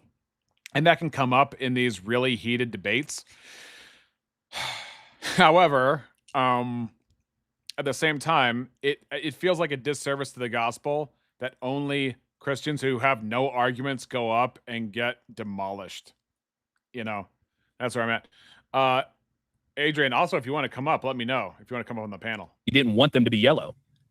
Right. You got. I mean, It comes down to y'all pizza don't and care. paint. It's just pizza and Yeah. paint at the end of the day. Well, I'm Everything is saying, pizza and paint. whenever you're coming to me, whenever you're coming to us, and you're saying, oh yeah, every time you guys talk about an odds, you guys are just talking about preferences. We're going, yes. Yes. What's Okay. the Let problem? me break this down and really give me a second to land this plane because I think I can describe. Look, when we're talking about logic and reasoning, because again, you keep going to the paint and the pizza, but when we're talking about making an argument using logic and reason, and you follow inference rules and deductive chains, there has to be something that motivates you to go from premise 1 to premise 2, to follow the inference rules and to do these things. If the motivation is just because I want to and not because it's an actual normative standard, then the only reason your argument is true ultimately is because you want it to be. Then anybody's argument is true because they want it to be. So The good. motivation for Wanting following to- an inference rule, the thing that motivates an argument has to be something stance independent if you're But going when to you say talk a about normative truth and standard, falsity. when you say a normative standard, what's the difference between wanting to and a normative standard? Are you saying normative standard stance independently? Yeah, I'm saying that the validity of an argument, the validity of logic, when you're using an inference rule like modus ponens, for example, what makes it valid isn't just because we want it to be valid. It's because it is. That's from our position. You said normative standard. Are you Right. saying stance independent normative standard? Well, yeah. Yeah, we don't believe those exist. I know that That's we're the- very that's the aware of argument. that. Yeah. We're Okay, doing so a you're using- reductio. you're- We're it's doing not a reductio of that position. We are. You can say it's not, but it is. It's We're doing not. a reductio that if there isn't a stance-independent normative standard for the motivations of inference rules in logic, and the motivations for inference rules in logic, and the validity of logic itself is a stance-dependent thing, then all arguments are ultimately stance-dependent, and you can't actually reach a conclusion where you can call somebody wrong. Where did Wait, those just to inference be rules clear, come from? Yeah, is that in scripture, like modus ponens and modus tollens, or are those conventions? here we agreed on go. by legit- See how bad that argument is? If something isn't in scripture, therefore we shouldn't use it or it doesn't exist. Like, these arguments are so bad. It's unbelievable. Right. The last thing. Yeah, atheists can talk where about did is those atheism. where did the inference rules come from? I mean, you might as well say, is there a car in the Bible? I guess you shouldn't drive cars if there's no cars in the Bible. Oh, that's a question I ask atheists all the time. I think they're metaphysical realities. Do you? One, Oh, we got a super chat. There's a super chat from Robin. She says, "Welcome back, tacos." Hey, Jaws, Kurt, Rex. Good What's to up, see you, Robin. Thank you so much for the super chat. Greatly appreciated. Can I say congratulations to Robin for getting 500 subs, by the way? Yeah. 'Cause I didn't Yes, make that party. Congratulations, Robin. She's at like 600 actually. Oh, dang. Congrats, Robin, for 600 subs. Hey, you guys, Tavo's come into the chat. He can come join and help you guys out. No, yeah. What's up, Tava? We were talking about re-examination's tag argument earlier. You mean the argument from normativity The that triage doesn't normally argument. start? It doesn't start. It's the It triage doesn't start argument. with, it doesn't Thank start you with the very God of much, the Bible Robin. like tag Greatly does. appreciated, man. Now, this is important because if you call it tag, knowing that tag starts and ends with the God of the Bible, if I say normativity and you think God of the Bible, that's a concession. That's funny. Says Got you. him. Got him. But I want to get back to that question. I mean, do you think that the validity of logic and the laws of logic are metaphysical realities? No, I'm not sure there's anything. I was like that. asking the other guy whoever asked me where I think they come from, because like I said, I think they're metaphysical realities outside of human beings. When you say they're metaphysical realities, like you mean they're actually like real? Yeah, I mean, but even It depends, I guess, if you believe metaphysics is real, which even to ask questions is metaphysical. So, yeah. Seahawk Daddy says, appreciate your thoughtful answers, Rex. Thank you, Seahawk. I'm not, hopefully, yeah. Anyway, I just think that there's not a whole lot of good going back into the suburbs. I think part of the reason we have failed our country and we have failed the world as American Christians is because we have tucked ourselves away into the suburbs. And Adrian, if you see that link in the chat, that is for you. still, yeah, I think that they have ontic. I think if you're going to say something exists, then you're saying it has real ontic. And if you say that the laws of logic don't exist, then you're special pleading. Because, and I can get into that argument. But I mean, even so, Guys, we got a guest in the back. Guess who's in the back? Tavo. Tavo. What's up, Tavo? That was right. Well, I mean, I was really just coming up to say congrats to Robin and Mike. So And let's see. Seahawk includes the internet is home base for godlessness. It is the main hub. We are on their turf, right? But we are also not of this world, and so we're kind of always on their turf. Everybody, have a warm welcome for Adrian Belgrave, ladies and gentlemen. Welcome to the show. Hey, thank you for having me, man. Appreciate it. Yeah.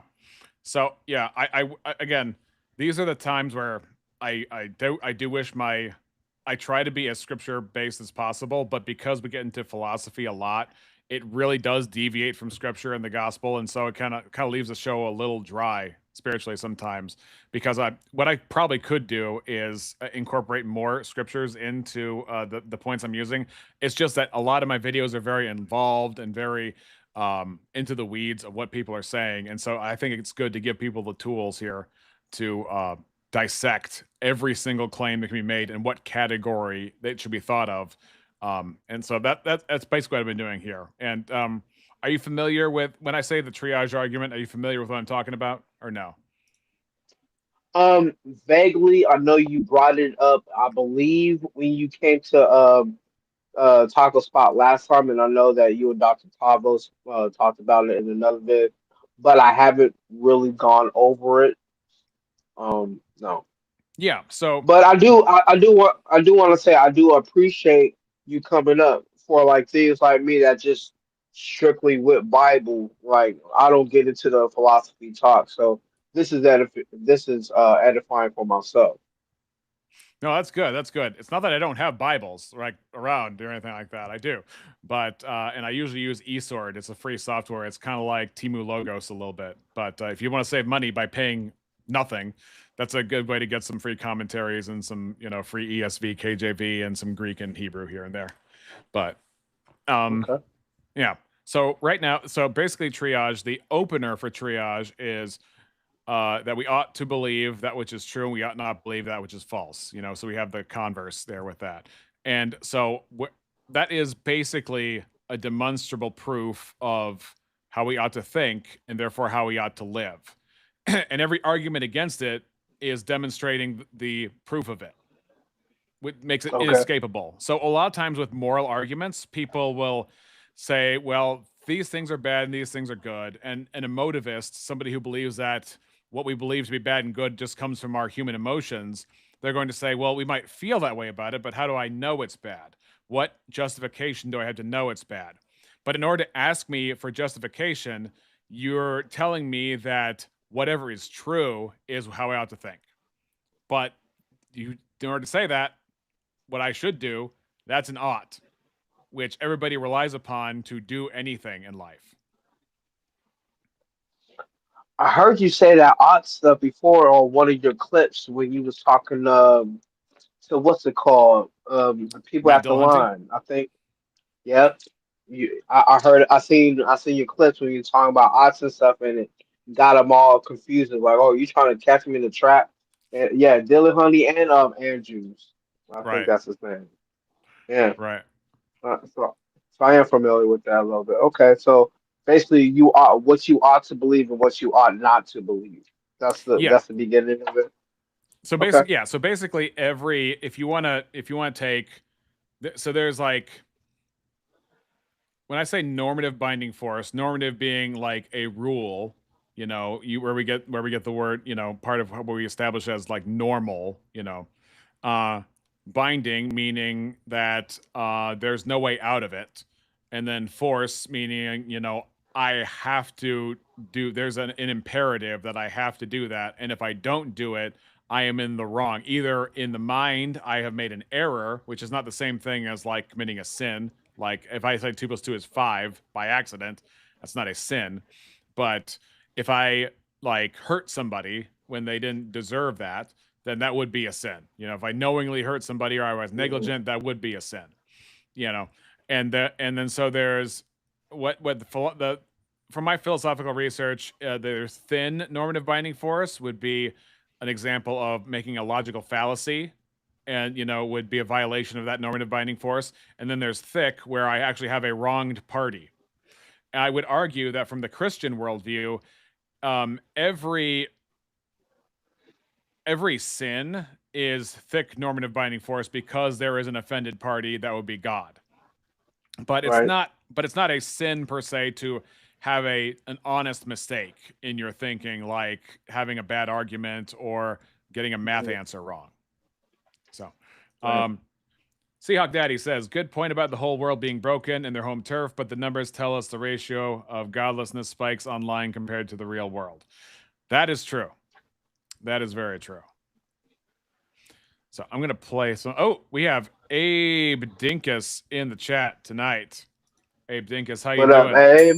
What up? What up? Link is in the chat, Abe, if you want to join us, but you probably have your own stream going on at some point. Everybody should like and subscribe to Abe Dinkus. He's got good stuff going on that channel. Join the chat. But then Congrats, while I was Robin. here, like Dr. Kurt called me out, so I was like, well, I gotta hop up now. Good to see you, Tavo. Yeah, no worries. Yeah, good to see you all. Yeah, I'm good to see happy to chime in if you want, but I don't really have much to say, and I won't be on very long. I'm actually marrying somebody tomorrow. So. Oh, no big deal. That's What he meant is he was officiating a marriage. He wasn't like, oh, I'm just marrying somebody. Who? I don't know, somebody. You know. I was about to say, Tavo's getting his married on, huh? Okay. I mean, he is. That's happening too. Yeah, I know he is. Yeah, I know he's engaged and stuff like that. That's what's up. So check this out, Seahawk Daddy. I have another thing for you to consider. You say godless people are much more attracted to the internet and interactions than people of faith. Doesn't that make it a mission field? Doesn't that make it a place where we should be? Okay. The internet is full of very smart atheists who got deconverted from some professing Christianity.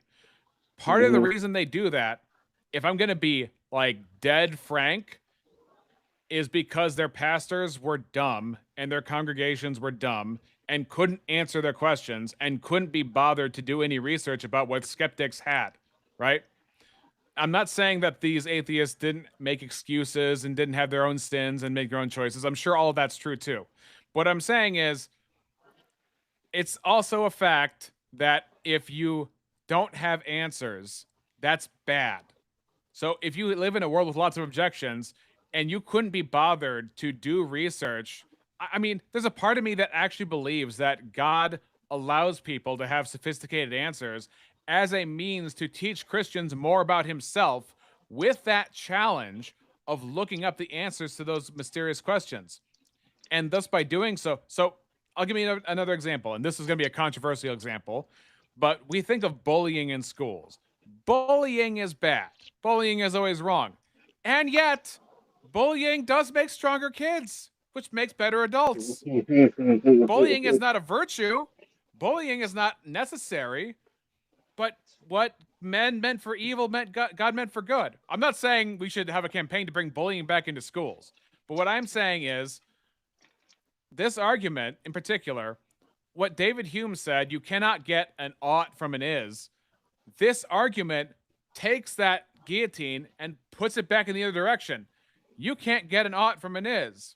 So if you say Christianity is not true, does that mean I am obligated to live as if it's not true? If you say yes, you've admitted an obligation. If the obligation exists, in what kind of reality do obligations exist over my mind and behavior? I like that. I like how you said that, Rex. I like that.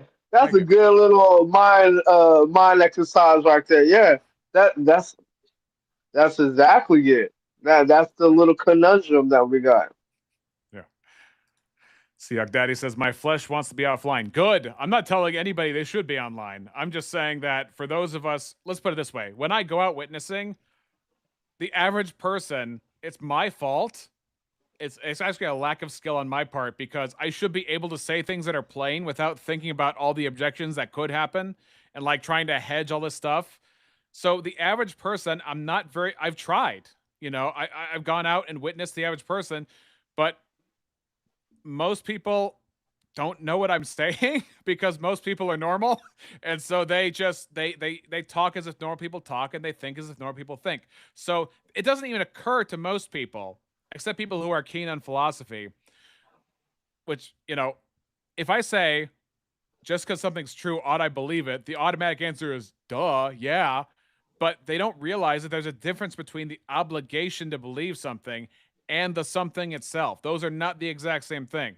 So if I have a mouse, this is the mouse. It's made of matter, but the concept of the mouse is different than the mouse itself.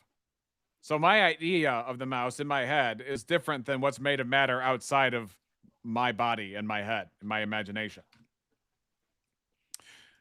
Macintosh Pro says, Rex is right. Bullies should be brought to school. That's right. Let's have a bus full of bullies when they're like 60. That could go really bad. I just want to point it out. I just want to point out real quick to Seahawk Daddy. the reason why I talk to atheists is nothing philosophy. It's James 5:20. Hey, I'm trying to save my soul so other souls could be saved as well. Straight up. He who saves souls is wise. I think it says in one of the proverbs, right? That's right. That's it. James 5:20, let him know that he which converteth a sinner from his error of his ways shall save a soul from death and shall hide a multitude of sins. Amen. What else here?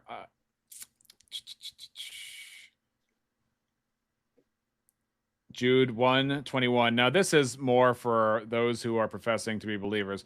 Keep yourselves in the love of God, looking for the mercy of our Lord Jesus Christ unto eternal life, and of some have compassion, making a difference, and others save with fear, pulling them out of the fire, hating even the garment spotted by the flesh. Now that's usually like within the church, but still. Pull them out that fire, y'all. That's what we try to do over here. Try to pull them out that fire. What is that passage that talks about as being plucked as a firebrand out of the fire? What is that? Oh, shoot. You know what I'm talking about. I think I know what you're talking about. Now, Adrian, tell people about your channel and what you do, because I don't know if everybody knows you. Well, Adrian Belgrave, Bible and Beats, and just basically what the handle says. Wednesdays are mainly topical studies. We're in the Thompson Chain Reference Bible. We're currently talking about the Holy Spirit. 5 to 7:30 p.m. Pacific Standard Time, Wednesdays and Thursdays. Those are my lives. Topical studies Wednesdays. Bible reading on Thursdays, and we're currently on Galatians chapter 2, Lord willing, this coming Thursday. Man, everybody's doing stuff on Thursdays I can't do. Like, what's it called?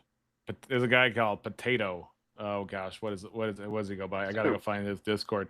But he does stuff on Thursdays. Oh, Tater Nation, and I just can't make it. And then you're doing your Bible study on Thursdays, and I work both jobs then. I know. I'm seeing everybody, mama doing lives and stuff like that. I'm like, I gotta catch all replays because those are my only days off, and I work too early to try to do to record and stuff on my other days. So, so that's why I choose those days. So, Macintosh yes. Pro says Rex thinks I'm AI just like your mods. Macintosh, reset and get your updates. I mean, first of all, you named yourself after a computer. What am I supposed to think about you, man? Oh, Dr. Tavo's in the building, man. Salute, sir. Yep. If you scroll up in the chat, you will see the Riverside link. Tavo, feel free to come on up. Yeah, please do. We always love having you on. Yeah, so let me see. I might just, there is a certain point. Thanks, Reason, for letting me tell people how it is on the channel. I am small up in here. I'm just trying to get that word out to as many eyeballs and eardrums as possible. So, well, as we know, it's not about us. It's about the gospel. We have our own lives, but our lives, if not, let's put it this way: the cost of our lives is nothing. As long as we are doing it for the truth. It's like our life is a small price to pay for the truth.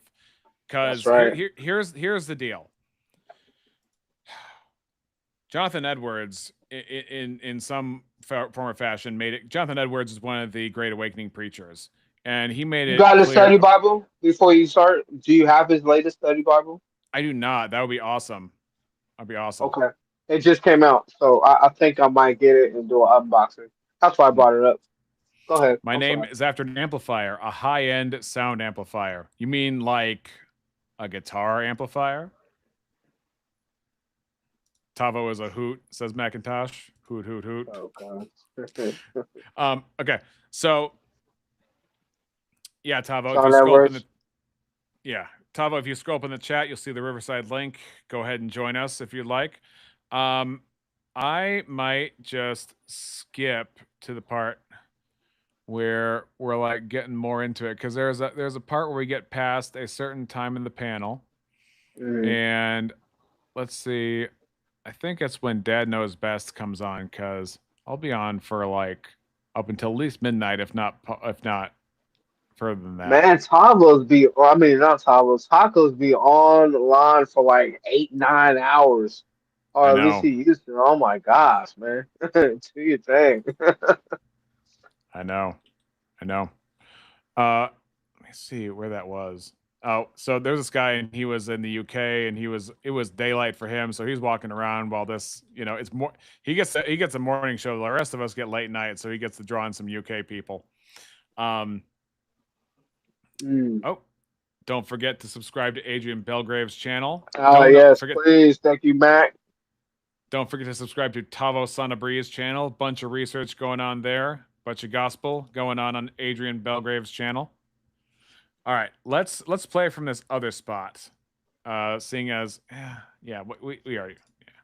So yeah, the creativity is part of it because you're like trying to figure things out, and you want to. I mean, I think debaters like want to expand their horizons too. They don't just want to spend their entire day burning their brain on syllogisms all the time. Could you imagine like T Jump and Jay Dyer debating and then afterwards just jamming out together? No, I think they would probably try and attack fight each other. Dude, their debate was harsh. Yeah, their debate was harsh, by the way. Let's see. I think we're going to go to Eli Nix on the universal concepts and the universal mind. Gosh, I was expecting Tavo. Oh, no, he is here. Tavo, sorry, didn't mean to keep you waiting. Hey. Oh, am I getting reverb? Okay. Am I getting? No, you're good. Getting echoes? Oh, interesting. You sound good here. Check. Oh, interesting. Okay. All right. Part of it is OBS, and OBS, if you're like, if you have some kind of feedback or recursion going on because you're doing some kind of screen share function, that's probably part of it. I'm doing all kinds of funky stuff over here. I see. Let me see. Now, how do I change my little guy here? Can't change background. We'll fix recording. I'm trying to get my little owl guy to come up, but that's probably okay. It's not a big deal. Yeah, no, you can. Yeah, take your time. We're just gonna be with the panel here, just looking over it because I wanted to review this, and I think there's just parts of it where we take a break anyway because it gets really heated, it gets really animated, and then it settles down when they see the guy in the UK just walking around with his dog. Yeah. What is your StreamYard? I don't know. I must ask myself daily if the internet is simply a den of iniquity. Yes. The answer is yes. Birds aren't even you, but yeah. Daddy. Good to see you, Seahawk Daddy. Mm-hmm. Bird says, yeah, but the strip club is not the public square. Well, we're not there. Believe me, we're not there. Nobody wants to see that. Universal mind exists. Universal mind would be God. What do you mean by universal?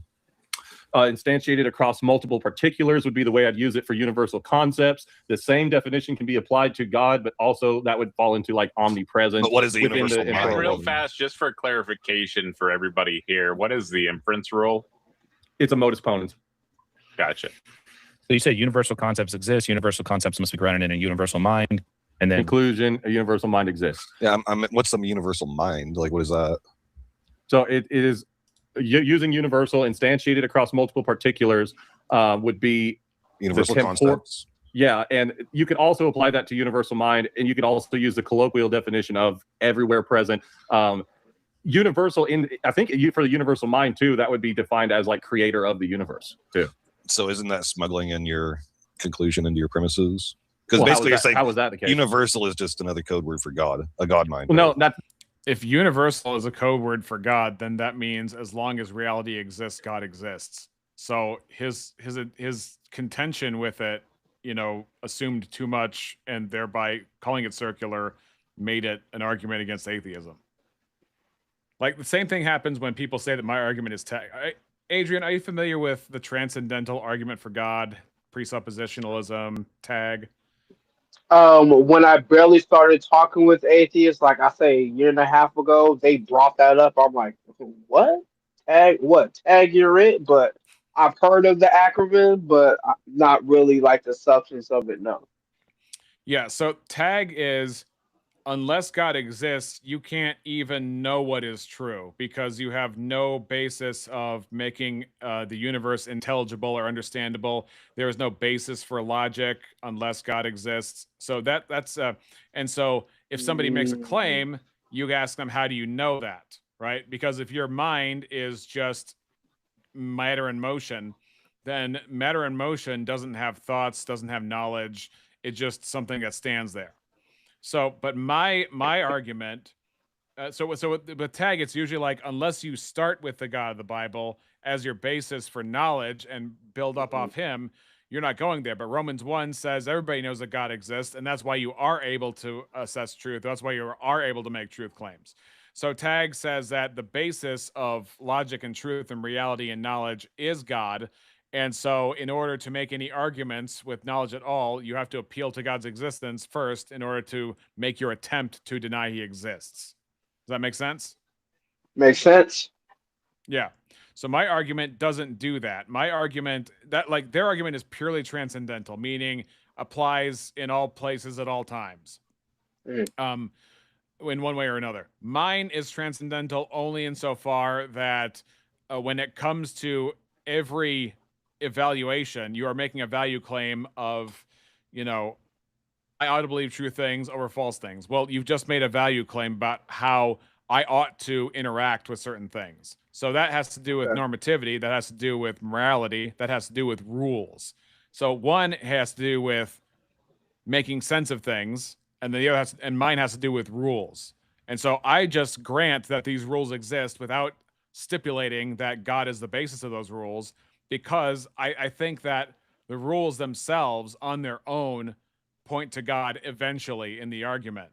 And so as long as they agree that they exist because they need them in order to use arguments, then their agreement that they exist is all I need to pin them to that and then bring them along the tide.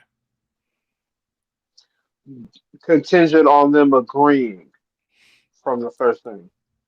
The problem is, in order for them to disagree, they have to agree. And what I mean by that is they will use reasons to argue against it, which means they agree that truth is prescriptive to our thoughts, meaning we ought to believe what's true and not what's false. Because if they say that my argument is wrong, then they're saying they have truth claims that would defeat my argument. But if they're using truth claims, that means that we ought to live according to what is true and not our preferences. But then they say everything is preferences, which is a direct contradiction. Individual preferences. Oh yeah, yeah, I heard that before. Because even if I tell you, yeah, you can know what's true as an atheist, and I know what's true as a Christian, that doesn't tell me what we should do with that. That's a separate question. Yep. No. So Eli is using tag, and I'm using my own argument, which I call triage, which is the truth rational imperative argument for God's existence. Yeah, it's a little bit longer, a little bit wordier, a little less snappy than tag, but that's just how I roll, I guess. No, I made a distinction between the universal concept, universal being defined as instantiated across multiple particulars. Yeah, but can a mind do that? A mind is localized to a brain, right?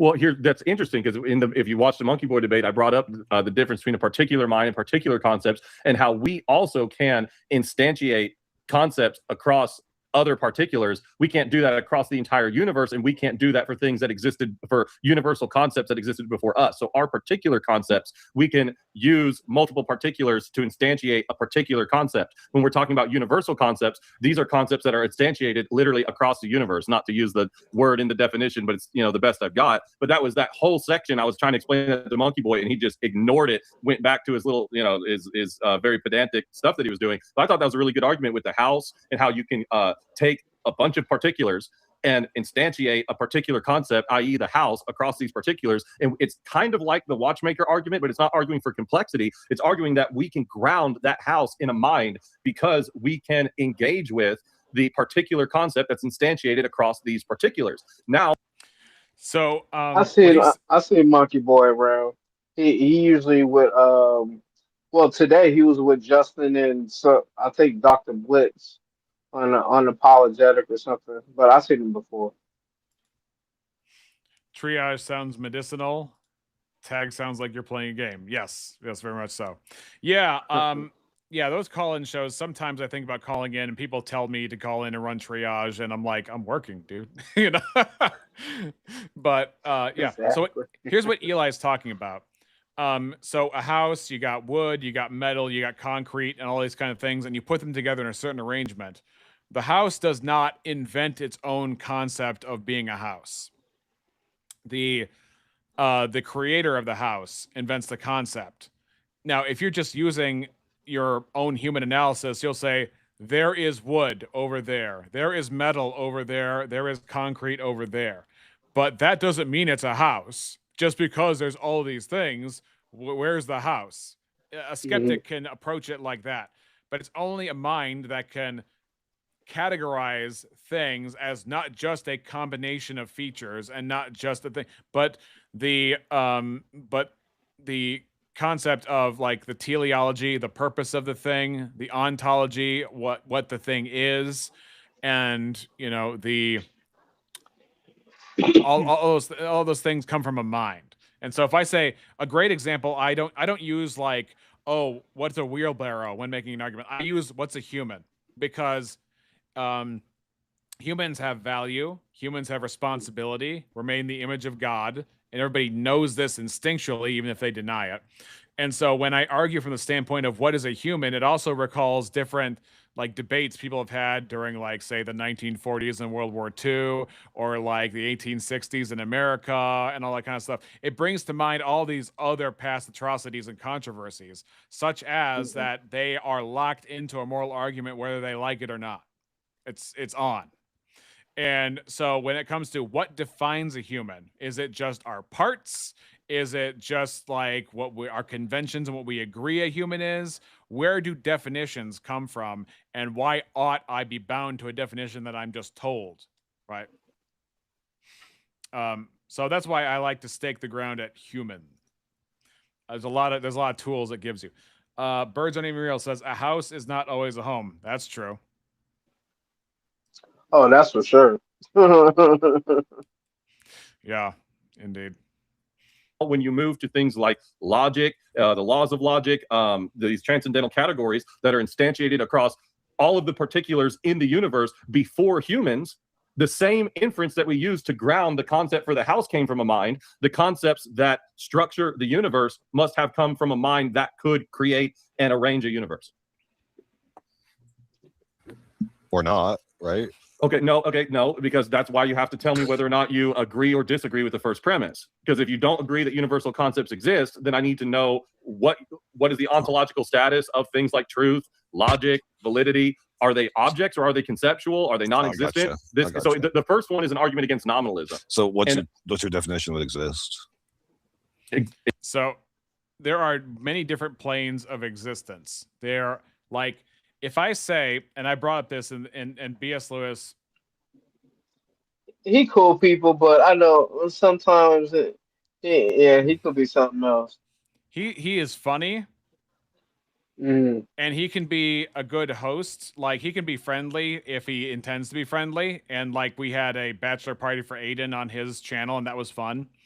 But the problem is he's not a serious debater. And he comes in and he doesn't have arguments. He has jokes.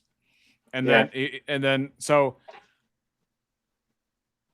when he says what's your definition of exists, there are many states of which a thing exists. An idea may exist in your mind and it's not made of matter. Something made of matter can exist.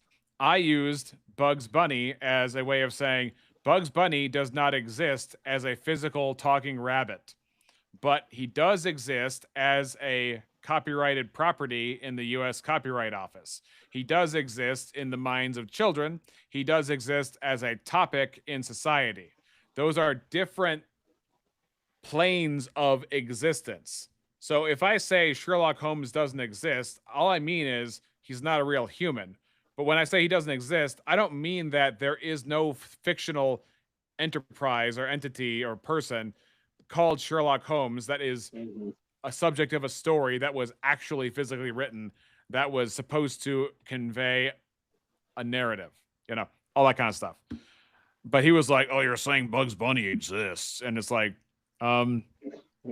based on a certain plane of definition, which is valid, but he would say that you're saying Bugs Bunny physically exists. It's like, dude, leave me alone. He's trying to look, yeah, he's trying to look for that, like, like how he's basically like appealing to the chat really to say, oh, there go B.S. Lewis with another joke toward this subject or whatever the case is.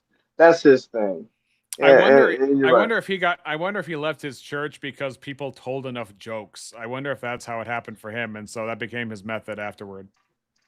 Oh no. Exist would be like has ontology. I mean, you could go with the Merriam-Webster. I don't have the rigorous definition on the spot right now. Do mermaids exist? No, not with real object. Let me. Oh, go ahead, Rex. No, I was just going to say that, you know, an ontology can include the ontology of being a fictional or mythical thing. Well, but here's what I would point out. Yes, exactly. Like the concept of a mermaid exists. Do mermaids exist ontologically, like the way that they're described? Well, no. I mean, I guess we don't know. I mean, maybe they're at the bottom of the ocean, whatever. Yeah. But you know, that's the thing where I got into this with Monkey Boy before.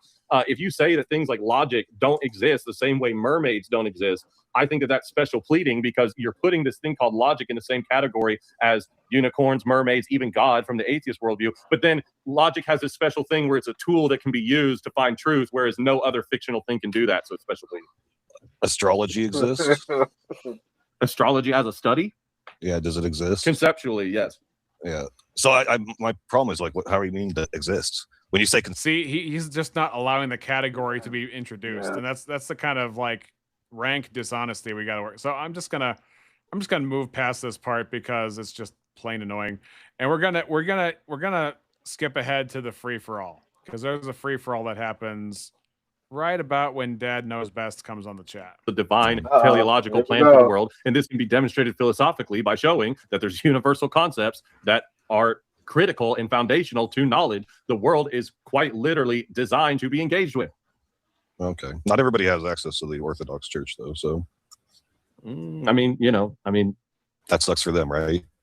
Well, again, it's not in the Orthodox view. That's why we don't do the whole like this person's going to hell and this person's not. We leave that up. No, but they can't even be reasonable in your view. Like they can't. Again, you're not getting that this is a metaphysical reality. This is such a low tier objection. People are saying that you brought it up.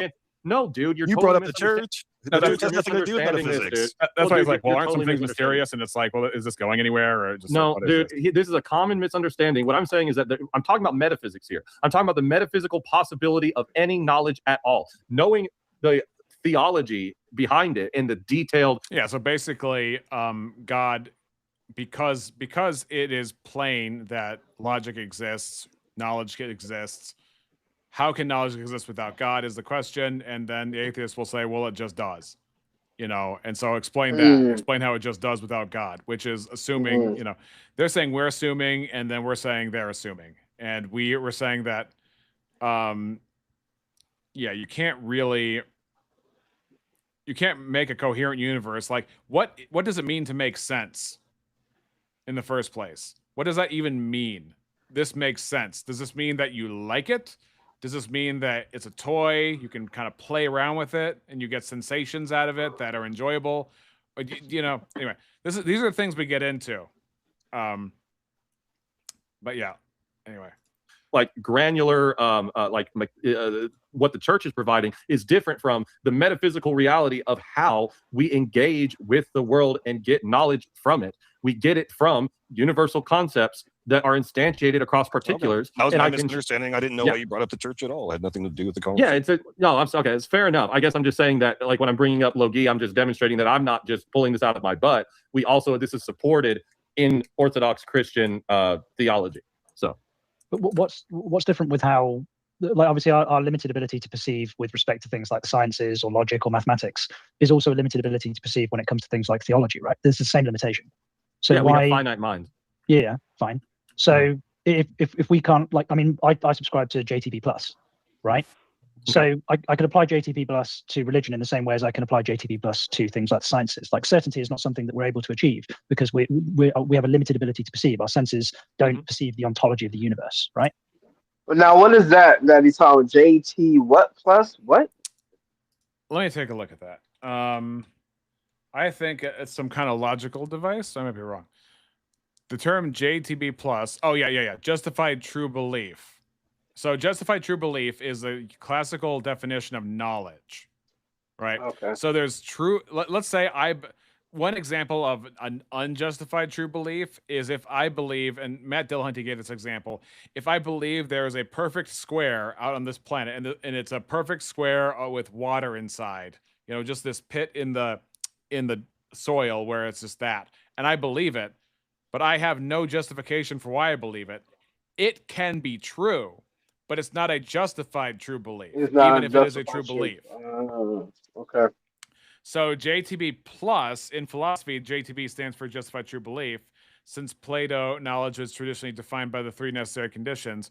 However, in 1963, Edmund Gettier published the Gettier problem, proving through counterexamples that someone can have justified true belief purely by luck, meaning JTB does not always equal true knowledge. To fix this, philosophers created JTB plus, or tripartite plus frameworks. These theories accept the original three conditions, but add a crucial fourth condition to eliminate luck. Common pluses include no false lemmas, meaning a belief cannot be inferred from any false assumptions, sensitivity or safety. If the proposition were false, the person would not believe it. And then causal connection, there must be a direct causal link between the fact and the belief. So basically, there's justified true belief, but it needs certain qualifiers in order for the justification to be, I guess, sufficient or something like that. I'd have to do some more studies exactly, but I don't know if reading Google would be the best content. What is JTB plus? JTB plus justified true belief, but the plus part tries to account for Gettier cases. It's a slight modifier. And I can totally grant that. I have no problem with JTB plus. I think that. Okay, ask the question again. I'm sorry. I want to make sure I answer correctly. So if our limited ability to perceive applies to things like the sciences and stuff like that, but it also applies to our interpretation of things like religious texts. Then you seem to be making a different claim when it comes to things like Orthodox religion compared to you're not granting. You're stating that we have some kind of limitation based on the conversation that you were having earlier. You're granting like that because our perception is limited and the science that we conduct is based on values which are ultimately subjective. Then it becomes subjective. But you're making an ontological claim with respect to theology, to religion. And given that we interpret religion with the same set of senses and the same set of tools in large circumstance as we do with the sciences, why do you get to place theology on a pedestal and make ontological claims about it, but you deny that science? What is the ontological claim about theology specifically? I'm seriously wanting. The claim that a God actually exists. That's not. Well, okay. So it's the argument that the reduced argument for. I will fully admit again that the main modus ponens I was using was for a more generic theism. I'm not necessarily saying that particular. I'm just saying that a universal mind is necessary for universal concepts, which would include logic, truth, information, things like that. When I'm talking about Orthodox Christianity, I would use different argumentation about that kind of goes into your question about we are finite human beings. We need a type of normativity. And we also this particular God has revealed himself to man. And this is where this also aligns with my, it's not my argument gels perfectly with the Orthodox Church. That revelation, the revelation of that God is the only God that could be the grounding for the things that I'm saying. I'm just saying that when it comes to disproving atheism, all I need to do is reduce it to a universal mind. Yes. Okay. Yeah, Eastern Orthodox. Right. Yeah. Tavo, have you? Is there anything you'd like to add while you're here? Obviously, you can hang whenever you want. I'm just curious. No, I mean, I'm kind of doing homework and kind of doing a little bit of work on the side while I'm here. But no problem. But I do, I find this a bit of a hard setting to engage with people because it's usually sort of one theist against 5 or 6 atheists, and we were on the other day, and T-Jump was just kind of shouting me down, and he was like, "I don't care. It doesn't matter what you said, what you say. I don't care about your data. Stop talking. Stop talking. Stop talking." I've seen some of that. Yeah, so it was I was like, dude, is that really? Are we going to get anywhere? And I think I had sort of valid and insightful point from the public health research perspective, where I was and so I don't know. I mean, I guess you just can't save everyone, and you have to have a sense of calmness about that. People have to be sort of somewhat willing to hear the argument and not merely there to just watch one side get shouted down. And I'm generally not a super aggressive person, so. But I mean, it seems like you're doing a really good job of interjecting to like clarify your point, to add important arguments to the flow of the conversation, and they're at least being somewhat deferential. I think like I've talked with Dad Knows Best before. He's a nice guy, very nice, but he just kind of talks the whole time, so it's hard to really get a word in. At least he doesn't like shout you down, but he's quite pleasant and quite polite. But it is sort of an issue of ongoing frustration I have. That's why I don't go on that channel very much. But yeah, I mean, it was interesting because although they're all great guys, they're all super great. Yeah, it was interesting because I went up and I saw that you went up, which might have been like, oh, I wonder if he went up because it was a friendly up there. Whereas before it'd be like, so why are you a Christian, huh? Just point to God. Yeah. Point to him. Yeah. That's usually the jump off. Well, let me hear you reason. Let's go and all that stuff. I want to just marinate and just like, hey, let me hear what y'all talking about first. We'll go from there. Who is Peter's daddy? Do you know who that is? Who's he referring to? When Peter said hi, daddy? Seahawk daddy. Probably Seahawk daddy. Okay. Yeah. I ain't calling no brother no daddy. I was saying, hey, Seahawk, what's up? Yeah, I probably. All right. So here's the thing. Nitty says your epistemology is insufficient. Whoop.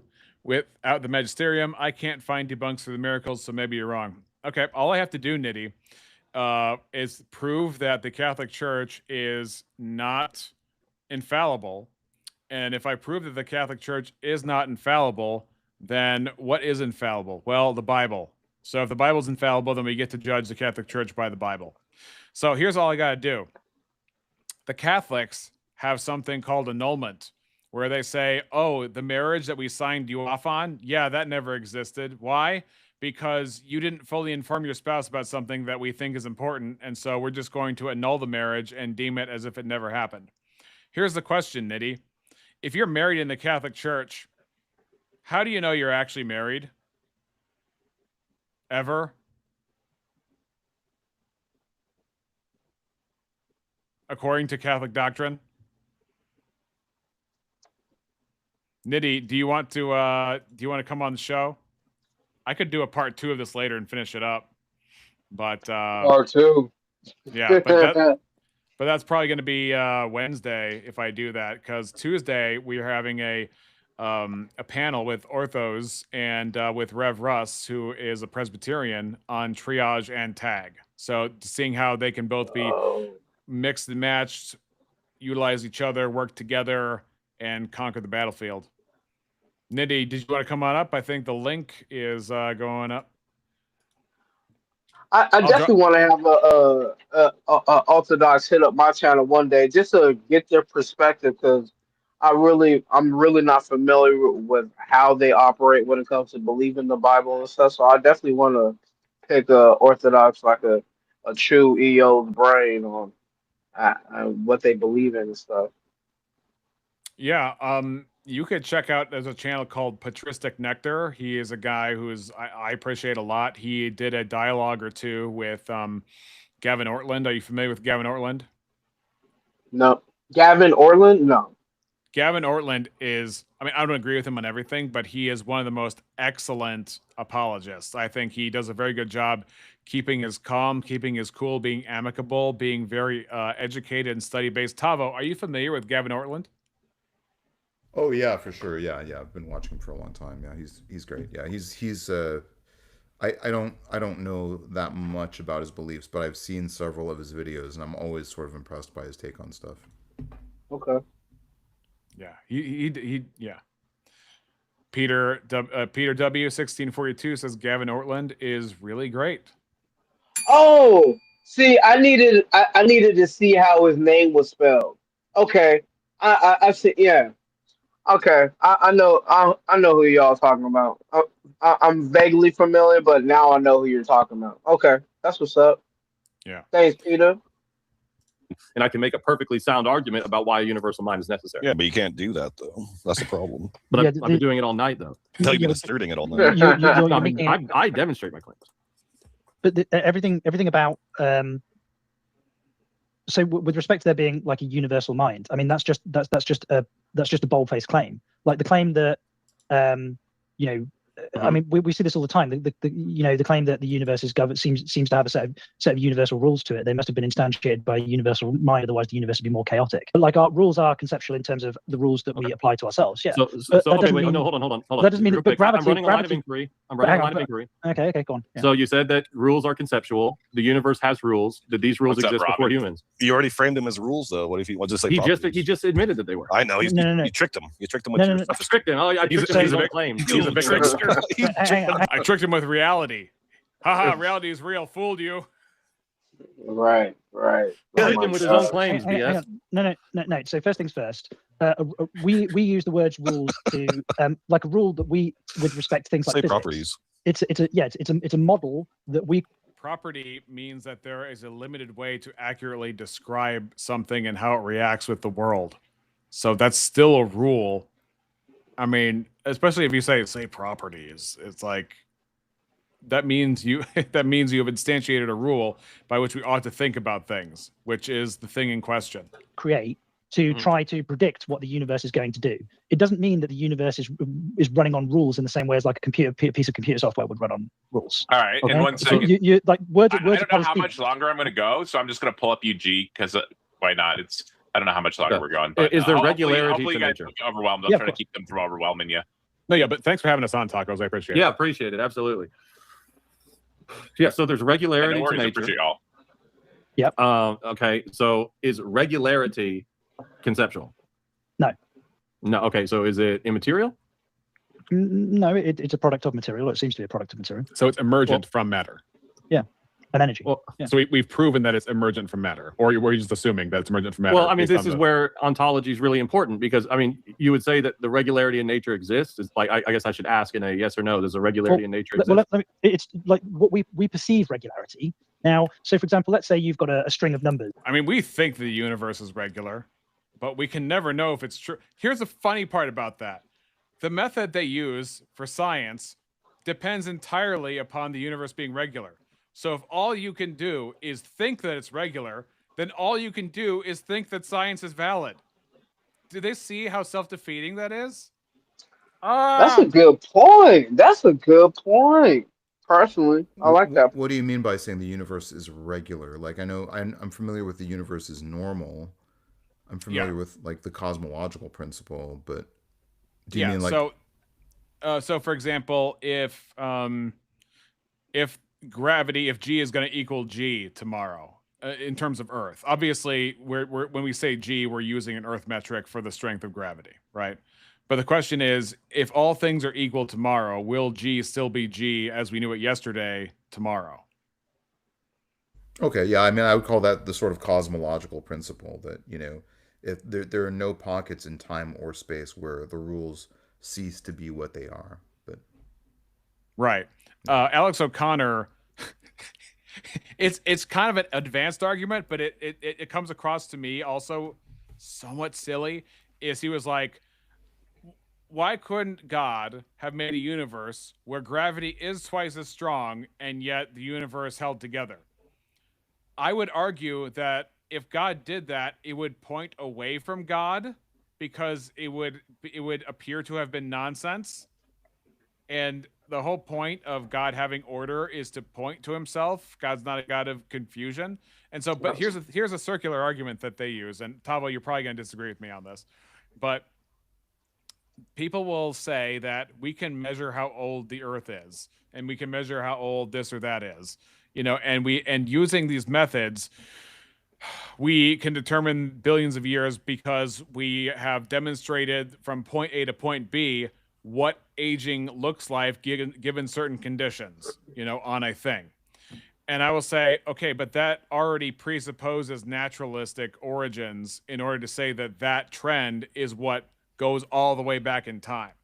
So in saying so, you're assuming what you have yet to prove of a naturalistic occurrence. And I know that people throw a last Tuesdayism at that question and say, well, then how do you know that the world didn't come into existence last Tuesday and all of your memories are just things that popped into existence last Tuesday and you think that the 90s happened and they really didn't. Those are just memories that popped in your head last Tuesday when you got created. And I guess I would say is then it goes back to your epistemology of how do you know what's true?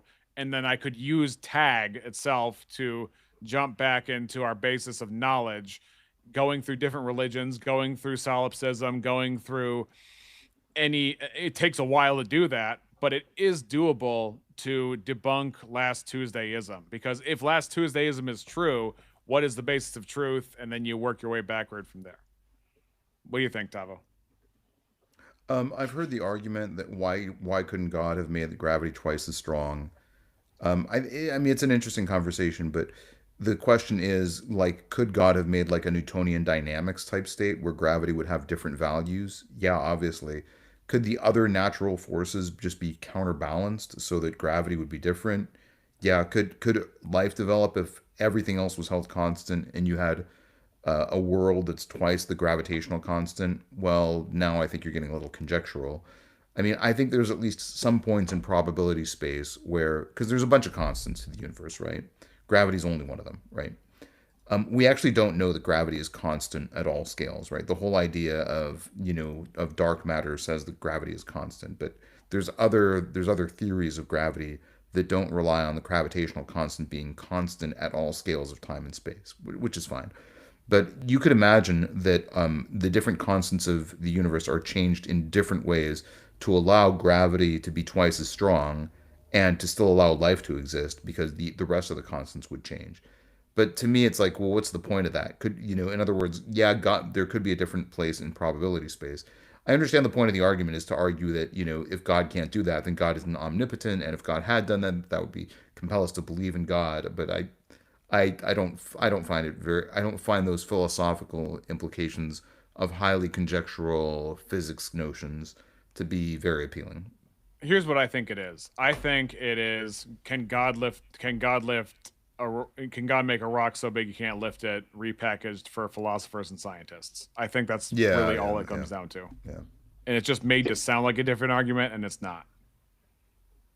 Yeah. I mean, I like the argument. I like the way Alex puts it. I've heard him express it before. He's not the first person to come up with that. It's an interesting argument, but to me, it's just sort of like, I don't know if it has a predictive power in terms of atheism versus theism.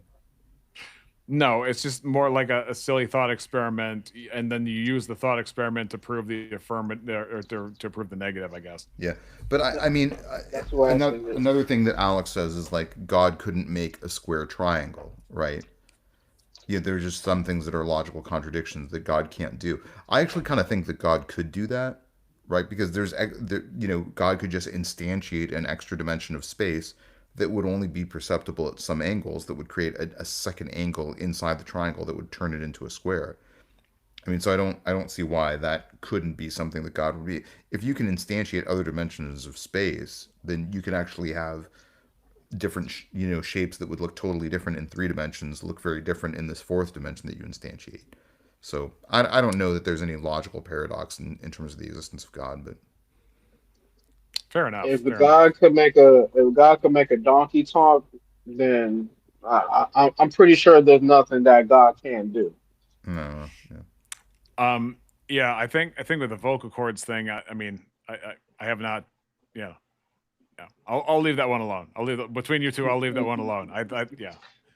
That is, it's 20,000 numbers long, and the number cycle repeats itself every 120 cycles. If you only look at like 60 out of those 20,000 numbers, then it wouldn't appear regular at all. It would appear random. But it depends the scope at which you observe something. So regularity, we can observe regularity within the universe, but we're observing it. It's not a product of a human mind, right? It's our perception of what already exists ontologically, right? Oh, right. So does the regularity exist ontologically? Yeah, it's just a product. Okay, so you're falling into the trap. So wait, if it exists ontologically, then what's the ontological status of regularity? Well, there needs to be something for us to observe, right? That's exactly right. So you're observing this thing called regularity. What's its ontological status? Is it material? Is it immaterial? Well, our perception of the regularity is immaterial. Wait. Are you observing your perception, or are you observing something outside of? Is there a difference between human perception and the thing that we perceive? That's what I'm asking you. I would say yes. Yeah, What? Because the answer is saying no. Yeah. Did I hear that right? Yes. Oh, okay. They will jettison knowledge as soon as knowledge becomes inconvenient. When knowledge is on fire, they will throw it off like a fiery jacket. You know. That was wild. I thought I was hearing things when you said that. Okay, that's what's up. No, your perception is correct. They will be like, oh shoot, all these things that make sense are not convenient for my particular worldview right now. Oh my gosh. Yeah. The subjectivist approach to truth has been universally shunned by the church. At its heart, it reduces the suffering of Christ to our perception. Amen. Now it's hard solipsism. But what you're doing is you're making the reverse claim. You're saying that because there's regularity in the universe, that must have been a product of a mind. And I'm telling you that's well, no. I'm getting there, but I'm just trying to get you to see. You're saying yes, there's this thing called regularity that exists. It has ontology. I'm saying okay, what kind of ontology? And I haven't gotten an answer. Well, what do you mean? What kind of ontology? Like is it like imaginary? Is it something that is binding to the universe that maybe possibly another universe could have worked another way? No, I mean, it's very clear. This is very clear. It's like it's a true dichotomy. If something has ontology, it's either material or immaterial, or you could be like maybe have some very niche monistic view, what's it called? Anyway, but yeah, I mean, like generally speaking, things are either material or immaterial. Not quite, Eli. Don't grant them immaterial. There's three different positions you can hold about what exists. Okay, what are those? Humean regularity, realist regularity, or necessitarian laws. So it's not about. Wait, but those aren't ontological statuses. I'm talking about ontological statuses. Material, like, would you agree? Is there a third option other than material and immaterial?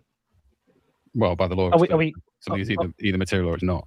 Okay, there we go. So is the ontology of regularity material or immaterial? It is an obvious question because you don't pick up regularity. You don't step in a puddle of regularity. It's clearly immaterial. Are we including?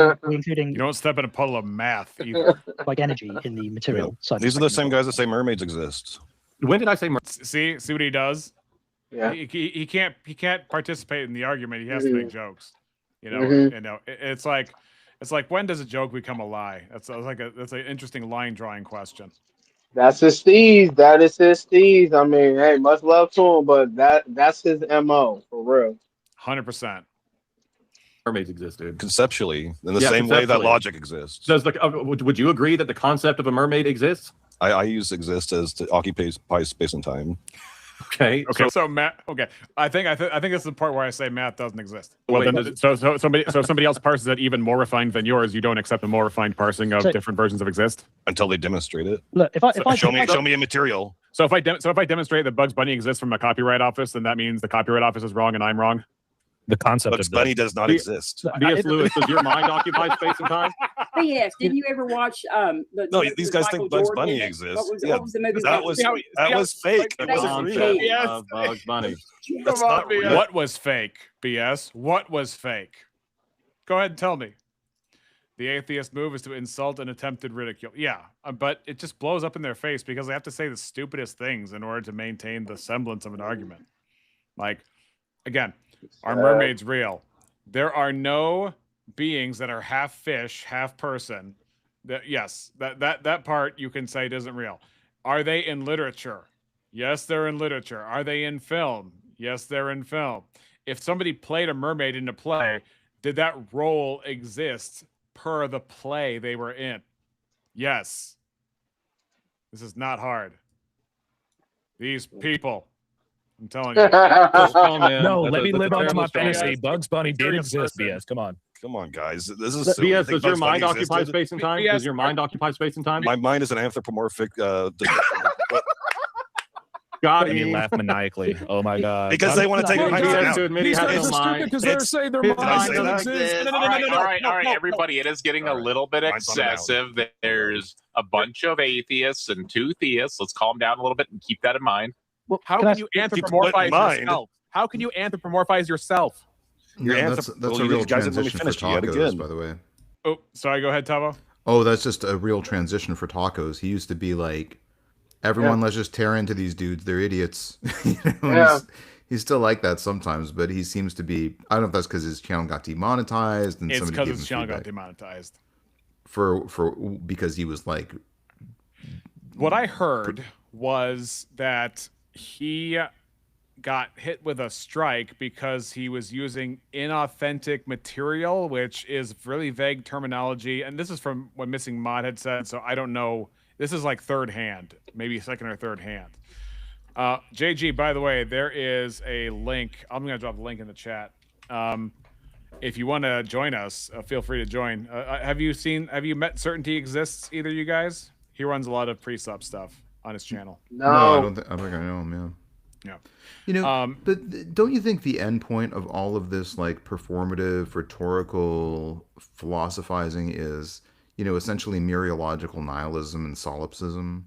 Like, I feel like that's where the conversation degenerates to as the final endpoint, and then you can't really make any progress after that. And I feel like that's kind of the, I don't want to say a lot of atheists use that move, but I feel like it's a move where, you know, we just don't live our lives like that, right? We live our lives as though things are things and as though ideas matter, and, you know, and thoughts, and, you know, are objects in our head, you know. I realize that doesn't, you know, I don't know that there's any philosophical way to get rigorous down to the when you get down to the nitty gritty, but I feel like a lot of this performative, I don't want to say academic, there's an impolite term, let's say academic onanism or intellectual onanism. Like, I feel like it degenerates to this sort of like solipsistic mereological nihilism where you can't really have a conversation beyond that point. Right, but that's part of, I agree. That's part of why I'm approaching the way I'm approaching, because it does demonstrate for passersby that this unlivability is the demonstration of how atheism cannot work. Because they want to talk about how our behaviors come from our ancestral lineage going downstream. And then it's like, okay, this helped us survive. And it's like, okay, denying that we interact objectively with the reality that we used to subsist and to supposedly go through evolution and come here is how we survived. You're demonstrating survival techniques by denying the obvious. Really? You can't even, like, you tell me that we evolved from the responses to an environment we can't even confirm exists. That's your move. Yeah. Anyway. It's an anthropomorphic form of what your brain does. Your mind is your thinking, your memory, your cognition. When we say mind, we just mean all that stuff. Does your mind exist? So how can you anthropomorphize yourself? You are already a human. I am not my mind. Are you your mind and your body? And your worldview. I'm talking about in your worldview. Don't show it back at me. I'm talking about you just said you're I'm not just my brain. The last thing atheists want to talk about is atheism. Always remember that. Yeah. Oh my God. Like, they want to talk, the atheist worldview is entirely parasitic. If not for theism, there would be no atheism. In that sense. Oh man, and you know what? And I want to say, and I would tell them to their face, like, most of these atheist streams need theists like us to come and try to debate between back and forth, or they won't have an audience at all. Right. They should be paying us. For sure. What are you besides your brain then? Your body? My body too. Okay. Yeah. Okay. So the brain is part of your body. There's no actual differentiation between your brain and your body in terms of its nature, right? It's on the same natural plane. It doesn't rise above that, right? No, it's natural. It goes into the dirt when you die. Great. So so the brain is just part of you, whatever you think you are, because you are your body, and the brain is just another organ like the liver. Except, I mean, I would argue that the brain has a relationship with reality. It is a meta organ in the sense of it refers to the outside world, not just Well, inside if yourself. you get a brain disease, go see a meta doctor then, bro. Well, I don't think you're disease gonna is do a that. design claim, but that's Bro not said it. a meta doctor. You got to go to a meta hospital first. Yeah, you gotta go to take a meta. You go to a ambulance. meta physician. Meta I've hospital. never met a Oh, physician wow. anyway. So Very good. Oh, That was pretty God. funny, Eli. This guy stinks. Way too much Eli. better. Way too much this guy stinks. Can I just ask, with regards to the regularity and noticing or observing regularity? So if there's like a pile of 2 rocks, then a pile of 3 rocks, then a pile of 2 rocks, then a pile I think this is where it starts to get a little heated with the of 3 rocks, rocks. then a pile of 2 rocks, then a pile of 3 rocks. Mm. Like a human would perceive that there's a regular pattern to that, but it is also still the case that the rocks actually exist. and they would exist in that configuration absent the existence of humans. That's more of a Humean position. So Yeah. you're saying that there are like concrete events and facts, and they're arranged in regular patterns, but this regularity doesn't require some like additional entity of a law doesn't- or necessary connection over and above the pattern itself. And I've laid out my argument against nominalism. If what you're predicating doesn't have real ontic, then what's being No, it does. predicated? No. Well, I mean, It's saying- so it's then saying you're the not regu- anomalous. No, it's saying that the regularity doesn't require a law. You're a necessitarian law. So you think regularity exists because there are genuine laws that God has provided. But Yeah. humans would reject that. Oh, well, okay. What I'm saying is that when we're talking, I would refer to objects maintaining their identity over time, the basis for what we call the don't. law of identity. Oh, they don't? No. Okay, so what has two separate ontologies at the exact same time? Okay, here's the conflation going on here. If I say that water is liquid and then later on there's heat and then it becomes vapor, then it's a gas. So the problem is we're not saying he is not understanding Eli correctly. He needs to understand that if it's a gas, it's not liquid. And if it's liquid and not a gas. And so what he's saying is if there's any change that happens in the physical world, that it basically disproves the idea that a thing maintains its identity over time. And that's the problem. And it's so low tier. Like I hate low tier is debate bro language, but it's like you can't be this dishonest and not think you're not gonna get away with that. It's so like, why are you wasting our time with such stupid You objections? don't want to, yeah, for real. For real. Well, what are you talking about? That doesn't Like, relate to what you're is a about. bottle a deer? Like, can a bottle be a bottle and a deer at the same time? Sorry, go back to your first question. A chair can be a table at the same time.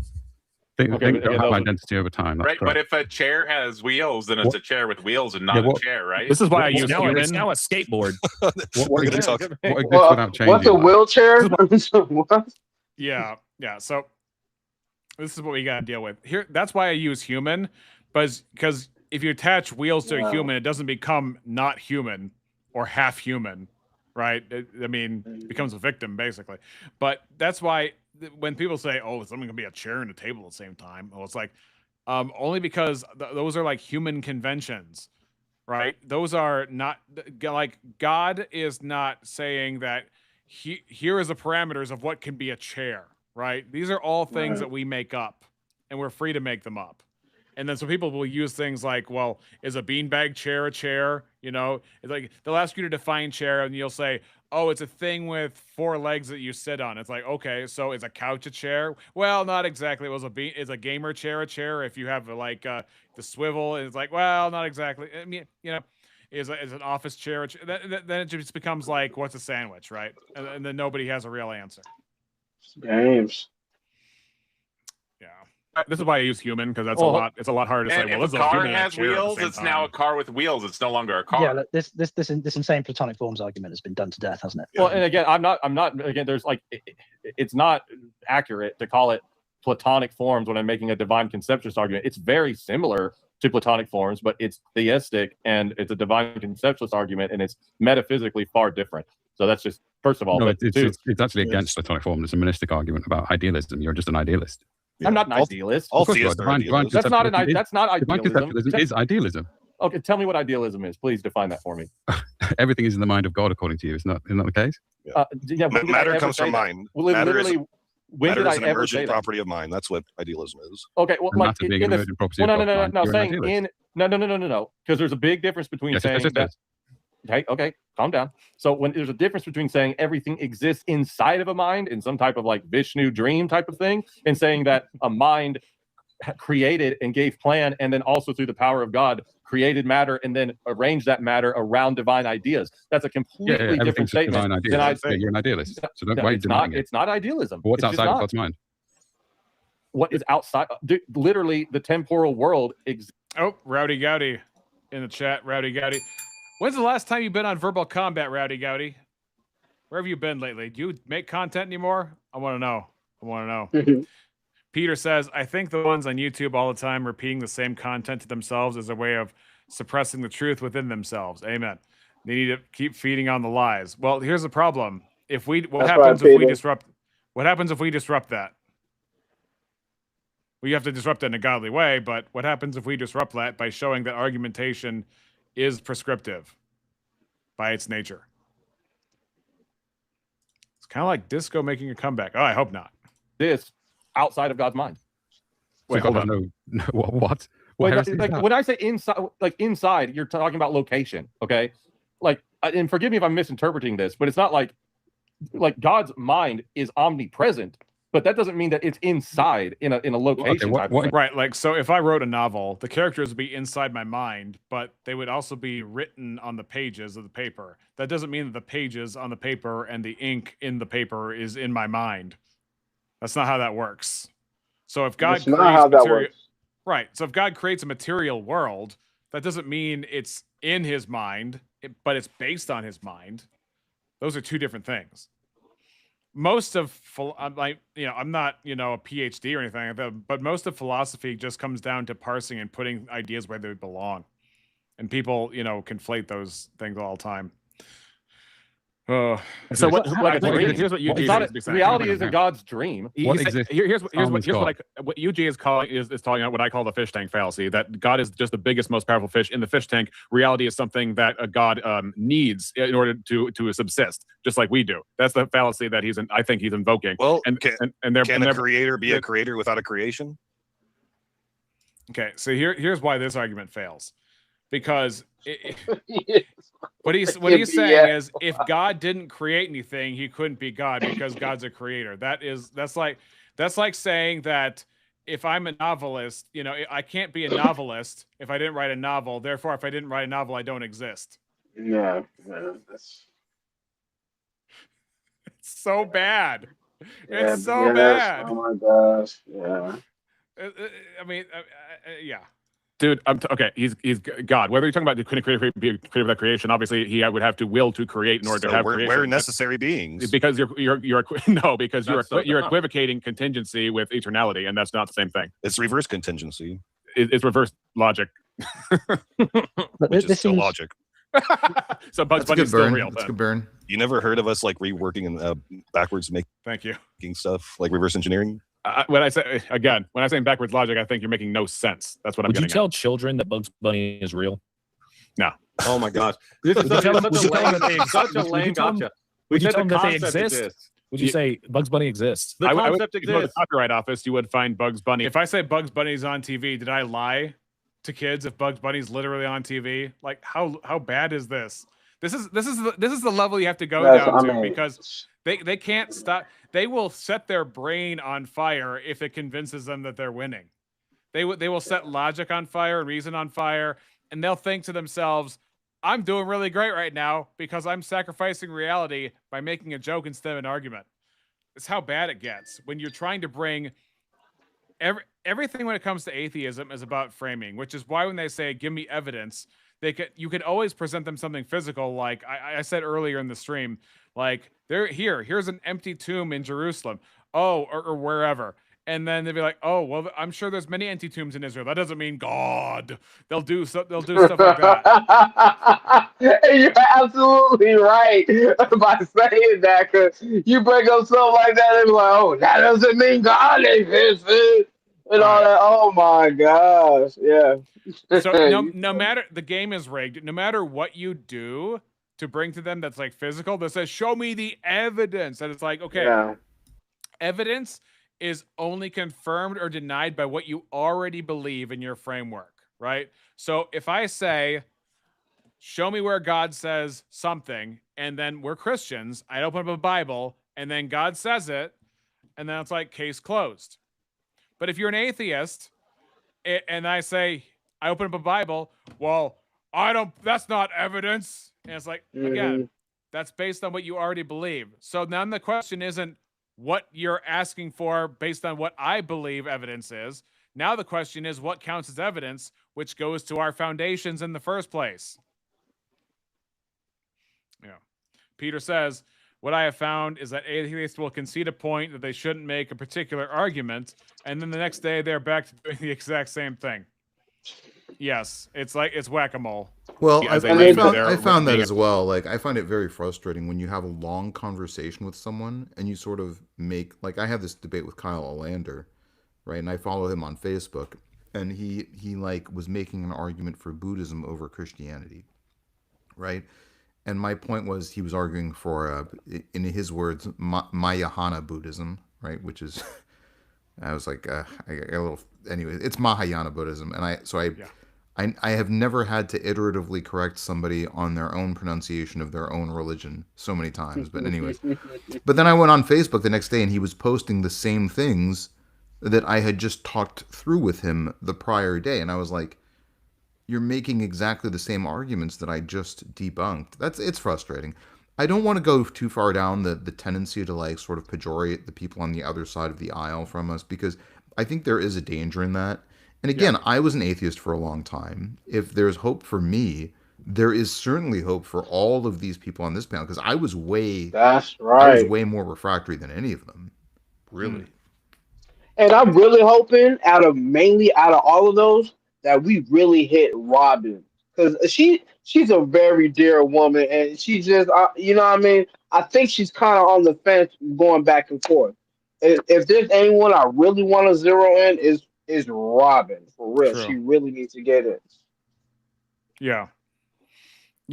And here's my thing. Tavo, you're 100% right that, having a compassionate outlook on these people is what the point should be, not so much how bad their arguments are, even though they are really, really, really bad arguments. And especially, I like Robin. Robin likes me.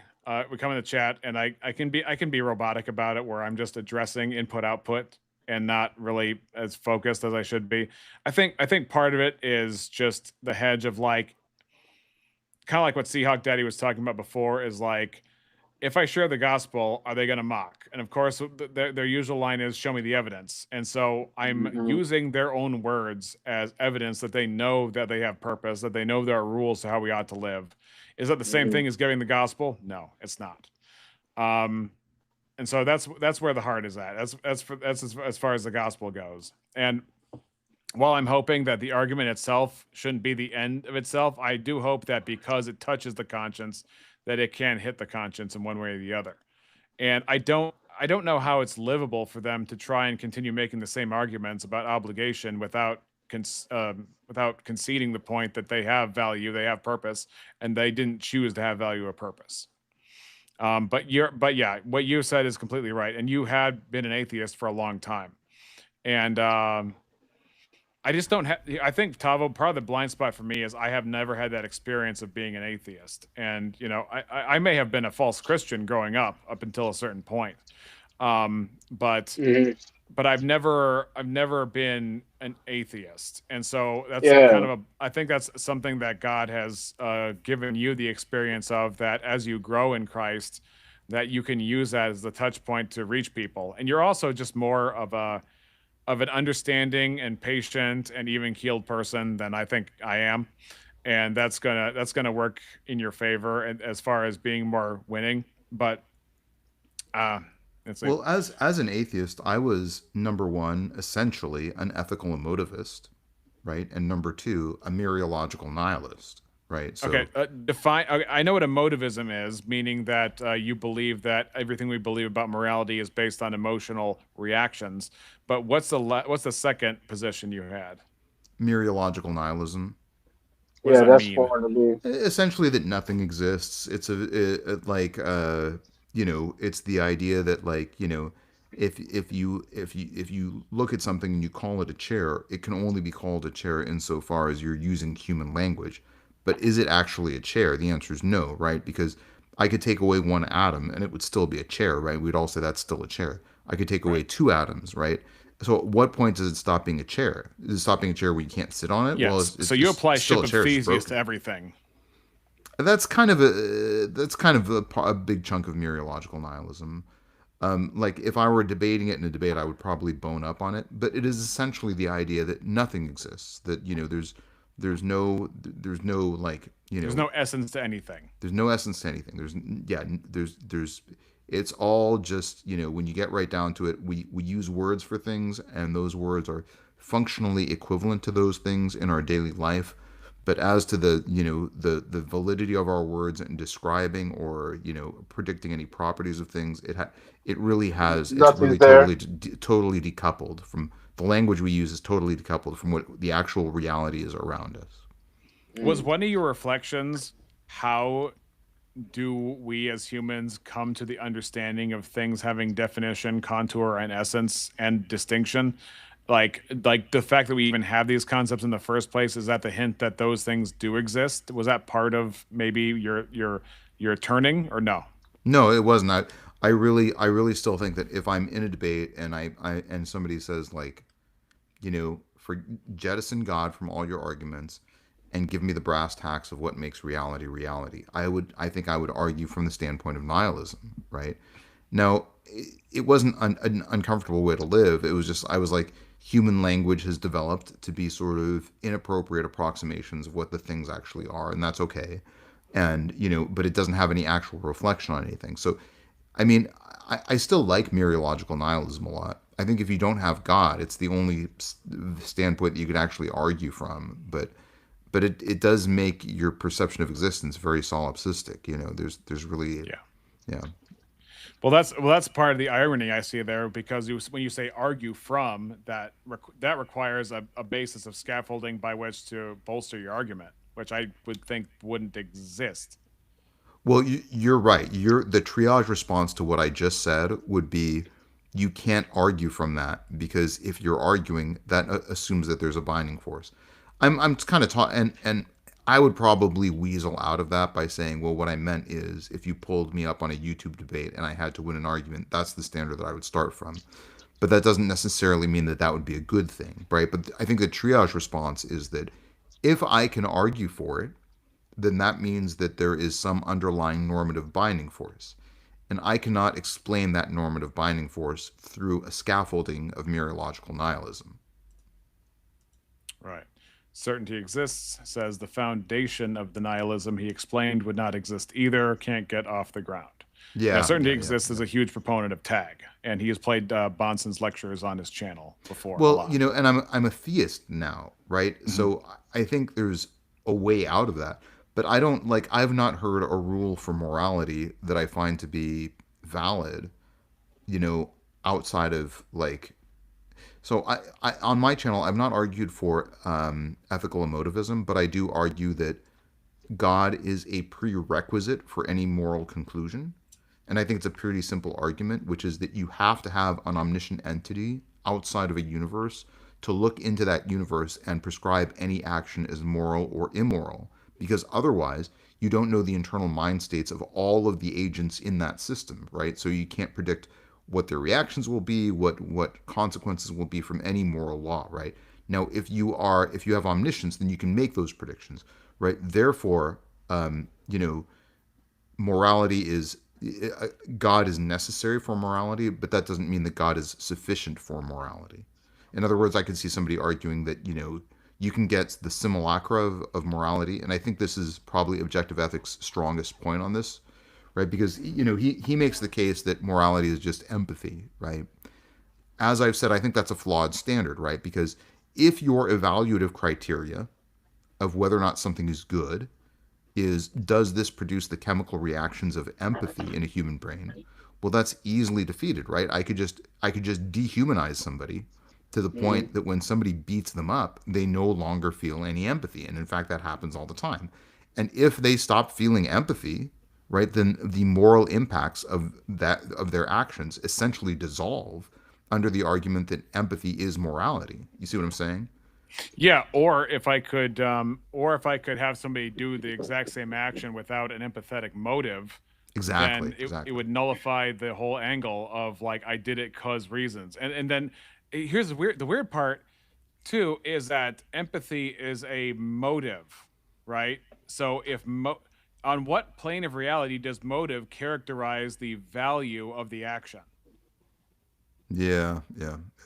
Because then it's not the action, then it's the motive in that case. Now, having said that, this is not the belief system I hold. This is just if I were in a vacuum and in an atheist framework, I think if you are an atheist, you have to be compelled to be an ethical emotivist.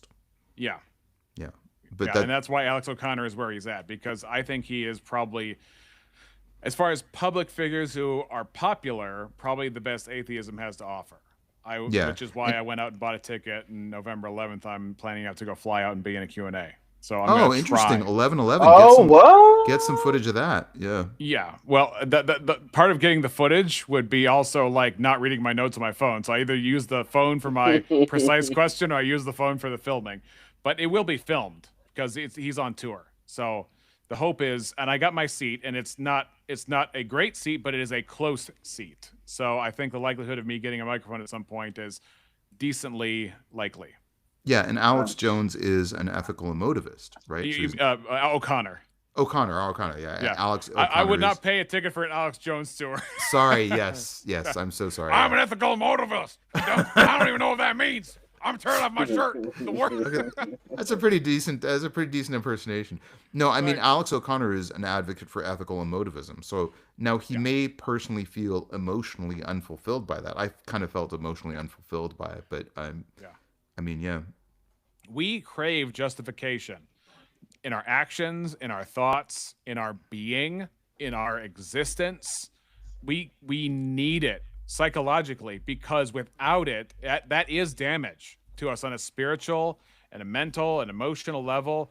I mean, I do agree. The feeling of uselessness is a vampire. It is an absolute vampire, because then you feel like you have two things at once going on, where you believe that value is real because you can't not believe that value is real. You can suppress it or use philosophy to get out of it, or necessitate that your idea gets you out of it.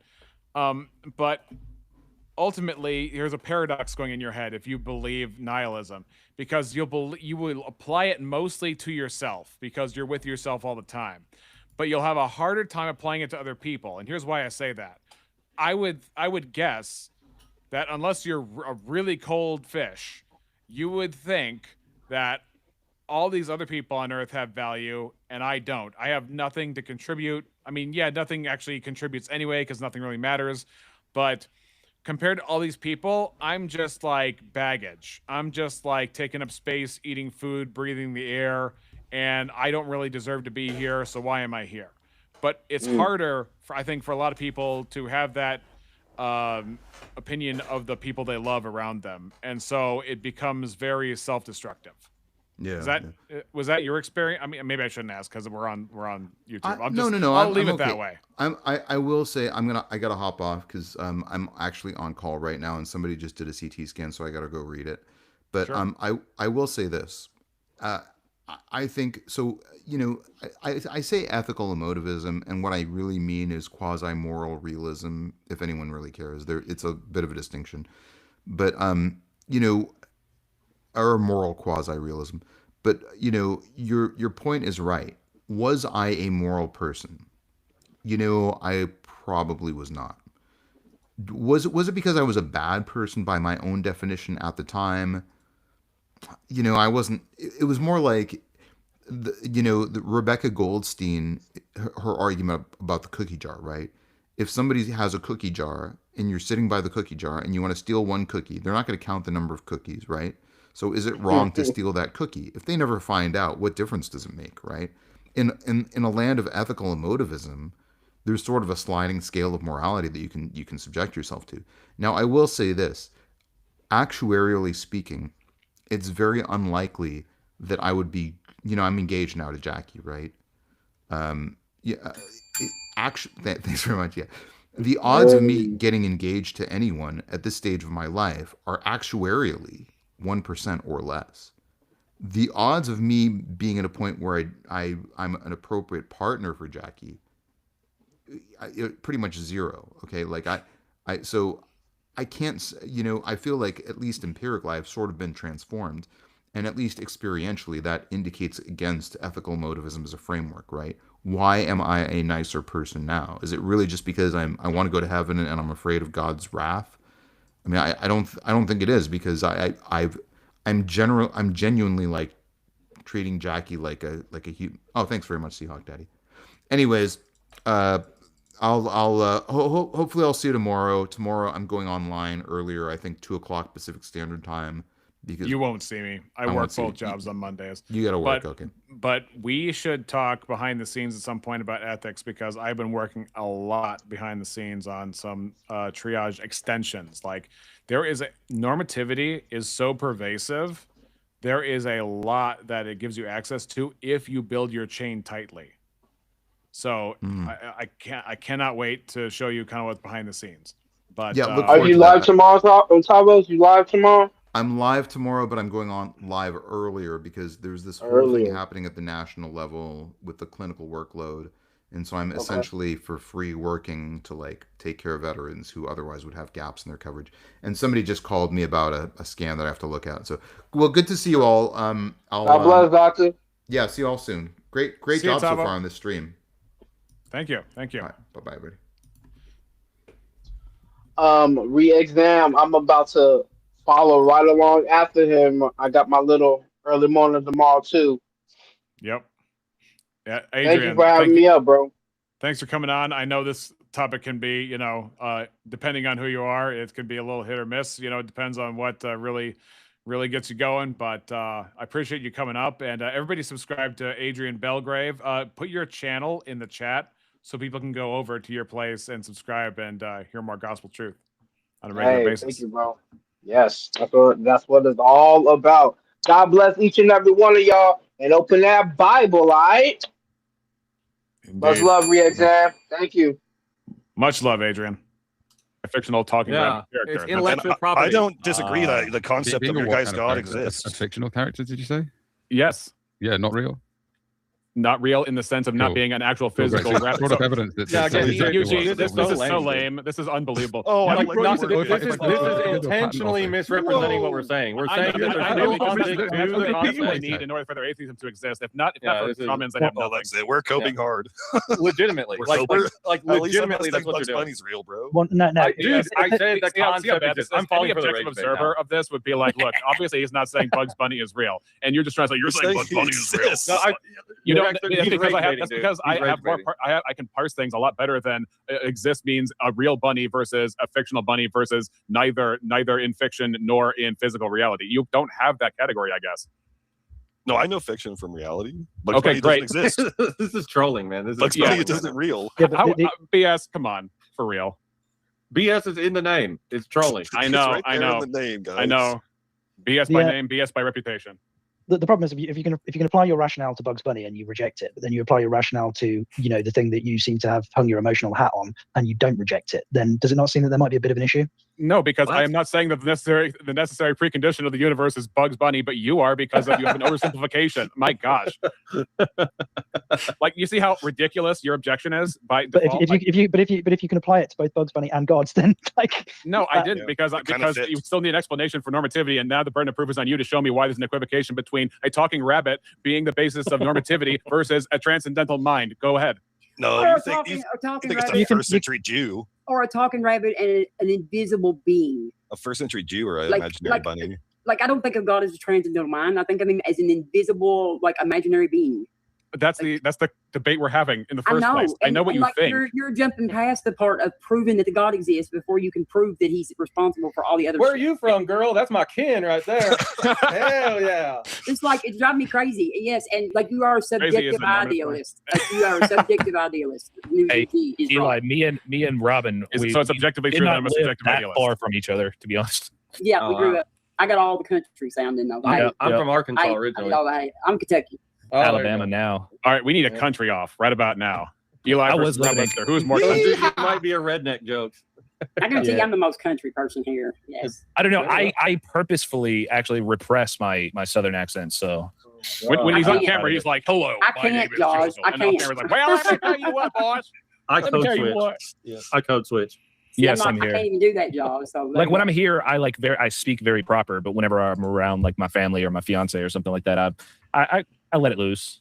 You know what's funny is British actors do the best country accents. I think. Like I don't know. Lily James. Anytime I hear a non-southerner, like at least an actor who does a southern accent, it always just feels off. It never feels right.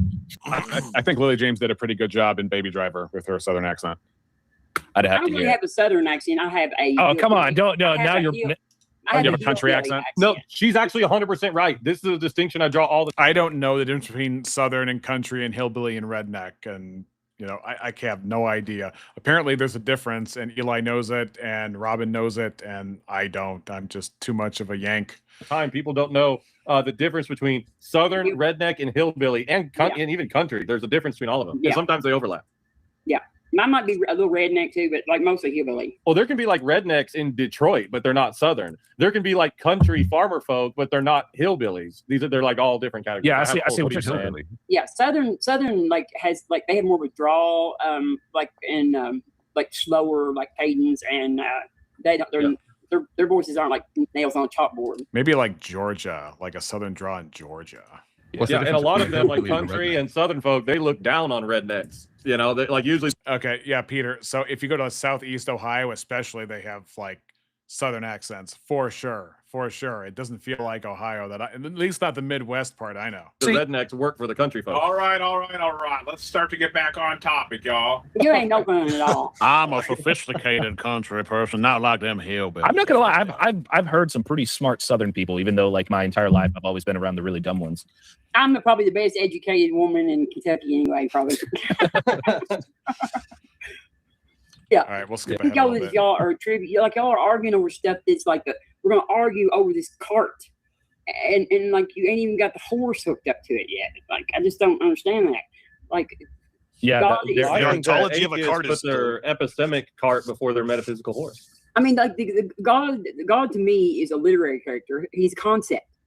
Like you're giving him attributions of like being responsible for creating the entire world. If I told her literary characters don't exist, would she take that seriously? I doubt it. We have natural explanations for these things, and whether you accept them or not is not really the problem, because we can actually demonstrate that we can explain many of these things. The only thing that we have not worked out the explanation for is like the complete thing for abiogenesis. But other than that, okay, Robin, like we can come up with taking, you know, we know that probably matter already, not matter, but energy already existed in the shape of like quantum. They can't come up with explanations for the origins of things. They can come up with explanations for how they work and then attribute how they work as the origin of the thing. That's all they can do. Fields or whatever, and that makes matter. The matter can come out of them. So we don't have to have the God to even start the thing. We have you know the formation of the entire universe like that right there. Okay, Robin, what is the natural explanation for the laws of logic? Bugs Bunny. There is the laws of logic are man-made concepts that we wrote down, or like you know an old Greek guy did that are descriptive about the world that we see. Yeah, they are just descriptions. They're like it's like me saying you know. It's like the cloud. The cloud is a rabbit. That's a description. It's not. No, it's like you're being silly, Reax. You're just making like. It's a big deal when I'm being silly, but you know everybody else being silly, saying that I said Bugs Bunny was a real rabbit. That's not being silly. We got to take that seriously. You're saying okay. Stuff. You're right. That was a bad example. Thanks, Robin. The laws of logic and the laws of logic, mathematics, all of our modeling, they are man-made, conceptual, imperfect tools that we use to try to describe the universe that we exist in. And they will always be imperfect because our perceptions are imperfect. They're descriptive. We noticed something about the world. We noticed that. No, but here's the question: if we needed to make them to describe the universe, and to gain knowledge of the universe, then where did we get the knowledge to make the laws of logic? Have you ever studied like the evolution of Homo sapiens and like how we were like different evolution? They're fundamentally not understanding the question. So you need that's where we got knowledge from. That's where we got. Okay, let me ask you this way: if we hang on, there's a super chat, so let's get a super chat, and if we need some clarification, somebody can ask for some clarification. But let's read Frosty's real quick because he has some valuable input. I think it'll clarify some stuff prior to your clarification. Frosty, thank you so much for the support, sir. I greatly appreciate it. Frosty says, Baby Driver was simply Odin pretending to not be the transcendental mind by refusing to do the right thing and avoiding everything. Wonderful. I have no idea what that's supposed to be. Full point, Frosty, as always. Okay, Robin, do you need logic to create things? Which logic? Do I need logic to create things? Any logic. Do you need logic to create any things? logic? Yeah, do you need logic to create things? You have to impart consistent logic. No, I'm asking Robin a question. Robin, do you need logic to create things? You need to qualify what you're asking because you just said logic. I said any logic. Any logic. Which logic? Any. Any logic. Wow. Do you need logic to create things, Robin? Wow. Do you need the concept of logic to Wow. know the law of identity? It is a Robert, very he doesn't even simple understand question. what logic is. Peter says we got knowledge from a story we made up. Yeah, exactly. How are you supposed to get now? I have ancestors, therefore I have knowledge. Hold up. My ancestors were animals, and that's how we got knowledge. What? Do you need logic to create things? What do you think logic is? Like little Okay, bricks can of we stuff? let Robin answer the question directed to her? It's just a nonsense question. Yeah, no, Well, he knows where it's going because it's a total you defeater need- but to say that we Well, no, because created your the laws question of doesn't make any sense logic. because you're talking about logic as if it's small No, parts. it doesn't of make stuff. What are any you talking sense to about? say that we created the Do you laws need of logic. logic to We create did not things? create It's not them. a We You identified. literally just said that we Oh, we could have identified made them. up Yes, It's you logic. did. language. Like it's not a creation of a thing. It's a language that is a Let everybody in the description. audience know. Notice she said it's a concept. She was about to say concept. Monkey knowledge, exactly. She was about to say that knowledge, that laws of logic are a concept, but she can't say what they are because if she says what they are, it gives up the game. Where do concepts exist except minds? Well, it's an abstraction. Okay, what makes it a valid abstraction that isn't made of matter? I guess that's what an abstraction is. It's not made of matter. What is a valid abstraction versus a non-valid abstraction? What do we use to measure the validity of any abstraction whatsoever? It's how they flip flop their positions when they get cornered. Like I It's said it the beautiful whole to witness. time, it's a didn't corner description. anybody. Instead of It didn't make any doing- sense. So it's not made up by men. It's a something time- that men described outside of themselves. What do you think Like logic you said, is, it's a Eli? language Well, we didn't- recognized we didn't prior to describe humans. outside of ourselves. No, we noticed a pattern. We noticed something, an observation. We make an observation in the natural Okay. world, Have you and heard we of say pareidolia? that is the So there's law of patterns identity. in the natural world. Yeah, because we're Now, earlier, B.S. Lewis brought up pareidolia, which is interesting because pareidolia could be anything in atheism because you don't know that the pattern you're seeing is reflective of anything that tells you anything in the world. That pattern could only exist in your head and tell you nothing about the way the natural world is, who you are, what you're doing here, and who are these people. pattern-seeking apes. Right. Okay. So patterns We love exist. patterns. So We do just- patterns No, exist? you're talking about patterns are not logic. Logic constrains what? valid inference between propositions. The That's what laws of does. logic aren't Laws of patterns? logic don't govern reality. Wait, is a language a pattern? What are you talking about? You're Why saying am I the laws asking of a logic question aren't about- patterns. I think they absolutely are. No, no, patterns. no, I no, think no. I that's didn't a say anything about ridiculous thing patterns. to I say. said logic You did constrains just say valid something They about inference. patterns. What are you describe talking the about? pattern. Yeah, he said it They wasn't a pattern. describe the pattern. No, And logic he's like, the constrains laws of valid logic are not a inference pattern. I'm not from talking about propositions. patterns. On Eli, important point of moderation. Allow your interlocutor to respond. There's like 3 people lighting up. It's hard to hear everybody yelling over everybody. Let's calm down a little bit. Nobody's in danger. We're just having a conversation. Fair enough. So Eli wants to say that Just so y'all Eli know, I wants to say can that yell the laws louder of than logic anybody. govern reality, but the laws of logic constrain valid inference between propositions. That's what they do. Okay, so the laws of logic are not metaphysical realities. Do the laws of logic exist independently? And Of do they human impose minds, yeah. constraints upon reality? Is that what you're asking? I'm asking No, are they they don't. metaphysical real? Oh, they don't. No. Okay. No, they're No. intelligent. No. No, Wait. So are they in the Bible? Like, if they're that important, if they're that important to like reality, why didn't God include them in His book? Okay, if nutrition is important to eating, then why isn't nutritionism in the Bible? Like, okay, let me ask you this. Is nutritionism in any of the humanistic, like by detail? If nutrition by detail isn't in any of the humanistic manifestos, does that mean that the humanists don't care about nutrition? Is that how that works? so I'll ask the new UG the same question I asked BS. Did objects maintain their identity over time before humans? Objects don't maintain their identity over time. You're Wow. reifying something. What do you think an identity is? If I, it would, wait, it's the saying a rock is reifying it. No. I don't think That's that. lame. I don't think They that. think trees just popped out of nowhere. I don't think the Dude. identities of rocks existed. Like the physical matter that makes it the rock existed. The identity of rock is something that we gave it the name of. So what new UG is saying is that because things change, that means that their identity has changed. Yes. What's an identity? Okay, Eli? so But if, you know- if a you know the tree ship at if a these tree cities- rots, Eli, is it no longer a tree? Eli, what's an identity to clarify? There are a lot of people here as well that are atheists versus theists. So I do think it's fair to allow him to respond or make a point in between people jumping in, just to like Fair. equal out the time somewhat, like he's talking one-on-one, not necessarily one-on-one because there's so many people, but at least give him a shot to like make a point after responding to somebody, right? I feel like that's fair with interlocking with so many people. Can I just ask a clarifying thing here with respect to how we're using the word identity? So, like, if you've got a tree, like a human identifies that they're looking at the tree, and then if the tree dies and rots, then we identify that the tree changes, but the tree itself does not have an identity. But in order to identify or have an identity, you This kind of sounds like what Tavo was saying as far as nihilism. need to be self-aware, or you need to impose an identity on an inanimate object. What he wants to conflate is the law of identity. Everything is identical with itself. Yeah, I mean, is that not a fact? Identity over time, which is something So different. you're denying the law of identity? No, I'm not denying the law of identity. Over time. Identity, not, Hold up. I think one side is trying to like say that the law of identity or the laws of logic are some fundamental part of reality, and the other side is saying the laws of logic are like prescriptive tools to a language that guide the way you use that language. Wait, what does he mean by prescriptive? Does that mean that the majority have agreed upon them and imposed them upon the populace because they said so? Does he mean prescriptive as in we ought to believe what's true? What is he getting at? Why wouldn't they just be descriptive? But wait a minute, Prescriptive within Thomas, Robin society. literally said it was a description of external Descriptive, not reality. prescriptive. Yeah, Well, it's, a description of it's what? prescriptive within the system of logic in that worldview.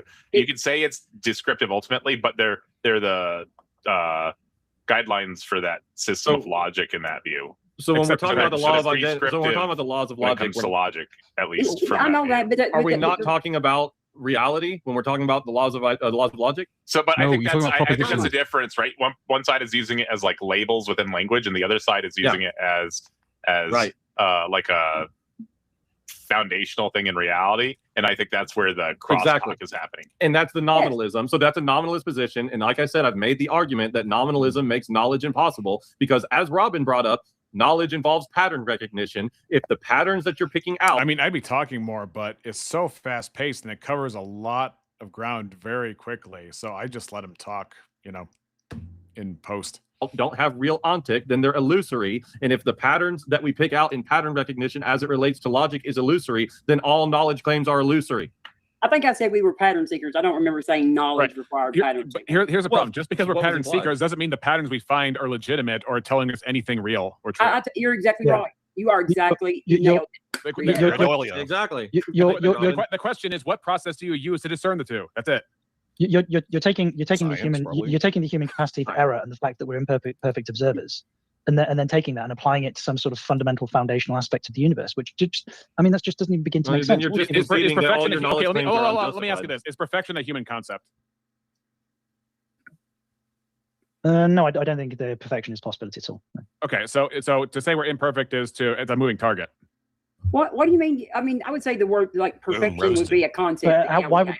Like why it's would not you say- like Here's why. Because we have to contrast perfect. We have to contrast perfect from imperfect, which means we would have a concept of what perfect would be in the first place to know what standard we're falling short of. Exactly. So there is no perfect nature. of Right. So stuff. there's no perfect. So to say that we're not perfect is to, I think, reduce fallibilism to Well, incoherence. with respect, it depends what you're referring to. So, for example, with the deductive system, if you accept the axioms of the system, then I think like 2 + 2 = 4 is perfect. With respect- If you accept the axioms of any system, yeah. Exodus 3:14, God said, Moses, I am who I am. And he said, say this to the people of Israel, the I am has sent me to you. That's aseity. Math, maybe math. But with respect to things, anything that requires induction, I don't think you could achieve perfection there. So, but the math doesn't precede us, right? It's just a convention that we seek a pattern in, right? It's a human convention that has a very rigorous and stringent set of rules that are easy to identify. Yeah. So 2 + 2 = 4 in base 10 maths. The conclusion that 2 + 2 = 4 as the conclusion is perfect. Okay. So, but that maps onto reality, right? Well, with respect to like there being 2 rocks on a beach and two rocks next to it on the beach, and there being 4 rocks, the problem is it relies on our perception of the actual world in which we exist. There's a delay between like require photons bouncing off things.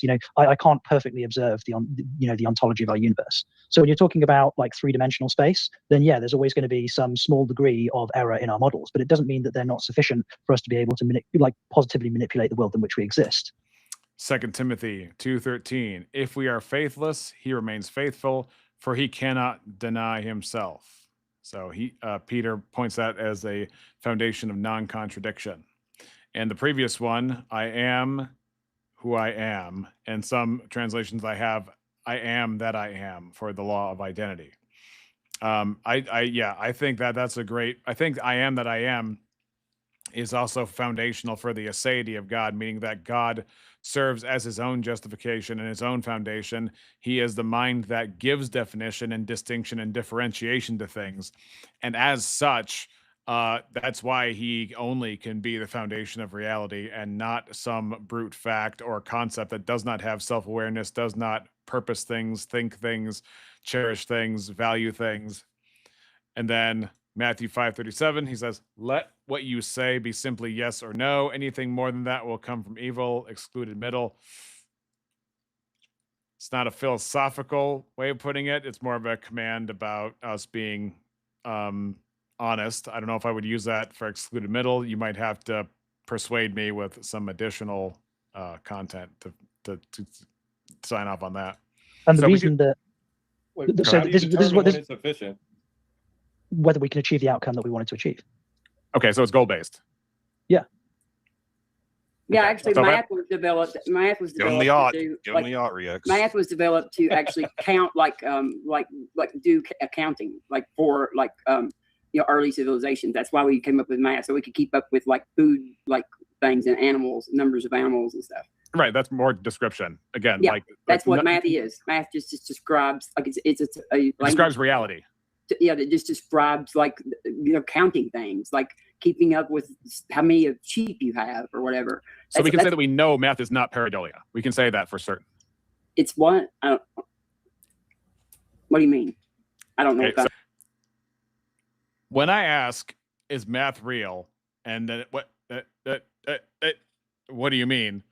Like just passing the buck on "is math real" is really weird for somebody who wants to talk about logic and truth. So pareidolia is discerning a pattern or a thing that is not there. It's information only received, not sent. It's like Yeah. I mean, I would say that math is used for like mostly, or it was when it was like when it was designed first, was used for like material things. Now we took it sort of into a different realm when we come up with physics and quantum physics and stuff, to where there's a lot of math that I don't know how much it maps onto actual. Just I guess it maps onto something physical, but I don't. That's right. Well, I want to hit on what B.S. Lewis just said. It's way So beyond if my math favorite. if math is information received, not sent, then math is pareidolia, right, B.S.? What was that? If math is information received and not sent, then math is pareidolia, right, B.S.?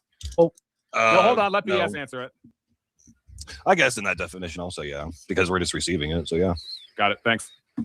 But we're not. Mathematics, the axioms of mathematics are human derived. That they are concepts, propositions that humans have created. You need an agent for them. Great. The So universe it would be itself like is if I not saw a rabbit in a cloud, right? No. Why would it be if you saw a Oh, rabbit it's in a the cloud? How the difference. fuck does that even relate? Oh, okay. No, I'm just basing off what B.S. Lewis said earlier. That's Yeah, all. he's just trying to put a mind to send the information, No, but that still doesn't defeat what I was saying. Like, if you don't want to Your call own math definition of pareidolia, pareidolia nullified math. But let's say pareidolia is just recognizing patterns that aren't. But- Like, hang That's on, not the let's- definition you said like 5 minutes ago, which is like When you receiving information without like a giver of information. It's just Yeah. receiving without but let's- output. And So hold let's on, Dad. Hold on, Dad. So when I said that, it was to make the point that you don't need to have these ultimates that are sending information in your mind. That we are. It's possible for us to get information just as a receiver. Your example was a rabbit-shaped cloud that could be mistaken for a rabbit, and that was What was the purpose of my example for that one? your example. The What was my of your purpose of that example? let's put it this way: whatever your purpose was, did not illustrate or map onto what you just said about math, or it did. In which case, math is pareidolia, therefore illusory as the rabbit-shaped cloud. No. So let's say, for argument's sake, a rabbit-shaped cloud is not actually a rabbit, is it? A rabbit-shaped cloud it's a cloud that coincidentally happens to That nose whistle got intensified. I'll say that much. remind you. It conjures an image of a rabbit in your head because you've previously Well, seen a BS, rabbit. you might want to hit mute real fast. Mathematics. Spam. Mathematics can be You got a nose applied. whistle.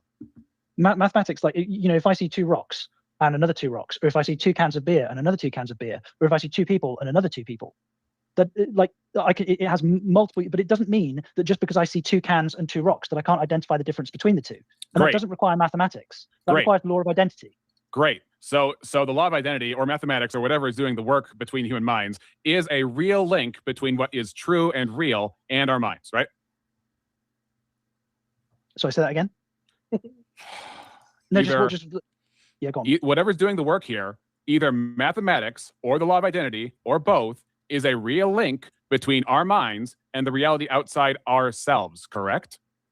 Well, yeah, we're making observations about the universe in which we live, the three-dimensional space in which we live. Yeah, of course. Great. So we can make accurate estimations of what is true, regardless of opinion, because of the law of identity and mathematics. Sufficiently accurate. Yeah, I would say. Sufficient. Okay, and but we use the method itself to determine its sufficiency, right? Well, no, it's with respect. Whether it's sufficient is with respect to a goal. So, for example, but the goal is private to your mind, right? These words are doing a lot of heavy lifting for these guys, like sufficient and a goal, because I don't think, because we are imperfect observers, then compared to what? What do you mean compared to what? You said perfect. That's a comparison claim between perfect and imperfect. What are we falling short of? Well, we can't account for every, like when I look at an object, when I look at this object, I can see enough of it in order for me to be able to manipulate it. But when I'm looking at this object, I'm not accounting for every. So I ask them, do you use the method of measure to see if your measurement is valid? He has to presuppose that his measurement is valid. He has to presuppose that his eyes are working. He has to presuppose his brain is working. He has to presuppose that reality has a necessary relationship to our minds in order for our brain to reflect what is true. None of which is proven, all of which is assumed, none of which could be proven without first being assumed in the first place. That's the problem. And so all this talk about measurements and reality, it just, I don't know, it just proves our point that these concepts we're on the wavelength of these concepts. Our minds are on the wavelength of laws of logic, mathematics, because we were built to have a relationship with God, and we ought to believe that which is true, and God has given us the resources to see the beauty in creation, which comes about by not only mathematical laws and logical laws, but also even moral laws, and to see like the beauty of what goodness is and reflecting God is. Every single atom that it is comprised of, Right. I can see the out.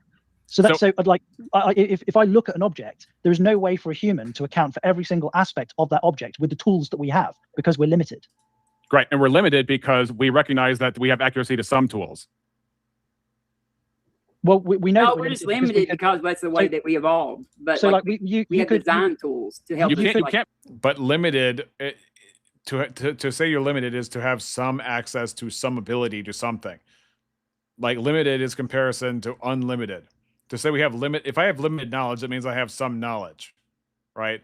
But to say, well, that's what I have some knowledge because that's the way we evolved, that doesn't answer the question. Make this comparison claim without having claimed success in some areas. Like we can find error in our observations. Like for how many years did we know that we not know viruses existed? So because we couldn't see them. So we know that for a fact that we do not have 100% accuracy with observing. But to know that is to know that we have some accuracy sometime somewhere, to have a methodology, but the order which to say this was imperfect or this needed this kind of correction to our methodology is to say that we have means of knowledge and understanding. Well, what came first, the chicken or the egg? You're arguing that for a human to account for every single aspect of that object with the tools that we have, because we're limited. Right, and we're limited because we recognize that we have accuracy to some tools. Well, we know. No, we're just limited because that's the way that we evolved. But so, we have design tools to help. You can't make this comparison claim without having claimed success in some areas. Like we can find error in our observations. Like for how many years did we know that we not know viruses existed? So because we couldn't see them. So we know that for a fact that we do not have 100% accuracy with observing. But to know that is to know that we have some accuracy sometime somewhere, to have a methodology, but the order which to say this was imperfect or this needed this kind of correction to our methodology is to say that we have means of knowledge and understanding. Well, what came first, the chicken or the egg? You're arguing that you don't have. All right. Well, I'm going to continue this at some other point. I really liked going over this. I really like the fact that Adrian Belgrave came around. I like the fact that Tavo Sanabria came around today. Love both those guys. Check out both their channels in the chat somewhere. And in the meantime, I'm going to post about an episode that's going to happen on Tuesday where we're going to have Mo Rebuttal. We're going to have Steelborn. We're going to have Rev Russ. And hopefully we'll get Eli Nix in on the show. We're going to discuss Tag and Triage, how they are separate, how they can work together, and how that is going to possibly change the landscape, hopefully, with Christian apologetics in terms of tackling atheism specifically, and then broadly tackling Christianity versus other religions in general as I continue working on it. But please like and subscribe. Please consider donating to help the cause, hopefully get this off the ground, and then we can keep moving with more gospel truth to more worldviews and answer more questions in ways that are otherwise, I think, left insufficiently answered by some of the average apologists. Thank you guys so much, and you have a great night. Have a great weekend. Yeah.